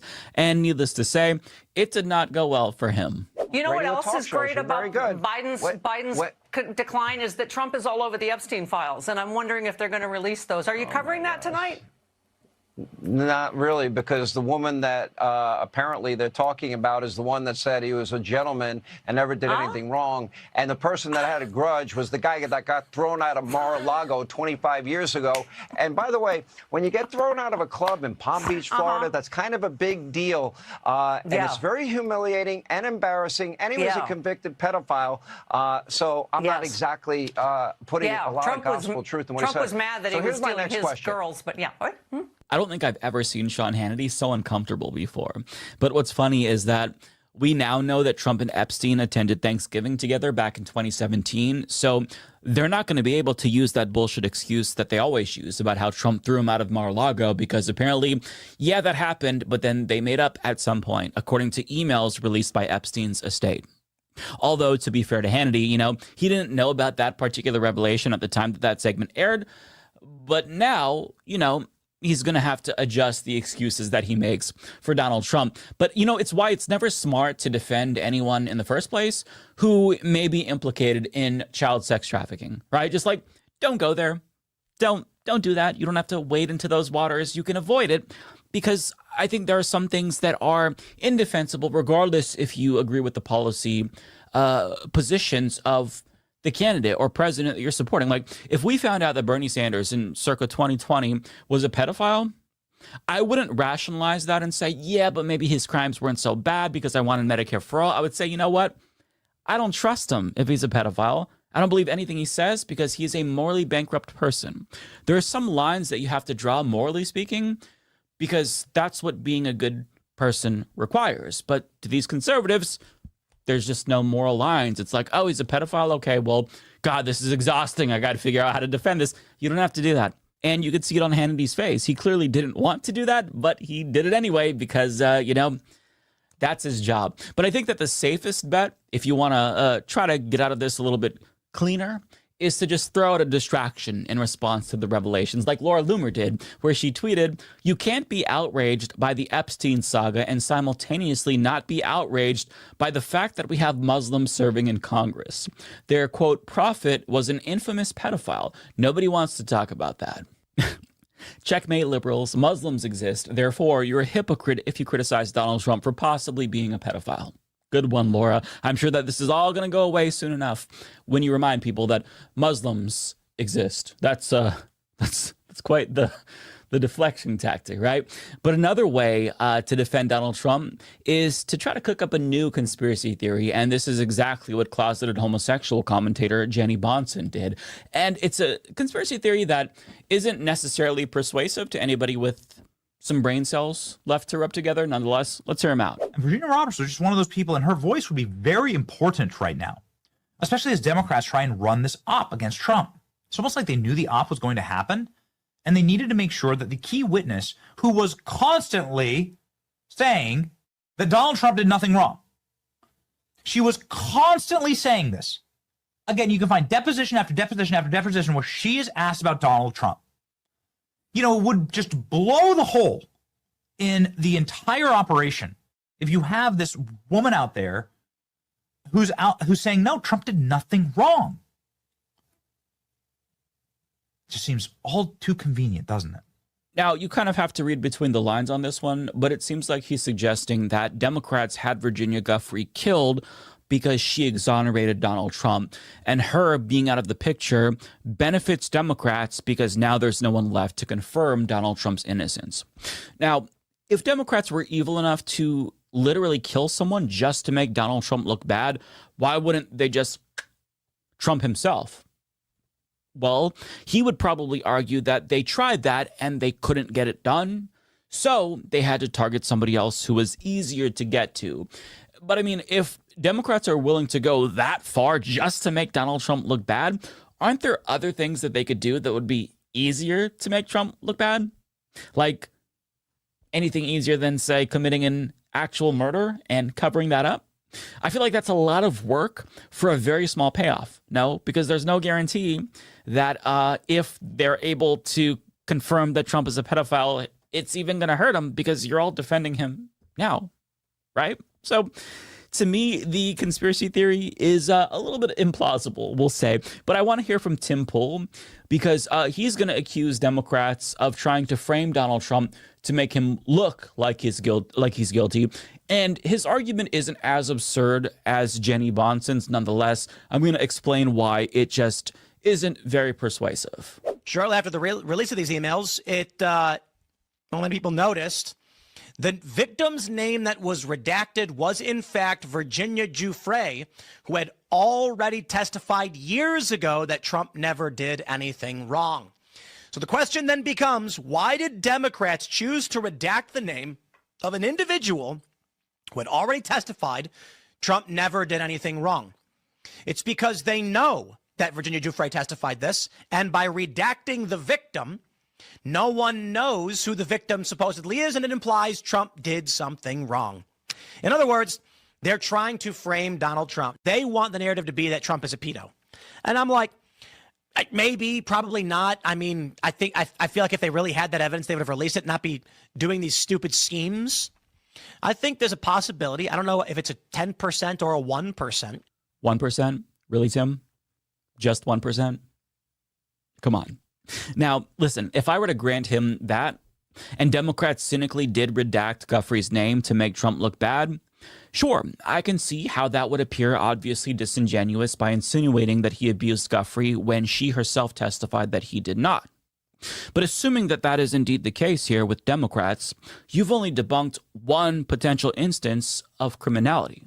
There are much more. But let's take it a step further, and let's assume that Trump never engaged in any crimes whatsoever with Epstein. At the very minimum, and in the best case scenario, he was still referred to as the dog that hasn't barked because he knew about the girls and he asked Ghislaine to stop, meaning that he was aware of a pedophile sex trafficking ring and didn't go to the authorities to stop it, which makes him complicit. And on top of that, we know that he chose to remain friends with a pedophile after Epstein got that sweetheart deal.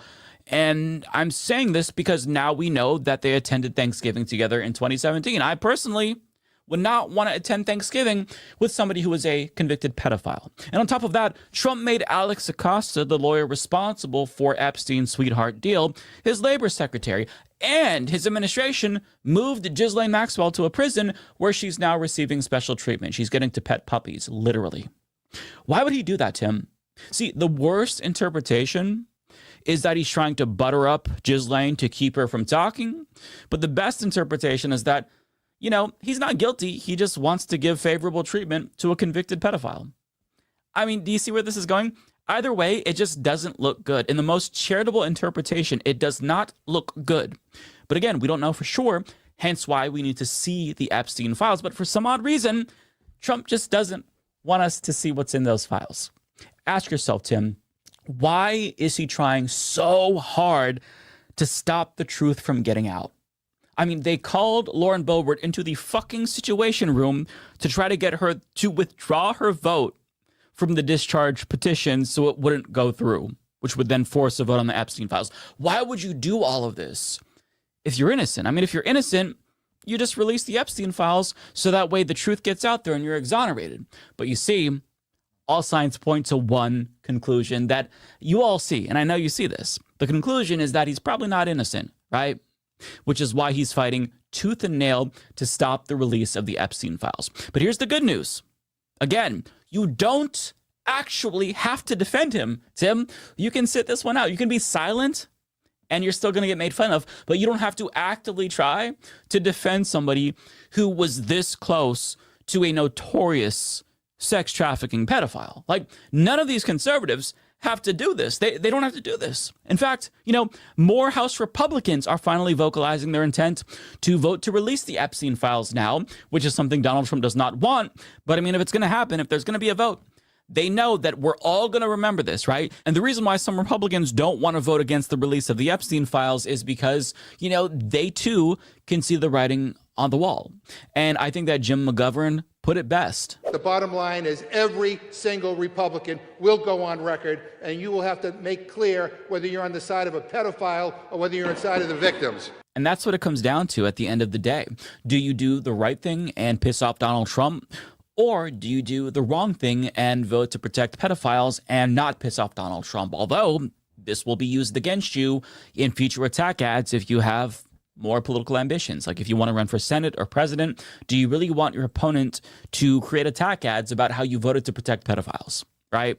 And putting aside the political calculations that they're making, this is the easiest moral test of all time. And we're about to see how many Republicans are able to pass it.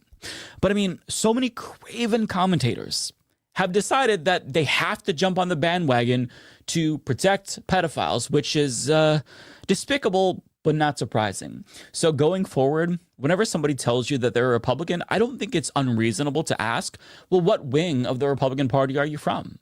Are you from the Nazi wing?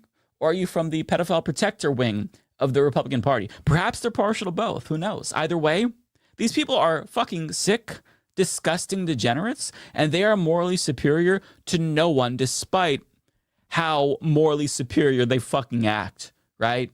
And if you ever doubt whether or not it's possible for them to sink any lower, I can assure you they can go lower. This is the end of the Trump administration. This is the beginning of the lame duck presidency. It's obvious to everyone, even his most ardent supporters show up to the White House, like Laura Ingraham, and she's kind of shocked going, what the hell's going on? If you're just going to be owned by the Jews and go against everybody that actually is America first And cover for pedophiles. then you can fuck off, Trump. You're losing people quick. Yeah, These are from the very first Trump rally we ever went to in 2017 when he came to Topeka, Kansas, and did a rally for Chris Kobach. Throw him in there. Piece of shit.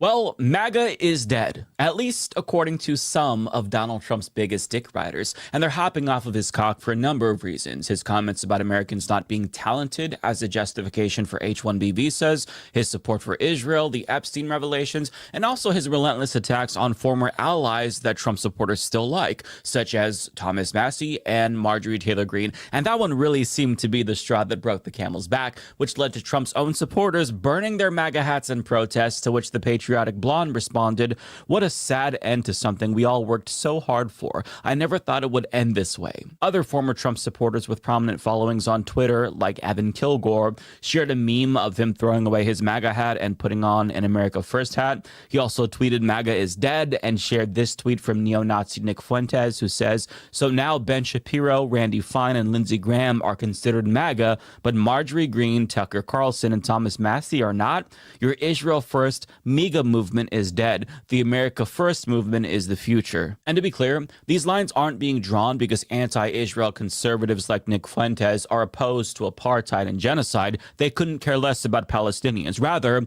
they're motivated by anti-Semitism, and they feel like the Republican Party should also tolerate hatred against Jewish people, seeing as how they're okay with bigotry against basically every other marginalized community. And that's not a straw man. As Dropsite News reports, Nick Fuentes, who has praised Hitler and is openly anti-Semitic, says Republicans are hypocrites for tolerating cruelty and abuse towards Muslims, black people, and other minorities while drawing the line at anti-Semitism. He argues his own politics are simply the logical endpoint of that bigotry. And he's not necessarily wrong about that hypocrisy there, but I mean, imagine making your entire identity about being mad that the party you identify with, that you agree with on like 99.9% of the issues, won't also let you hate another minority group. It's just such a clown show. But that argument is resonating with Trump supporters for obvious reasons, because, you know, you can't greenlight hate speech against certain groups, but then draw the lines against others, right? And the same thing is happening towards Indian Americans, who are seeing a lot of backlash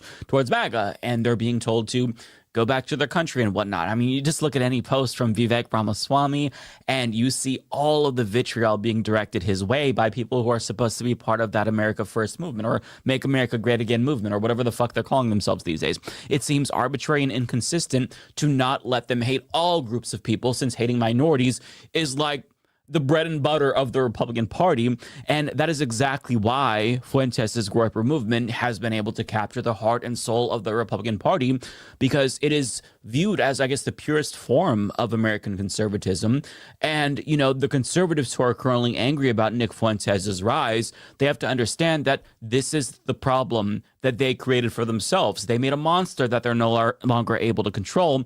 and it's creating real rifts within the GOP. For example, the Heritage Foundation, which is responsible for Project 2025, is imploding currently because of its president's refusal to unequivocally condemn Tucker Carlson for platforming Nick Fuentes.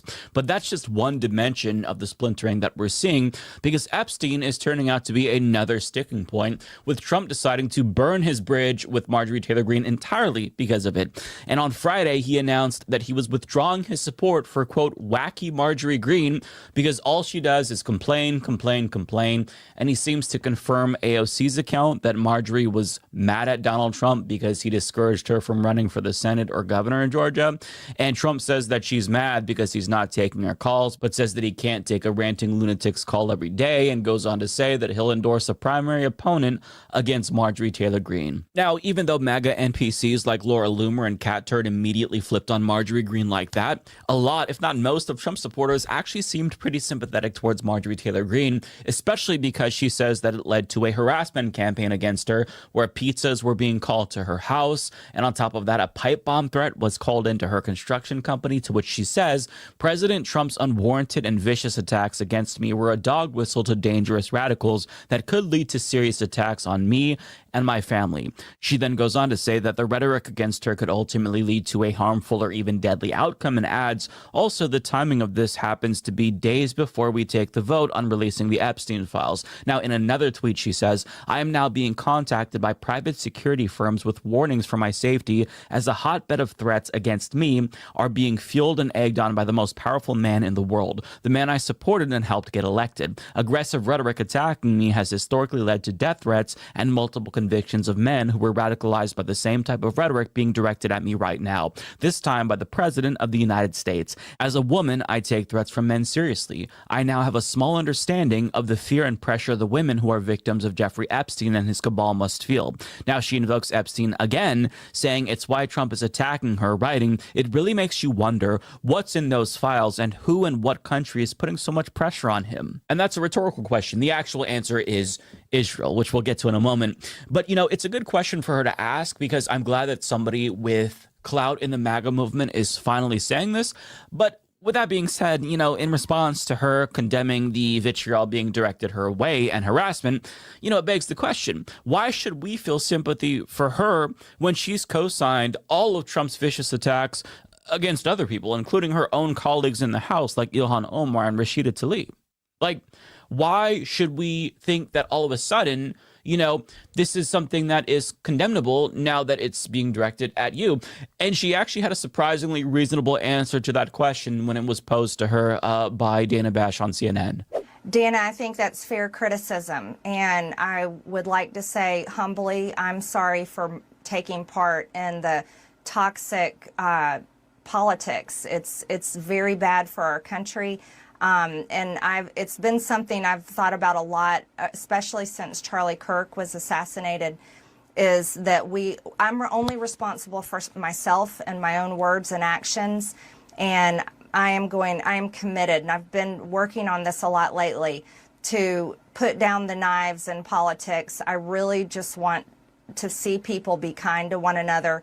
And we need to figure out a new path forward that is focused on the American people, because as Americans, no matter what side of the aisle we're on, we have far more in common than we have differences. Yeah. And we need to be able to respect each other with our disagreements. Sounds good, but show us, don't tell us, because you were just attacking trans people the other day, saying that we should deny them health care, and she was attacking immigrants the week before that. So you'll have to forgive me for not really buying her bullshit, because I think that what we're seeing right now is a political calculation. It's obvious that she's making a maneuver in order to be the heir to Trump's throne. She's presenting herself as a more civilized alternative to Donald Trump in order to minimize opposition from normies and liberals in 2028, but also to present herself to the base as a more ideologically consistent America First alternative to Donald Trump, who betrayed everybody. I think it's a really savvy move, but I don't think that she realizes that it's not probably going to pay off, because I don't think that the whole fascist girl boss act is going to resonate with Trump's misogynistic base, with the Republican Party's misogynistic base. Like, we saw the way that they reacted to Nikki Haley running. So I just don't know how you talking about weak men is going to land in this party. Nonetheless, have at it. I'm glad that she's doing this. I approve of this political move that she's making, since obviously it is accelerating the decline of the Trump era, which is great. Now, on the subject of Donald Trump, he was asked about the threats that he incited against her, and predictably, he did not give a shit at all. Her life is in danger? Who's that? Marjorie Taylor Greene, she says. Marjorie Taylor Greene. I don't think her life is in danger. Frankly, I don't think anybody cares about her.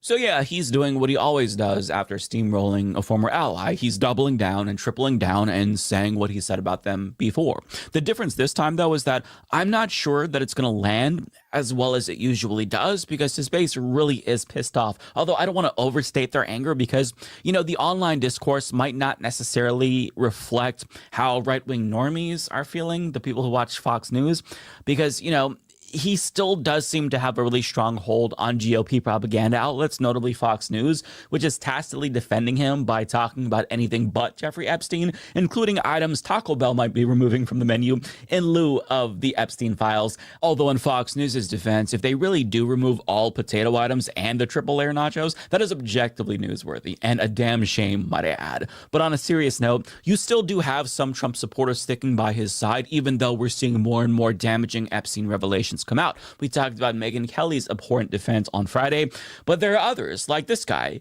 Christopher Aldana on Twitter, who are coming out as sexual predators themselves in support of Donald Trump. Others are making an argument similar to Megyn Kelly, where they're essentially questioning the age of consent and saying it's technically not pedophilia, actually it's a phobophilia, and they're trying to make these distinctions and split hairs, and it's nauseating, but it's not necessarily surprising. But even though some Trump supporters aren't drawing a line at possible pedophilia, they are drawing a line at a different place regarding Epstein. And that was explained by Marjorie Taylor Greene on CNN. That line is Israel, of course. We saw Jeffrey Epstein with ties to Ehud Barak.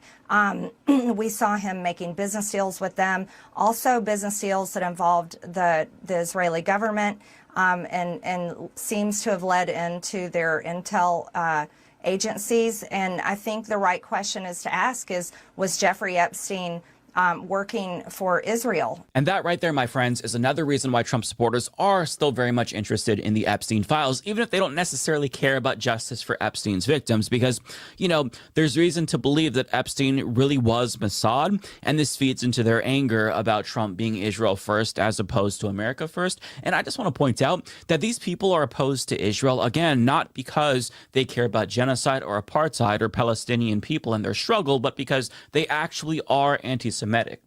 They are what, you know, all the pundits were saying college students were, who were opposed to the genocide. And perhaps if Republicans spent the last 2 years criticizing people in their own party who were actually Nazis instead of peaceful pro-Palestinian protesters and saying that they were the ones who were anti-Semitic, maybe we wouldn't be here. Maybe if conservatives hadn't spent decades teaching their base to hate every single marginalized community, then maybe we wouldn't be here. But, you know, this is a monster of their own making, and the chickens have come home to roost. But regardless of where they land on Epstein, you know, they've at least got to be smart enough to realize that the revelations are indefensible, even by their own standards. And I say this because in one Epstein email with his brother, I don't know the specifics, I'm not going to pull it up, but there was basically a claim from Epstein that Trump sucked Bubba's dick, which is Bill Clinton's nickname, who used to be friends with Donald Trump. And there's a photograph of him grabbing Bill Clinton's dick. Now, we don't have any additional context. We have no idea if Epstein was saying this in jest or not, but it led to a lot of jokes online regardless. And even a story about how Ghislaine's horse is named Bubba. And I don't know if that's been debunked yet, or if a headline that was fake that's being shared about that was debunked. Either way, people online are asking, so did Trump suck Bill Clinton's dick or a horse's dick?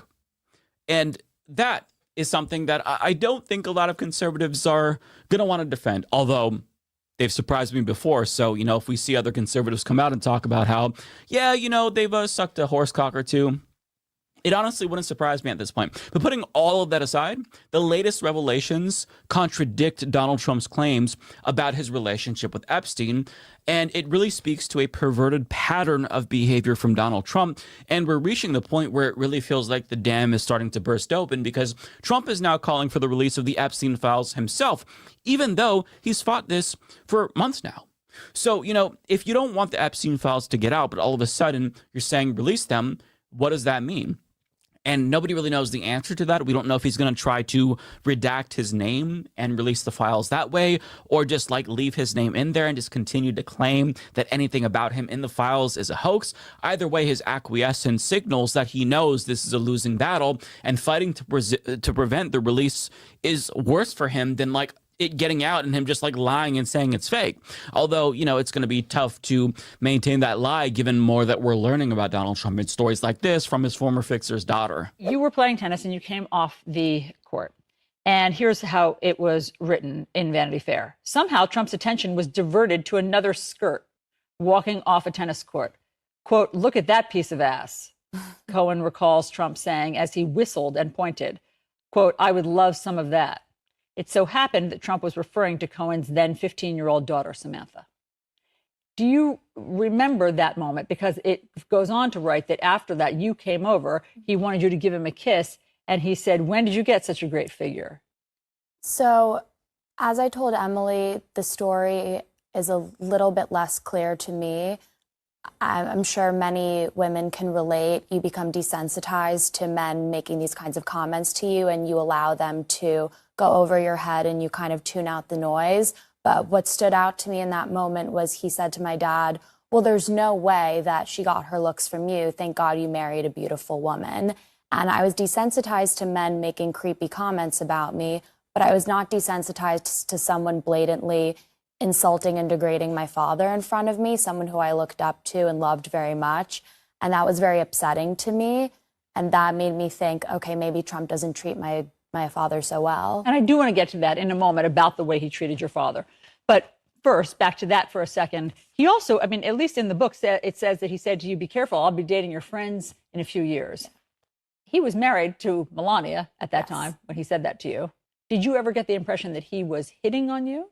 No, I didn't get the impression that he was hitting on me directly, but I had the impression that he was interested in younger women and that, women would age out for him. So she's confirming what we all suspected, that Donald Trump is attracted to children, which is despicable and disgusting, but not surprising, given what we already knew about this man, given what we knew about the Epstein files, given what we knew about him walking into dressing rooms at teen beauty pageants, given what we knew about the 26 women who accused him of sexual misconduct, given what we knew about him being found liable for rape of E. Jean Carroll. And when you step back and you look at the bigger picture and you see the puzzle pieces being put together and you see it all come into focus, it doesn't look good. We'll put it that way. But again, Epstein is one of many reasons why his movement is starting to splinter. And I don't think that it's too early to actually declare that this is the beginning of the end of the MAGA movement. This is the beginning of the end of the Trump era in the United States. Because even though he's been criticized by the base before, here and there on vaccines and whatnot, he's never experienced backlash this intense by his own supporters for a sustained amount of time. They always fall in line, they always acquiesce, but this time it does feel different. But even though, I'm concerned that the next iteration of American fascism could be worse, given how they're moving towards outright Nazism, I am happy to at least see the movement fall apart, given the short-term benefit that would yield for all of us, because it threatens his grip on power. So I hope that the infighting continues. I hope that Marjorie Taylor Greene continues to attack him, and I hope that he responds, because if they're tearing each other apart, they'll be less effective at tearing the entire fucking country apart. So let them fight.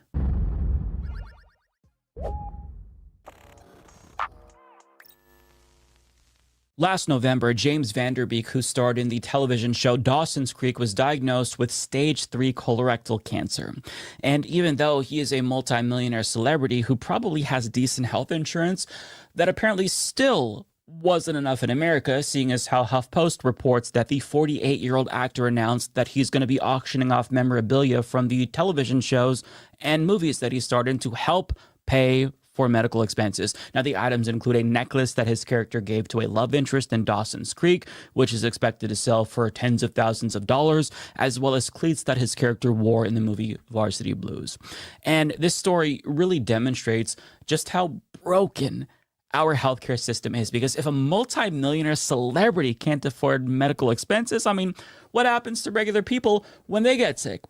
I mean, we know the answer to this question. They go bankrupt or they die. It's why hundreds of thousands of Americans are turning to GoFundMe every single year to help pay for medical expenses, because it is so expensive that you can't not do that even if you have insurance. And because of the for-profit nature of our healthcare system, it's inherently reactive by design instead of being proactive, which means that it's going to be more expensive overall since Americans don't receive preventative care that they need to stay healthy. Hell, a third of Americans don't even have a primary care physician. So what ends up happening is we wait to see a doctor until we absolutely have to, until we're already sick. And as a result, our healthcare costs more money. I mean, with regard to colorectal cancer, which is what James Van Der Beek has, this is currently skyrocketing among millennials, in part because of overconsumption of ultra-processed foods, as well as other factors. And this was never something that young people really had to worry about. I mean, you turn 45, then you go in for your routine colonoscopy to screen for colon cancer, and then you're good for 10 years. But since rates of colon cancer are going up so high among millennials, a lot of them, especially those with a family history of colon cancer, are opting to start their routine colonoscopies in their 30s. The problem is that they can't get this preventative care even if they want it, because, I mean, think about it. If you choose to do something like this that your health insurance company doesn't think is medically necessary, it's going to cost you a lot. So millennials are reporting that it's going to cost around $1,600 to $2,000 even with insurance if you want to get a head start on your colon cancer screenings. Because, again, health insurance companies unilaterally decided that this care is not necessary, even though the science is changing. But I mean, if you can't pony up $2,000 to try to detect colon cancer early to save your life, guess what? You're still going to end up paying more for treatment in the long run if you do have colon cancer, because chemotherapy is not cheap, and it's not going to be affordable if they have to remove a precancerous tumor. But I mean, removing a cancerous tumor and 6 rounds of chemotherapy is even more expensive. And that's why the system is the way that it is. That's why it's so expensive in part. But instead of just worrying, about getting better in that situation, you also have to worry about how you're going to pay for all of this treatment without going into debt, even if you have insurance in some cases, right? Because even though a lot of us have insurance, it doesn't cover everything, or we have high deductibles to the point where we can't afford to get the care that we need. Some Americans, they just choose to forego treatment altogether because if there's not a high probability that they're going to get better, they don't want to leave all of that debt to their family. And that's reasonable, seeing as how medical bankruptcies is the #1 cause of bankruptcies oftentimes in America. Now, all of this obviously could be mitigated if we had adequate preventative care. But since costs are so high, we're kind of forced to just wait until things get bad before we go to a doctor. And a lot of Americans just go to an emergency room because they can't be turned away there. And just to put it into perspective, for all of my international viewers who don't understand what we deal with, every single American has their own healthcare horror story or knows somebody who does. Whether they've experienced a medical emergency and had to ride an ambulance, but the ambulance took them to a hospital that's out of network, which meant that they were on the hook for thousands of dollars. Or whether or not they have insurance that they pay for every month, but the insurance company decided to not pay for treatment that their doctor said they needed. We all have stories like this. And to be clear, it doesn't have to be this way. Every other developed country has some sort of single payer or national healthcare system where healthcare is guaranteed to every citizen and free at the point of service. But our politicians have collectively decided that the profits of insurance companies matter more than the health and well-being of the population. So they're letting tens of thousands of Americans die every single year. Also, Aetna and United Healthcare and Blue Cross Blue Shield can profit off of our pain and suffering. And that is not hyperbole, by the way. A pre-pandemic study found that Medicare for All would save billions of dollars every single year. And more importantly, it would save 68,000 lives. In other words, every single politician that doesn't support Medicare for All is complicit with 68,000 deaths per year. And that's the conservative estimate, by the way, because researchers didn't account for people who are underinsured. But things are about to get even worse, as you all know, because of the big bullshit bill. On top of that, Medicaid cuts are going to lead to an additional 50,000 deaths per year, and our health insurance premiums are going to double or triple because Chuck Schumer let 8 Democrats cave to Republicans in the shutdown fight. So now we just have to eat the cost or lose our insurance because of their spinelessness. And I want to be very clear about something here. all of these healthcare related deaths, they're not unfortunate consequences of, a brutal system. They are deliberate social murders by a political class that is choosing to sacrifice human life in service of capital. Period. They're just as complicit as serial killers. The only difference is that they're not actually pulling the trigger. But Republicans are at least pretending to care right now, since Medicaid cuts and, an increase in premiums are also going to affect people that vote for them. But even though Dr. Oz, who Trump appointed as the administrator of the Centers for Medicare and Medicaid Services, promises that, they're going to come up with some sort of a solution, he still won't assure people that that solution is going to be affordable. Just watch. If somebody is watching now worried that they are not going to be able to afford insurance at the end of the year, are you making a promise that the president and Congress will make sure that they can? I'm promising the president is laser focused on this. It's the main thing I talk with them about. Congress as well is all over this. We have got to find solutions that don't just work at the end of this year, but work for years to come. He didn't answer the question, in case you didn't notice, because any solution that they come up with is going to hinge on whether or not it enriches private insurance companies. And Dr. Oz is particularly nefarious because this is a longtime advocate for Medicare Advantage for All, which sounds similar to Medicare for All, but it isn't. It is a way to fully privatize our beloved Medicare program, which was already partially privatized in the 90s with the emergence of Medicare Advantage, which is a private system, to be clear. Now, for those who don't know, Medicare doesn't cover everything, so recipients have to buy a supplement to cover the gaps. But private health insurance companies came along and they said, you know what if we offer you a cheaper supplemental plan? And it exploded in popularity because it sounds like a really great deal if you're healthy.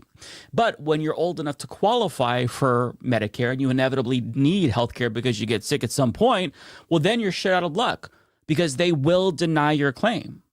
They also code patients as sicker than they are for higher reimbursement rates from the government. And even though politicians know that this is what they're doing, know that they're literally defrauding the government, they're refusing to hold them accountable because these same insurance companies defrauding the government are also buying off the politicians that should be holding them accountable. So everything bad about our healthcare system is the direct result of these unnecessary for-profit middlemen. And Trump himself seemed to finally acknowledge this, writing on Truth Social, "The only healthcare I will support or approve is sending the money directly back to the people, with nothing going to the big fat rich insurance companies who have made trillions and ripped off America long enough. The people will be allowed to negotiate and buy their own much better insurance. Power to the people. Congress, do not waste your time and energy on anything else. This is the only way to have great healthcare in America. Get it done now." Now, if he actually hated private insurance companies as much as he says he does, he would support Medicare for All, because Medicare for All would effectively eliminate private insurance companies because it would guarantee comprehensive care and fill in the gaps currently left in Medicare and outlaw duplicative care, meaning that insurance companies could only offer insurance for things that the government doesn't already cover if we had Medicare for All. But I mean, if coverage is all-inclusive and free at the point of service, what role would insurance companies have? The answer is no role. I mean, maybe they could offer coverage for pseudoscientific homeopathic nonsense, but that market wouldn't be big enough to sustain them and they would be forced to go out of business. So if Trump really wanted to stick it to these big fat rich insurance companies, he would support Medicare for All, but he's not doing that because he's full of shit. Instead, he is refusing to extend ACA subsidies in lieu of a type of voucher-type health insurance savings account system where money goes directly to Americans. And here's how Republican Senator Bill Cassidy, chair of the Help Committee, pitched that particular plan. By giving the patient the money herself, though, she becomes a wiser consumer. And just think about it. If she goes and gets 2 types of shampoo and one's $1 cheaper, she'll get the cheaper one, and the other one lowers their price. Once you give her the power of having the purse, the power of making the decision, she's going to shop, get the lower price. That begins to save her money and squeeze fat and waste out of the healthcare system. That ultimately translates into lower premiums. This is the first step in lowering healthcare costs. Give the patient the power. And that sounds good on paper, right? Rather than extending the enhanced ACA subsidies, you don't do that. And instead, you force Americans to buy the cheaper bronze programs with the higher deductibles on the ACA marketplace. But in order to offset the costs of those higher deductibles, anyone with a bronze ACA plan under this particular system that they're proposing would then be eligible for a health savings account, or HSA, to help offset the higher healthcare expenses that they'll incur with their shittier plans. That way, the government isn't just pumping money directly into private insurance companies to keep costs down, which is what they've been doing with the ACA. The problem, however, with that type of plan is that you're not fundamentally changing anything. You're just creating an extra step, because people are just going to use their new health savings accounts to buy insurance. It's like how when you're a kid and your mom gives you money to pay the cashier so you feel independent, but I mean, the money's still coming from and going to the same place.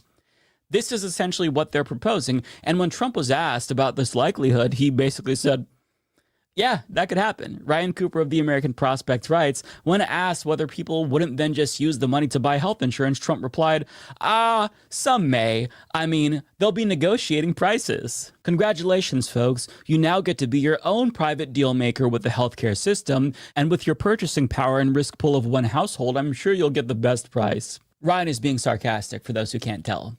But I mean, what if you didn't do that? What if you took your HSA and you didn't put it back into insurance, and instead you just used your account to pay a hospital directly? Well, as fun as you'd all have bartering with a doctor and negotiating prices with a hospital yourselves, that money is still going to go into the pockets of big fat rich insurance companies either way, because this plan is nothing more than a backdoor scheme to funnel more money into the hands of insurance companies, because of course that's what it is. As Jake Johnson of Common Dreams reports, Senator Ron Wyden published a report explaining how this proposal from Trump would still be a boon for private health insurance companies and also big banks. Quote, the report focuses on growing GOP support for a proposal that would give Americans money in tax advantage vehicles such as health savings accounts, HSAs, to help cover out-of-pocket costs. Last week, Trump championed the idea in the Oval Office, characterizing the proposal as a way to forget this Obamacare madness. Wyden's report notes that Optum Bank, a subsidiary of the corporate behemoth United Health Group, is one of the nation's largest administrators of HSAs and would be well-positioned to profit from the Republican plan. Shocker. The numerous fees Optum Bank charges, including a $20 outbound transfer fee, a several dollar monthly account maintenance fee, and a $2.50 ATM transaction fee, flow directly out of consumers' and patients' pockets and into the coffers of the nation's largest health insurer, the report observes. Even a fraction of these revenues adds up to massive profits. While some big insurance companies own HSA providers directly, others partner with large financial institutions to operate similar arrangements. Santander, for example, partners with Fidelity. Anthem partners with Bank of America. The report continues. The common theme across these arrangements is massive profits for financial institutions and big insurance companies. Because of course, why wouldn't that be the case? Again, the purpose of our capitalist healthcare system isn't to heal the sick, it's to maximize profits. So any solution that they propose, short of Medicare for all, is going to serve that singular purpose. So let's be very clear here. Any politician, regardless if they're a Democrat or a Republican, who does not support Medicare for all explicitly, they are functionally pro-death, period. They're going to try to propose, some reasonable alternative like Medicare for all who want it, or some turbocharged version of Obamacare with even more generous subsidies. But at the end of the day, if they are not in favor of eliminating the profit motive from our healthcare system entirely with Medicare for all, they're okay with unnecessary deaths, period. There's no reason why the richest country on the fucking planet can't do what every other developed country managed to do decades ago. We can do it. It's just that politicians don't want to do it because, again, their donors pay them to be complicit with our pain and suffering. And to add insult to injury, single payer was almost a reality in this country, believe it or not. We almost had what people in other countries have decades ago. But the move towards Medicare for all, unfortunately and unsurprisingly, was strangled in the crib, as explained by More Perfect Union. Think universal health care is a modern, radical idea? Well, the US almost had it in 1945. No insurance companies, no surprise bills, just health care for all. But then, the American Medical Association, Big Pharma, and the far right stepped in and dismantled the plan. Post-World War II, Senator Wagner and Murray, along with Representative Dingell, introduced a bill for national health insurance. It was simple, publicly funded, government-backed health care for all. The bill was modeled after President Truman's vision for comprehensive health care reform, a national prepaid system funded by a 4% payroll tax that would cover all working people, their dependents, and other needy people. Truman called for the insurance fund to cover medical care, nursing, laboratory services, and even dental care. It had the backing of the president, labor unions, and the public. Democrats controlled the House, Senate, and the presidency. So we were this close to Medicare for all. Then who killed the plan?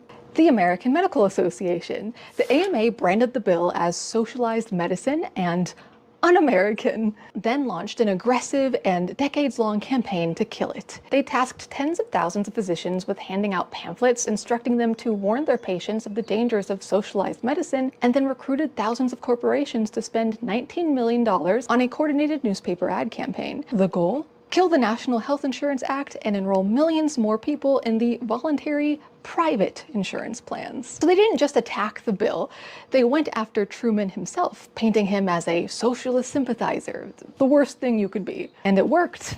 In 1949, a Gallup poll showed that 59% of Americans supported national health insurance. But by the time the AMA was done, that number had dropped to 24%. They turned public opinion, torpedoed the legislation, and helped drive Truman and his plan out of power. But it didn't stop there. For over 100 years, the AMA has fought nearly every major effort towards universal or single-payer health care. From opposing Medicare in the 1960s to lobbying against the public option in the 2000s, today they remain one of the top 10 lobbyists working alongside big pharma, hospital associations, and the private insurers to keep healthcare in corporate hands. Today, the US remains one of the few industrialized nations without universal healthcare. Keeping America's patchwork system of private insurers was a deliberate strategy to maintain corporate profits. You know, I honestly could cry watching that. Because we were so close. We were this close. But it slipped away. We could have had what people in other countries take for granted. But at the end of the day, the fear-mongering worked. And they're still deploying the same fear-mongering tactics today, and it's still working, even though the lies that they told us have been debunked and proven false by our own lived experiences. And she mentioned Reagan in that video, but the American Medical Association, they actually hired him when he was still an actor to produce a Reefer Madness-esque record to fearmonger about the threat of socialism that was posed by Medicare, otherwise known as the most popular government program ever. But once that asshole left acting and got into politics, guess what he did? He signed legislation as president that paved the way for the privatization of Medicare that eventually led to the scam known as Medicare Advantage. All throughout history, we've been told by corrupt, self-centered, self-interested hucksters that it was against our best interest to guarantee free healthcare to every single human being. And even though thousands of people die every single year as a result of that lie, they couldn't care less because their pockets are getting fatter and fatter every single year. And as Jen Perlman put it, opposing Medicare for all these days makes you as unreasonable as flat earthers. Because it is the only permanent solution to fix our broken healthcare system once and for all. And the solution has been staring us right in the face for decades. But going into 2026 and 2028, Democrats need to know that this is going to be a litmus test. They can bitch and moan about purity testing, but damn right, I'm going to purity test you. It's Medicare for all or nothing. Not supporting Medicare for all should be career-ending for every single politician, and you should be insulted that any politician would bother to waste your time with some other insurance-friendly alternative like Medicare for all who wanted. Fuck you, Pete Buttigieg. Medicare for all is the bare minimum for a civilized society, and if a politician can't even make that basic expectation and agree that nobody should die if they don't have health care, they can go fuck themselves. If you're too corrupt or too chicken shit to stand up to the health insurance companies, you can kick rocks. We're not interested because the previous generation failed us, and I'll be damned if our generation is going to make the same mistake. Medicare for all, period.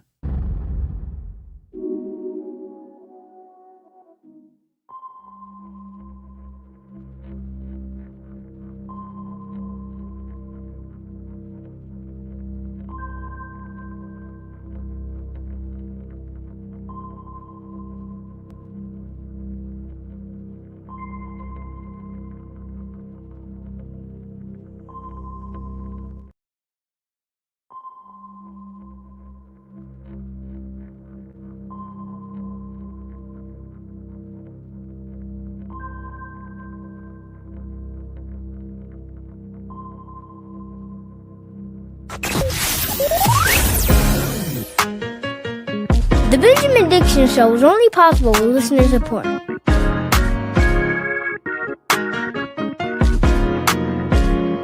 Go to patreon.com/BPD Show and support The Benjamin Dixon Show.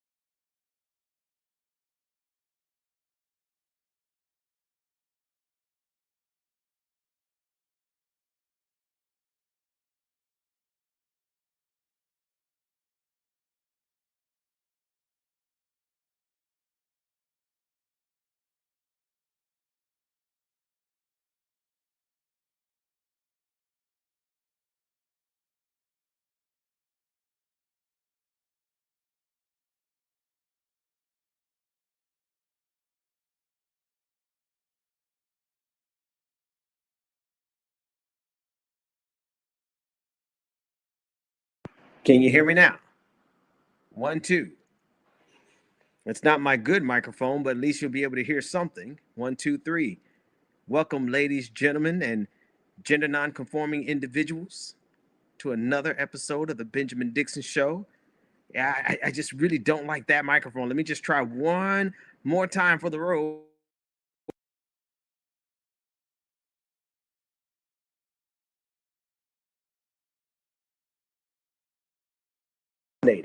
I'm going to be stuck talking on this microphone that's not the good microphone. That's well, we'll deal with it. I'm using a different browser today, and I'm guessing the problem is I'm using a different browser instead of the standard browser. But welcome, ladies, gentlemen, and gender non-conforming individuals, to another episode of the Benjamin Dixon Show. I am, of course, your host, Benjamin Dixon. What I was saying, I was saying how much I enjoy listening to Mike from the Humanist Report, and that he says stuff so calmly. But what he says makes you want to rip the throat out of the political structure, taking it all the way back to 1945 with Harry S. Truman and the attempt to have Medicare for all in this country and having it taken from us. You know, it really just reminds me that we are fundamentally dealing with an evil system.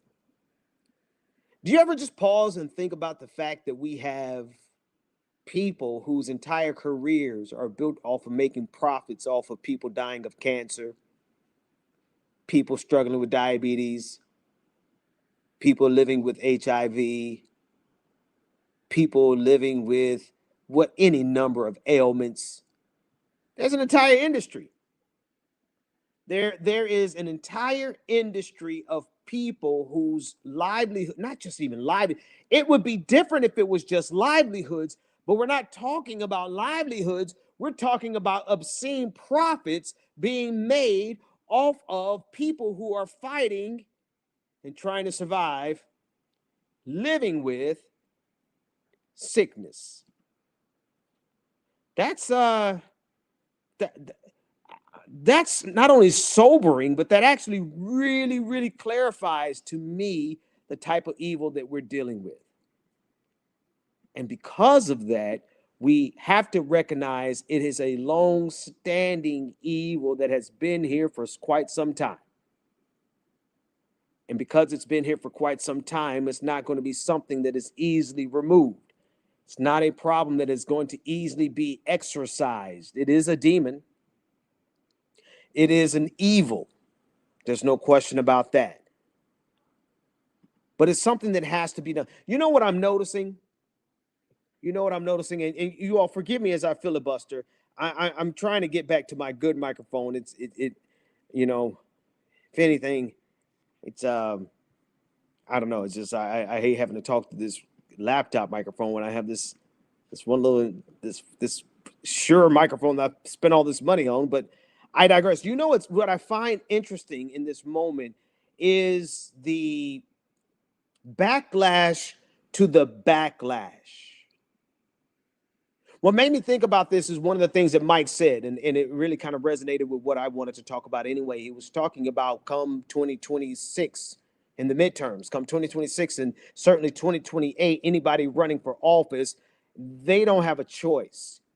You're either Medicare for all or get out of Dodge. Get out of here. What are we even talking about? There's nothing for us to talk about if you're not standing for Medicare for all. That's the backlash to so many millions of Americans having to deal with what we're dealing with. Now, put a pin there before I even finish that thought, and I hope the thought comes back to me because I didn't complete it. But, well, I think I mentioned this last week. We're dealing with people who, those 8 Democrats who voted in favor of opening up the government at the expense of Obamacare, which itself is already a conservative construct, not in service of the average American, but certainly in service of the Medicare industry, the healthcare industry.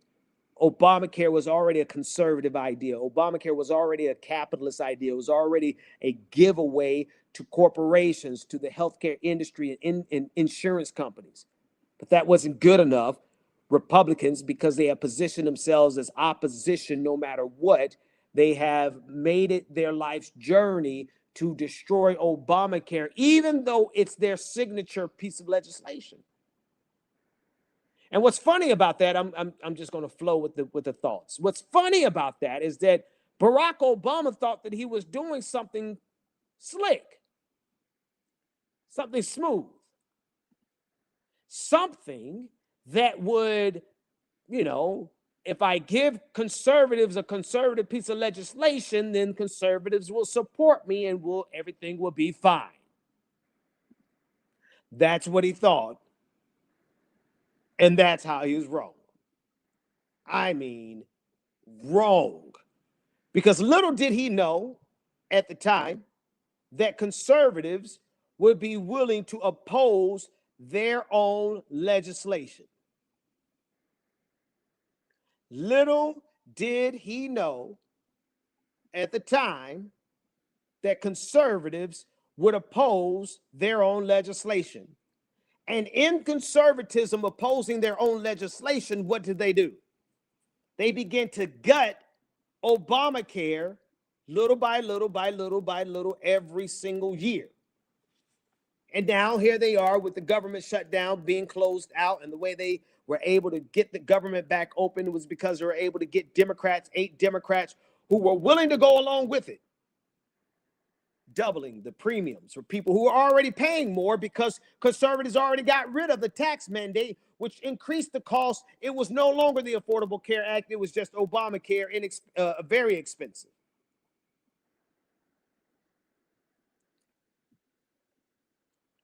And so here we are with Democrats signing on, 8 Democrats signing on to this.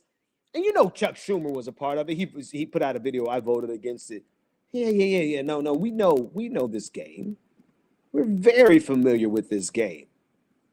We are very familiar with the controlled opposition. We're very familiar not only with controlled opposition, but we're very familiar with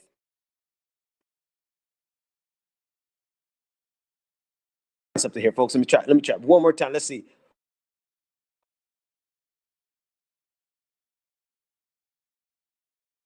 Try any more than the show. I thought I would try one more time. It cut off.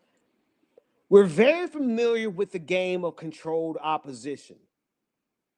And so Chuck Schumer tried to pretend like he wasn't on board with these 8 Democrats, but there's never a shortage of Democrats, just enough Democrats. Just enough Democrats to give Republicans their agenda. That never fails. And because that never fails, we have relentlessly seen the gutting of a piece of legislation that was already conservative. And so where does that leave us? This leaves us with a system that is intentionally maximizing the number of people they can kill every year without the general public crashing out on them. That's where we are. Because that's what that decision was about. We talked about it last week. The decision to open up the economy, or rather to open up the government, was a decision about letting people die slowly because they don't have health care, as opposed to letting people die quickly because they starve. Because if people starve, people will get out in the streets and they will overturn this government. They will overthrow this government in a minute if their children are hungry. But if they're sick, they'll die slowly. They'll die quietly. And even if it's 64,000 people a year who are dying quietly, no one will notice. But if it's 42 million people who are hungry, they would have turned this thing upside down in less than a week. And so that's where we are. A political system that is absolutely okay with letting 64,000 people die every year because they don't have health care. How evil is that? It is as evil as the American empire. And what do you do with that kind of evil? What do you do with the kind of evil that would look you in the face, knowing full well that they're doing everything they can to take every penny from you, everything they can to take your last dime? Also, that Elon Musk can be richer, Jeff Bezos can be richer, Mark Zuckerberg. Folks, we're dealing with a very interesting time. We're dealing with a time where we know what's going on. We have a very clear understanding of what's happening in this country. We know what's going on. We see podcast after podcast, video after video of people like Mike, David Doel, the Rational National, any number of shows, any number of TikTokers, any number of Instagram reels, any number of YouTube channels. The people know what's going on. But we're fighting against an entrenched system that is doubling and tripling down on everything that they need to continue to keep control, total control over us.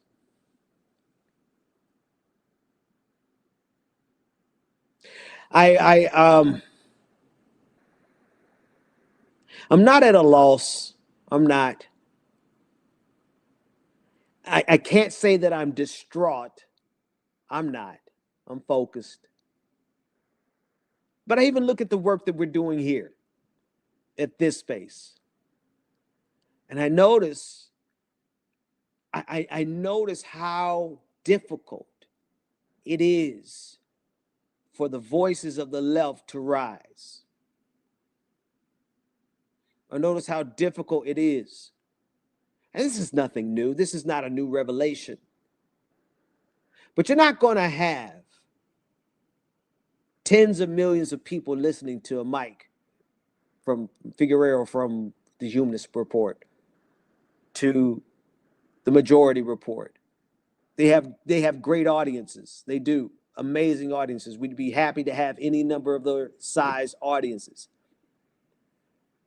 But this system is only going to allow us, or it is trying its best to limit us to a very small silo in the United States pantheon, in the media pantheon. Because the way we talk is a direct threat to people like the American Medical Association back in 1945, right? Those that Mike was talking about. What we talk about is a direct threat to corporations, to billionaires. And so we have forces working against us that we know about and forces that we're not even aware of, doing their due diligence, their planning at every level. You know, they know about this space. They know about it. They don't have to physically come to the channel. They have their algorithms, and of course they have their artificial intelligence that identifies every single player in the game. They know who all of us are, and they know the very unique threat that we pose to the power structures, because if they heard what we had to say. For example, let's get down to it.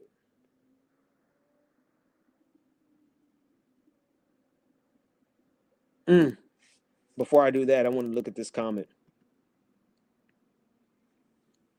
Alessandra saying that they have stage 4 cancer and they're losing their Obamacare in 10 days. My friend, I am so sorry. I'm so sorry that you are losing your Obamacare at this time, at this critical time.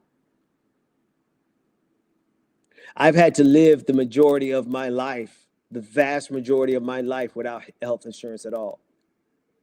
Some of the reasons I'm living with the injuries I live with is because at critical stages in my life, I just did not have insurance. I mean, I think I've had health insurance for some total of maybe 3 years, 3 total years out of the 45 years of my life. And the only thing that has kept me has been a reasonable measure of health. That's it. If I get sick, there's nothing I can do about it. And that's a sad tragedy for so many Americans. And I'm so sorry to hear that that's your situation. And to whatever extent that you accept prayers, at a minimum, I'm sending love and well wishes your way. That you could have peace of mind, that you can find a center to navigate through this season. I'm not sure what it's going to look like. I'm sure you don't know what it's going to look like. But all we can do is what we say in the church is touch and agree. We can touch you with our love, and we can agree with you on whatever it is that you're hoping for, whatever it is you're trying to manifest, whatever it is that you're praying for, whatever version of that. We touch you with our love, and we agree with you in whatever you're standing for, whatever you're believing in. And then let me say this, goddamn America. Goddamn America. Because it would be nothing for this nation to take care of every person in this nation. I mean, and honestly, like, I'm trying not to cuss, but we don't need you to take care of us, America. We need you to stop trying to kill us. We don't need a nanny state. We just don't need politicians who are trying to actively kill us. We don't need you to hold our hands from the cradle to the grave. We simply don't need you to be pushing us over into an early grave so that you can get an extra quarterly profit margin.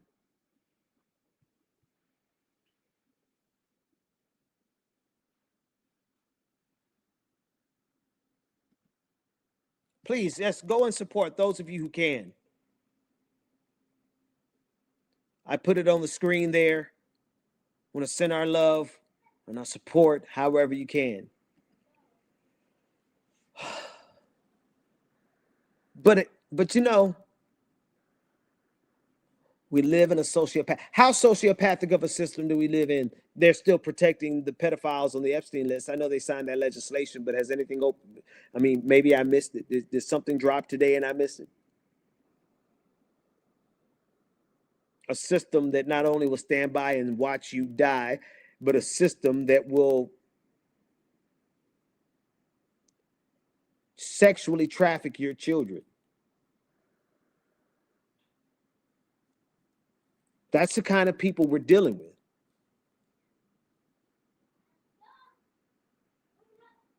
That's the kind of evil we are dealing with.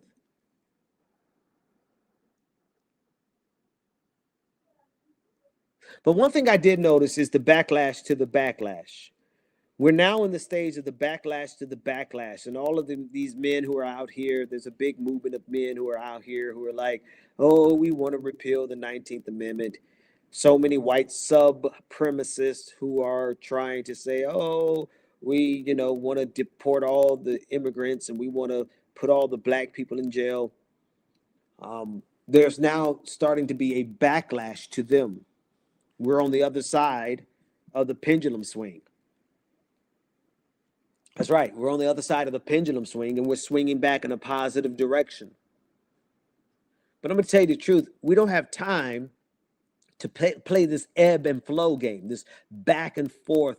We make progress, and then we take 5 steps back. Because where we are right now, we're not in a normal step backwards. We're not in a George W. Bush type of step backwards. We're not in a what if Jeb Bush won in 2016 type of step backwards. We're not in a what if Mitt Romney won in 2012 type of step backwards. We're in a step backwards where they're trying to take us back to the 1800s. So we can't afford to let this pendulum swing, even though we're headed in the positive direction.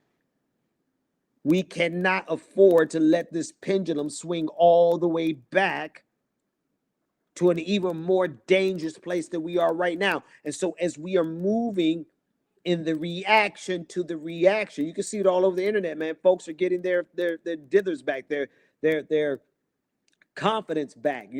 I don't know if you remember right after the election, everybody was scared. Everybody was terrified.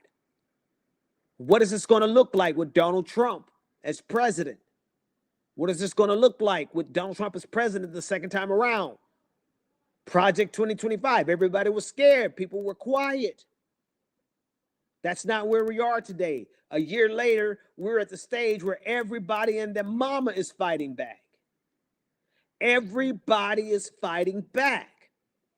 I don't know what it is that you're doing, but I got a feeling that you're doing something, because everywhere I turn, people are fighting back. And in the midst of us fighting back, we have to be sure to make sure that we do not ever come back past a certain point. We can't. The Nazis were on a certain trajectory. The fascists were on a certain trajectory. It wasn't a sure victory, but they had the trajectory and the momentum necessary to do everything that they desired. They're trying to do it. They're still working on it. Project 2025 is about 50% implemented. They've gutted the federal government. They are doing everything they can to destroy this country. But what they didn't expect was that every single American who believes in democracy was going to hold the line however they could. And now everybody and their mama is fighting back. And we have to make sure, my friends, we have to make sure that as this pendulum turns in the direction again, the pendulum is always going to reverse polarities. The pendulum is always going to go back and forth. It's always going to ebb. It's always going to flow. But at a certain point, we have to make sure that we never go back to lower levels, to the lower levels of where we were before. That's what we have to ensure. So there has to be some structural change in the midst of the backlash to the backlash. There has to be some structural change. And I'm afraid, coming full circle here, I'm afraid we're never going to get that from the Democrats. In fact, I'm confident we'll never get that from the Democrats, because Democrats are still playing controlled opposition. So long as Democrats are playing controlled opposition, we're never going to make the progress that needs to be made to ensure that we never go back this far ever again.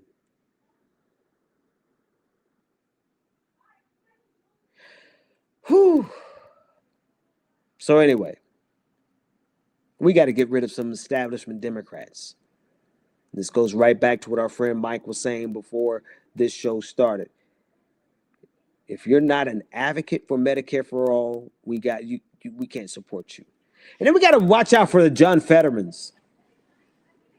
You know, we got to watch out for the people who absolutely make it their case, make it their life's mission to be that person to provide Republicans with what they need to further harm people. That's what John Fetterman is doing, as he's enjoying his insurance, taking care of all of the stitches that he needed after falling down and busting his face, cracking his face wide open. He's get to enjoy the best insurance in the country as a senator. Gets the treatment that only the rest of us could only dream of. And yet he's actively playing the role, facilitating the role to ensure that millions of the rest of us lose access to our Obamacare.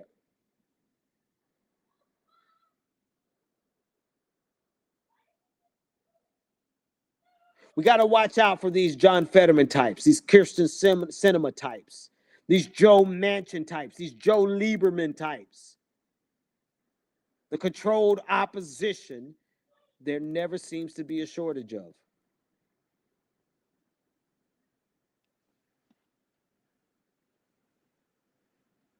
Because so long as the controlled opposition continues in the fashion that they do, it will always set the stage for the pendulum to swing all the way back as far right as possible.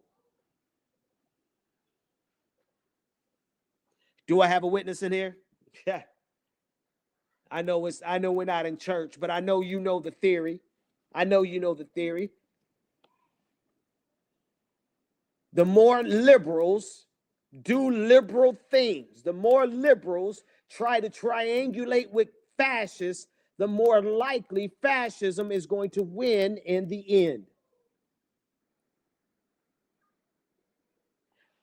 And I think that we are at the precipice, though.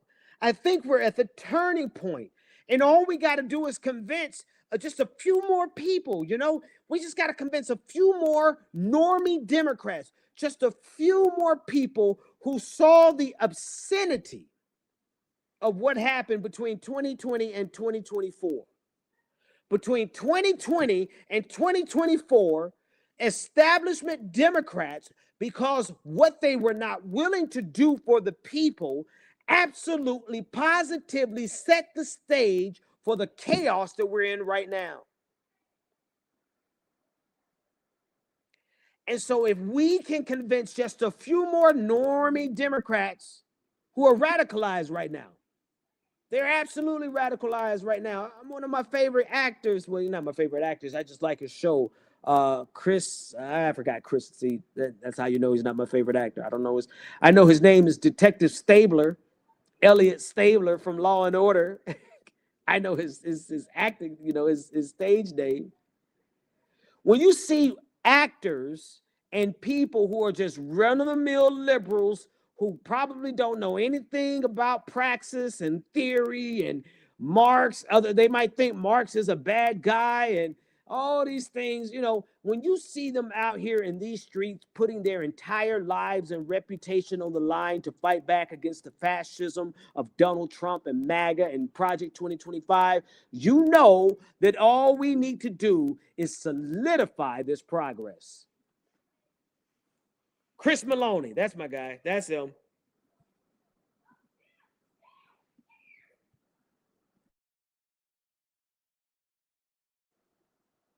When you see the average run-of-the-mill American, whether they be actors or whether they be doctors or whether they just be, you know, trust fund babies or whatever the case may be, throwing everything they have, their wealth, their reputation, their safety, their security, their ability to just go to brunch, and they throw all of that on the line because they 100% understand the score, then it's up to the rest of us to push them a little bit further.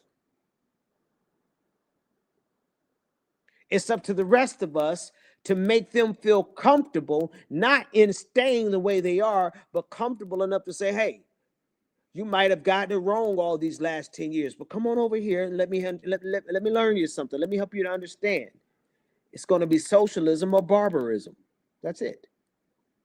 We are either going to do for the people that which we are capable of doing, or fascism will always win. We're either going to take the power away from billionaires and corporations, or fascism is always going to win. We're either going to redistribute from the most wealthy to the least powerful, or fascism is always going to win. It's not that democracy isn't good. Great. God bless democracy. It's great. I think democracy is, if it's done right, I think democracy is about as close as you can get to the kingdom of God system, if it's done right.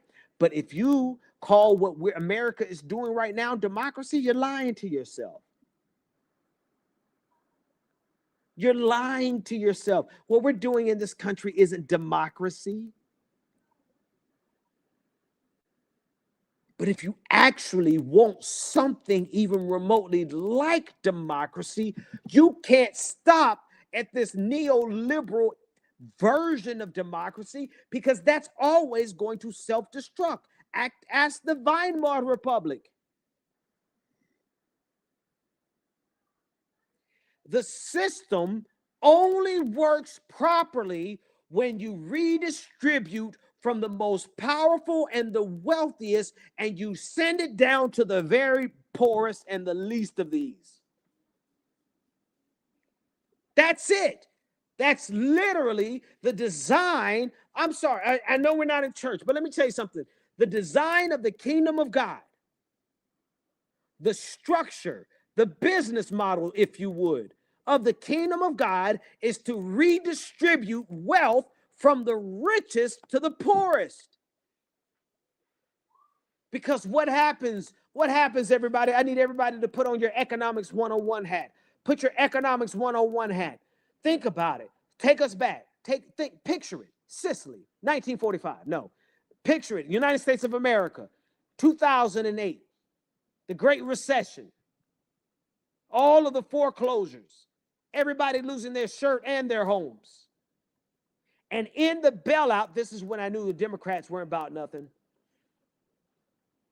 This was right before Obama was elected. He went back to vote with the Democrats, and the Democrats pushed through. And it was funny because at the time, Republicans were not going to give enough votes to pass the bailout, and it was a bailout of the banks. And here come the Democrats yet again, 2008, coming through to bail out the banks. I don't know if any of you are old enough to remember that. But what did they do? They took the wealth of the nation and they put it directly into the hands of the banks. The banks got the bailout, and the banks got the mortgages and the homes. The banks got the homes and the bailouts. The people didn't get stuff, didn't get a thing. Now, put your economics 101 hat on. What would have happened if in 2008 they would have instead put the money into the hands of the people? Everybody who was losing their home would have taken that money and caught up with their mortgages. What does that mean? That means that every bank that was collapsing because of those mortgage-backed securities would have been secured anyway. They would have been secured. The people would have been able to stay in their homes, and the banks would have got their mortgages caught up, solution taken care of. But what did they do instead? Instead of sending the money down to the least of these, they sent the money directly to the banks.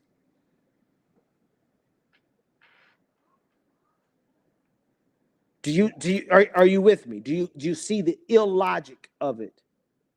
It's intentional. It's illogical, but it's intentional because they have inside of them, they have who is they? What I call the pantheon of the elite. The pantheon of the elite. are the richest people in the world, right here in the United States of America. The richest corporations, the richest industries, the healthcare industry, the banking industry, the tech industry, the pantheon of the elite. They have a desire to see us harmed. And I know you're like, really? Why would you say that? That's harsh. You think they actually want to hurt us? You think they actually want to harm us? I don't care if they're sitting back like a Disney villain, twisting their mustache, anticipating how they can hurt us, or if their lust for money is so rich that they don't think twice about how they hurt us. The outcome is the same. Are you with me? They don't have to sit around and ask the question, how many people can we kill this year? The evil is still the same. The damage is still the same. And so we're dealing with a class of people, whether they are sitting there as villains, twiddling their mustaches, or they're sitting there as vultures. Had to catch myself there. The outcome is still the same. Because all they have to do is put the money into the hands of the poorest people, and the poorest people are going to spend, and the poorest people are going to stimulate, and the poorest people are going to consume. Yes, some of the poorest people are going to save some money, but guess what? When you save money and you put it in the bank, you shore up the bank anyway. The bank won't ever lose. There's not a dime that you could put into the hands of the poorest people on this planet, especially in the United States of America, that doesn't end up back either in the economy or into the hands of the banks. And so everybody wins.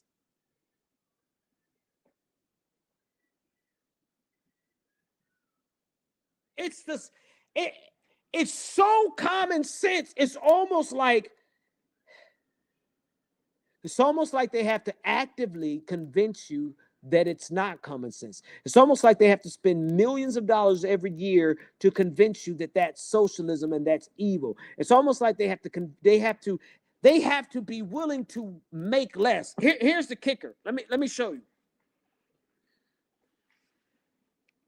The difference is, we're going deep into economics tonight. I don't know. I didn't expect this. I thought I was going to talk about AI again, but that's fine. I'll go to my other profession. I got my master's degree I got my bachelor's in economics and my master's in political science. But I've been studying economics for a very long time, even long after I got my master's in political science. And it's almost as if they know that if they gave people at the bottom something, that it will cut into the gap. Stay with me. I'm going to make it plain in about 30 more seconds.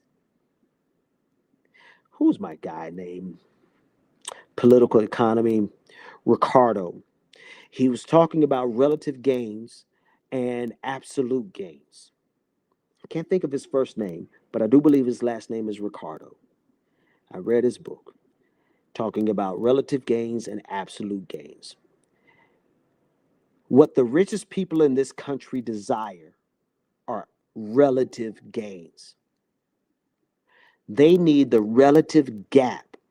They need the distance between them and the rest of us to perpetually grow. Okay? Yes, I'm live, Love Connect. And I apologize if my microphone sucks right now because I'm in a different browser and it's not picking up my good mic. But let's go back to this gap, these relative gains versus absolute gains. See, if they were satisfied with absolute gains versus relative gains, think of it like this. Let's see if I can make up a really simple example for everyone to be on board with. Let's say, let's take $100. And let's say you make $100. I give you $100. And I give somebody else $10. Both of you gained. The poor person gained $10, you gained $100. Now, we could do another gain from there. I could give you more from there. Let's say the next time I give you, I'm going to give you another $100. Now you're up to $200. But I want to balance this out. I want to give somebody at the bottom that I gave $10 before, I want to give them $90. The gap between the two of you has closed. Now, you made a lot of money, but that poor person is a little bit closer to you than they were before I gave them their relative gains. American billionaires are so committed to relative gains that they want to ensure that you never get anywhere closer in proximity to their wealth. They don't care if they're worth $1 billion. They just need a lot of Americans to not be worth 50,000 because that's too close. They don't want you to get to 100,000, even though they can get to 1 billion, because that'll get you too close to them. They need you. They need the gap between them and you to be as big as possible.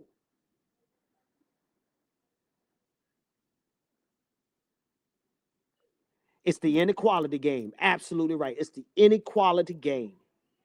They need the distance between their royalty, between their elitism, it's the pantheon. Again, the pantheon of the elite. They're not satisfied with being on the highest mountain in all of the whatever city, of the Pentapolis. They're not satisfied with being on the highest mountain with their pantheon. They need to make sure that your mountain is as small as possible, because even if they're still on the highest mountain, but your mountain is a little too close to theirs, your wealth is a little too close to theirs, they need that wealth gap. Now, why did I take so much time in telling you that? Because if they did this thing right, if they did this thing honestly to goodness, I promise you on everything, it is quite literally the structure, the economic structure of the kingdom of God. I ain't playing with you. I ain't trying to get you to come to church. I'm trying to tell you the model of the kingdom of God is to take from the very most powerful, those who have the absolute most, and to put it at the bottom. Why? Because if you take from the top and you put it at the bottom, guess what happens to the entire system? Everybody grows. Everybody comes up. The powerful gets even more power. But so do the people at the bottom. And that's what the billionaires of earth don't want. They need to make sure that somebody's hungry so that they can have that juxtaposition, that comparison with their luxury, with their caviar. I don't even know anything else. What else rich people eat? That's all I know rich people eat, caviar. Yeah. But what are they willing to miss out on? They're missing out on this. If you put the money at the bottom, the billionaires would become even richer. And so they're willing to lose out on absolute gains in order to maintain relative gains. They're willing to see the economy crash instead of seeing the economy blow. Their entire mindset is extraction, exploitation, greed. They're not satisfied until you have less.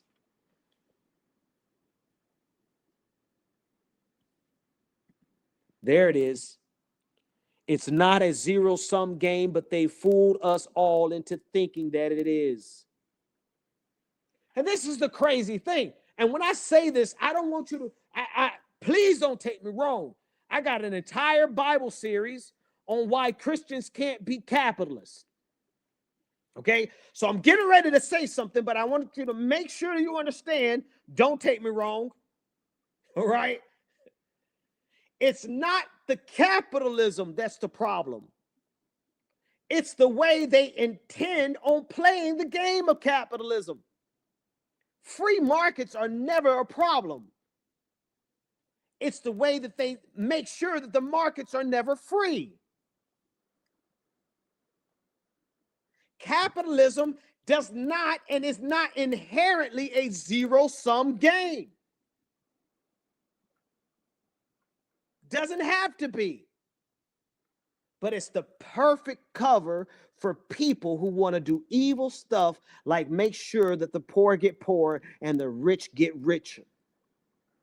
And so all of us in our mind, we equate free markets with capitalism, which means we can't do anything for the poor, which means we can't have Medicare for all, which means we can't bail out the people. We got to bail out the banks, because if we bail out the people, that's socialism. But if we bail out the banks, that's capitalism. And all the while, the richest people in the world are losing out on the kind of wealth that they actually could be getting, but they don't want that kind of wealth. They don't care if their profit margins could be twofold. They just don't want you to come out of poverty at all. Because then the gap would narrow. The comparative advantage that they have over you would narrow. I think you know what it is? I think the best way to understand this is honestly through militarism. The United States will we'll spend every dime we have to ensure that we always have an increasing amount of weapons and technology over our closest rival. They will never allow a rival to come into proximity with them. Same thing financially for the billionaires and the oligarchs. They will never allow for people to come into proximity to their economic power, even if that means they lose. And that's the devil that we're dealing with. That's the devil of exploitation, of extraction.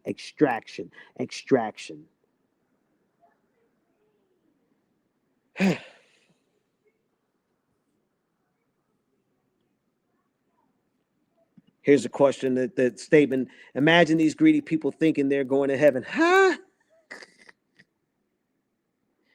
What Jesus said? What did Jesus say to the rich young ruler?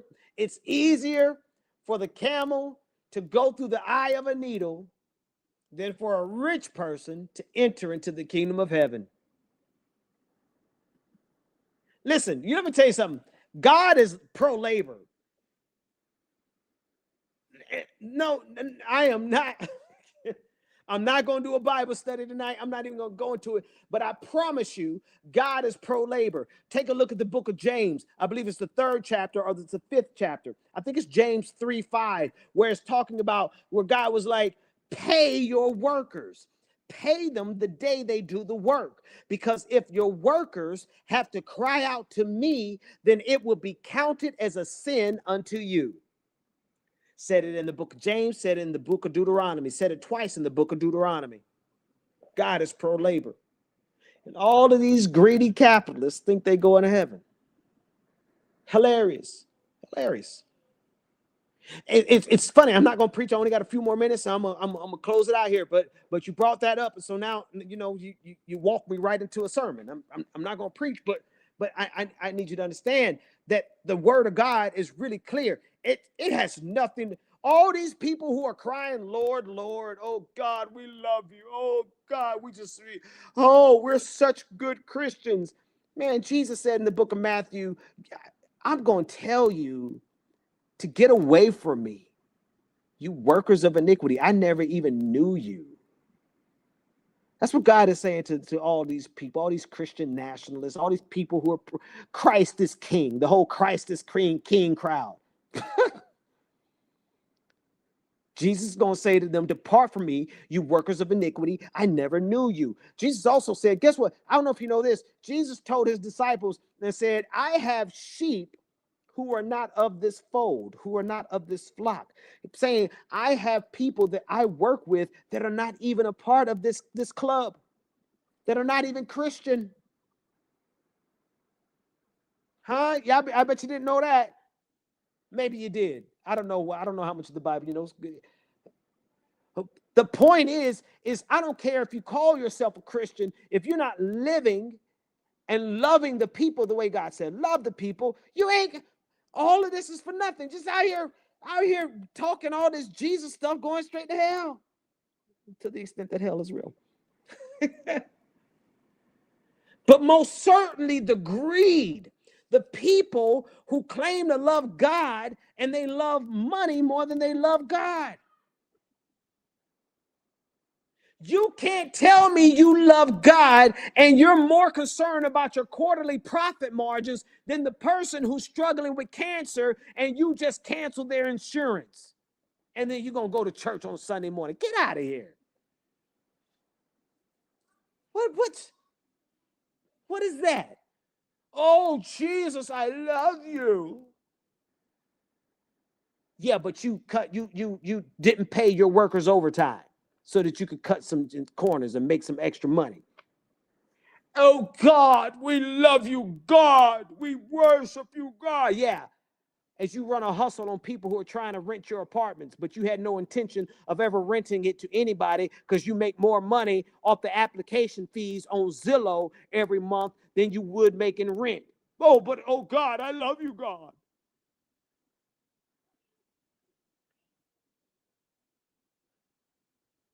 This is how I know, without a shadow of a doubt, we're not living in a Christian nation. We're living in the Antichrist system. These people are devils. And I have found, there's no question, and I don't say this for any other reason but the fact that it is true. I have found that there are far more atheists and agnostics, believers of the faiths. Hell, I found I know witches. I know several Satanists who live more like Jesus than any one of these Christian nationalists who are always running around here talking about Christ as King.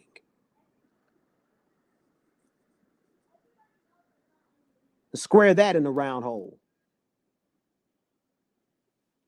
And it's always hinging upon greed, racism, white supremacy, violence and war, barbarity, patriarchy.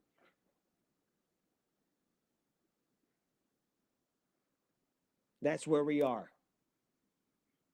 And they swear for God they love Jesus. I mean, they be all over Twitter. Oh, Jesus, we love you. But we hate the immigrants that you said love. Oh, Jesus, we praise you. But we hate our neighbor that you said love. Oh, Father, we worship you. But you're exploiting people like God said not to do. It's the funniest thing in the world to me, man. It is. It's like, and this is what I kind of have a fun relationship with God. I have a it's a little risky. Sometimes I feel like, oh, I'm about to go, Jesus going to bust me in the face. But sometimes I'm like, God, like your people are a mess. Like they messing up your reputation, dude. They messing up your name. Ain't you gonna do nothing about it? It's your reputation. They lying on you. They out here putting on the biggest crosses they can. Big old churches bigger than coliseums, churches bigger than stadiums. Lights and pyrotechnics and people flying in. I never forget 2 Christmases ago, dudes were flying in playing the Little Drummer Boy. They had a whole drum line flying in the sky. I don't even know what that technology is called. Whatever the hooks and the ropes and pulleys that can help somebody elevate. They came in drumming, rum-ta-tum-pum, ta-ta-pum-pum. Meanwhile, they wouldn't even open up their doors for people who were freezing to death during the freeze in Texas. When it flooded, Joel Osteen wouldn't open up his church. Y'all saw the video of that sister who was calling around asking for baby formula for her baby, her fictional baby, but still they all said no, except maybe 5. And they got the nerve to say they represent the kingdom of God. They represent Jesus. Let me tell you something. Every one of you in this room, every leftist that I know, every atheist that I've ever rode with, every agnostic who don't know and they don't want to say, they just kind of floating in between. Every one of them, you all are more like Jesus than any of them would ever be.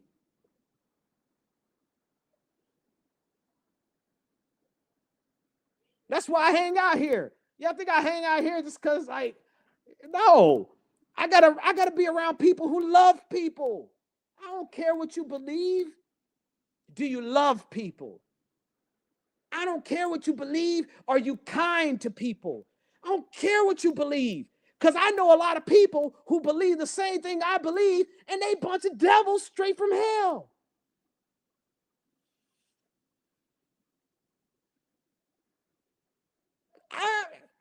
Am I lying? Am I lying? So sometimes when I'm talking to God, I'm like, God, if heaven looks like the Republican Party, you might as well go and send me to hell, bro. Go on, send me, put me in gasoline draws and go and send me on the express train to hell. Because if heaven is actually like, then what would be the difference between heaven and what's this hell we have on earth? If heaven looks like what earth looks like, which is a bunch of rich, powerful, bigoted, patriarchal, racist men, then what's the difference? Send me to hell. Now, I ain't going to say drag me to hell, because if you ever saw that movie, man, that movie, I ain't never been so scared in my life till I went to the theater, saw that movie about 15, 20, what? But I had to be about 25 years ago. So I ain't going to say drag me to hell. Don't do that. The world is upside down. Christianity is what you see as Christianity in the mainstream. It is antichrist. It is completely antithetical to Jesus Christ. There's no question about it. Up is down, black is white, the sky is green and the grass is blue. And the result, what comes out of it, is that millions of people are harmed every single day because these people have mastered the art of claiming the name of Jesus while doing the most absolute evil shit in the history of the world.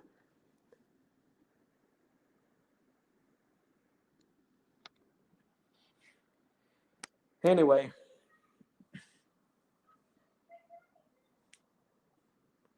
Excuse my language. I gotta go. I think we're out of time, folks. Listen, I'm gonna be back next week.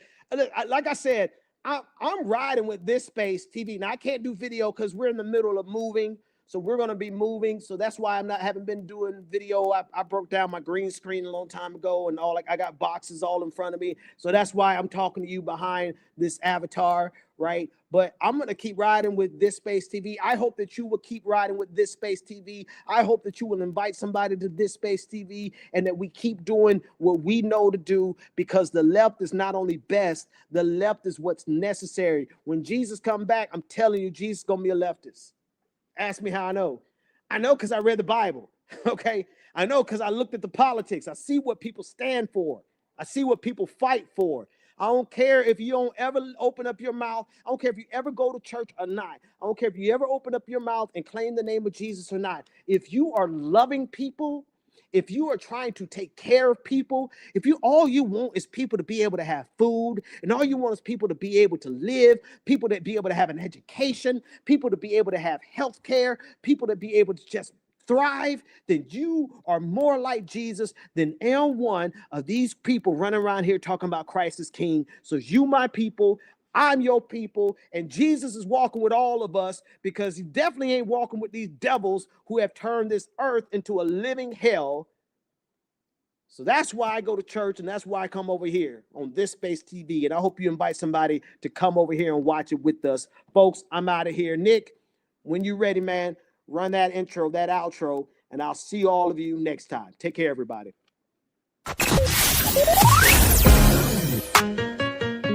The Benjamin Dixon Show is only possible with listener support.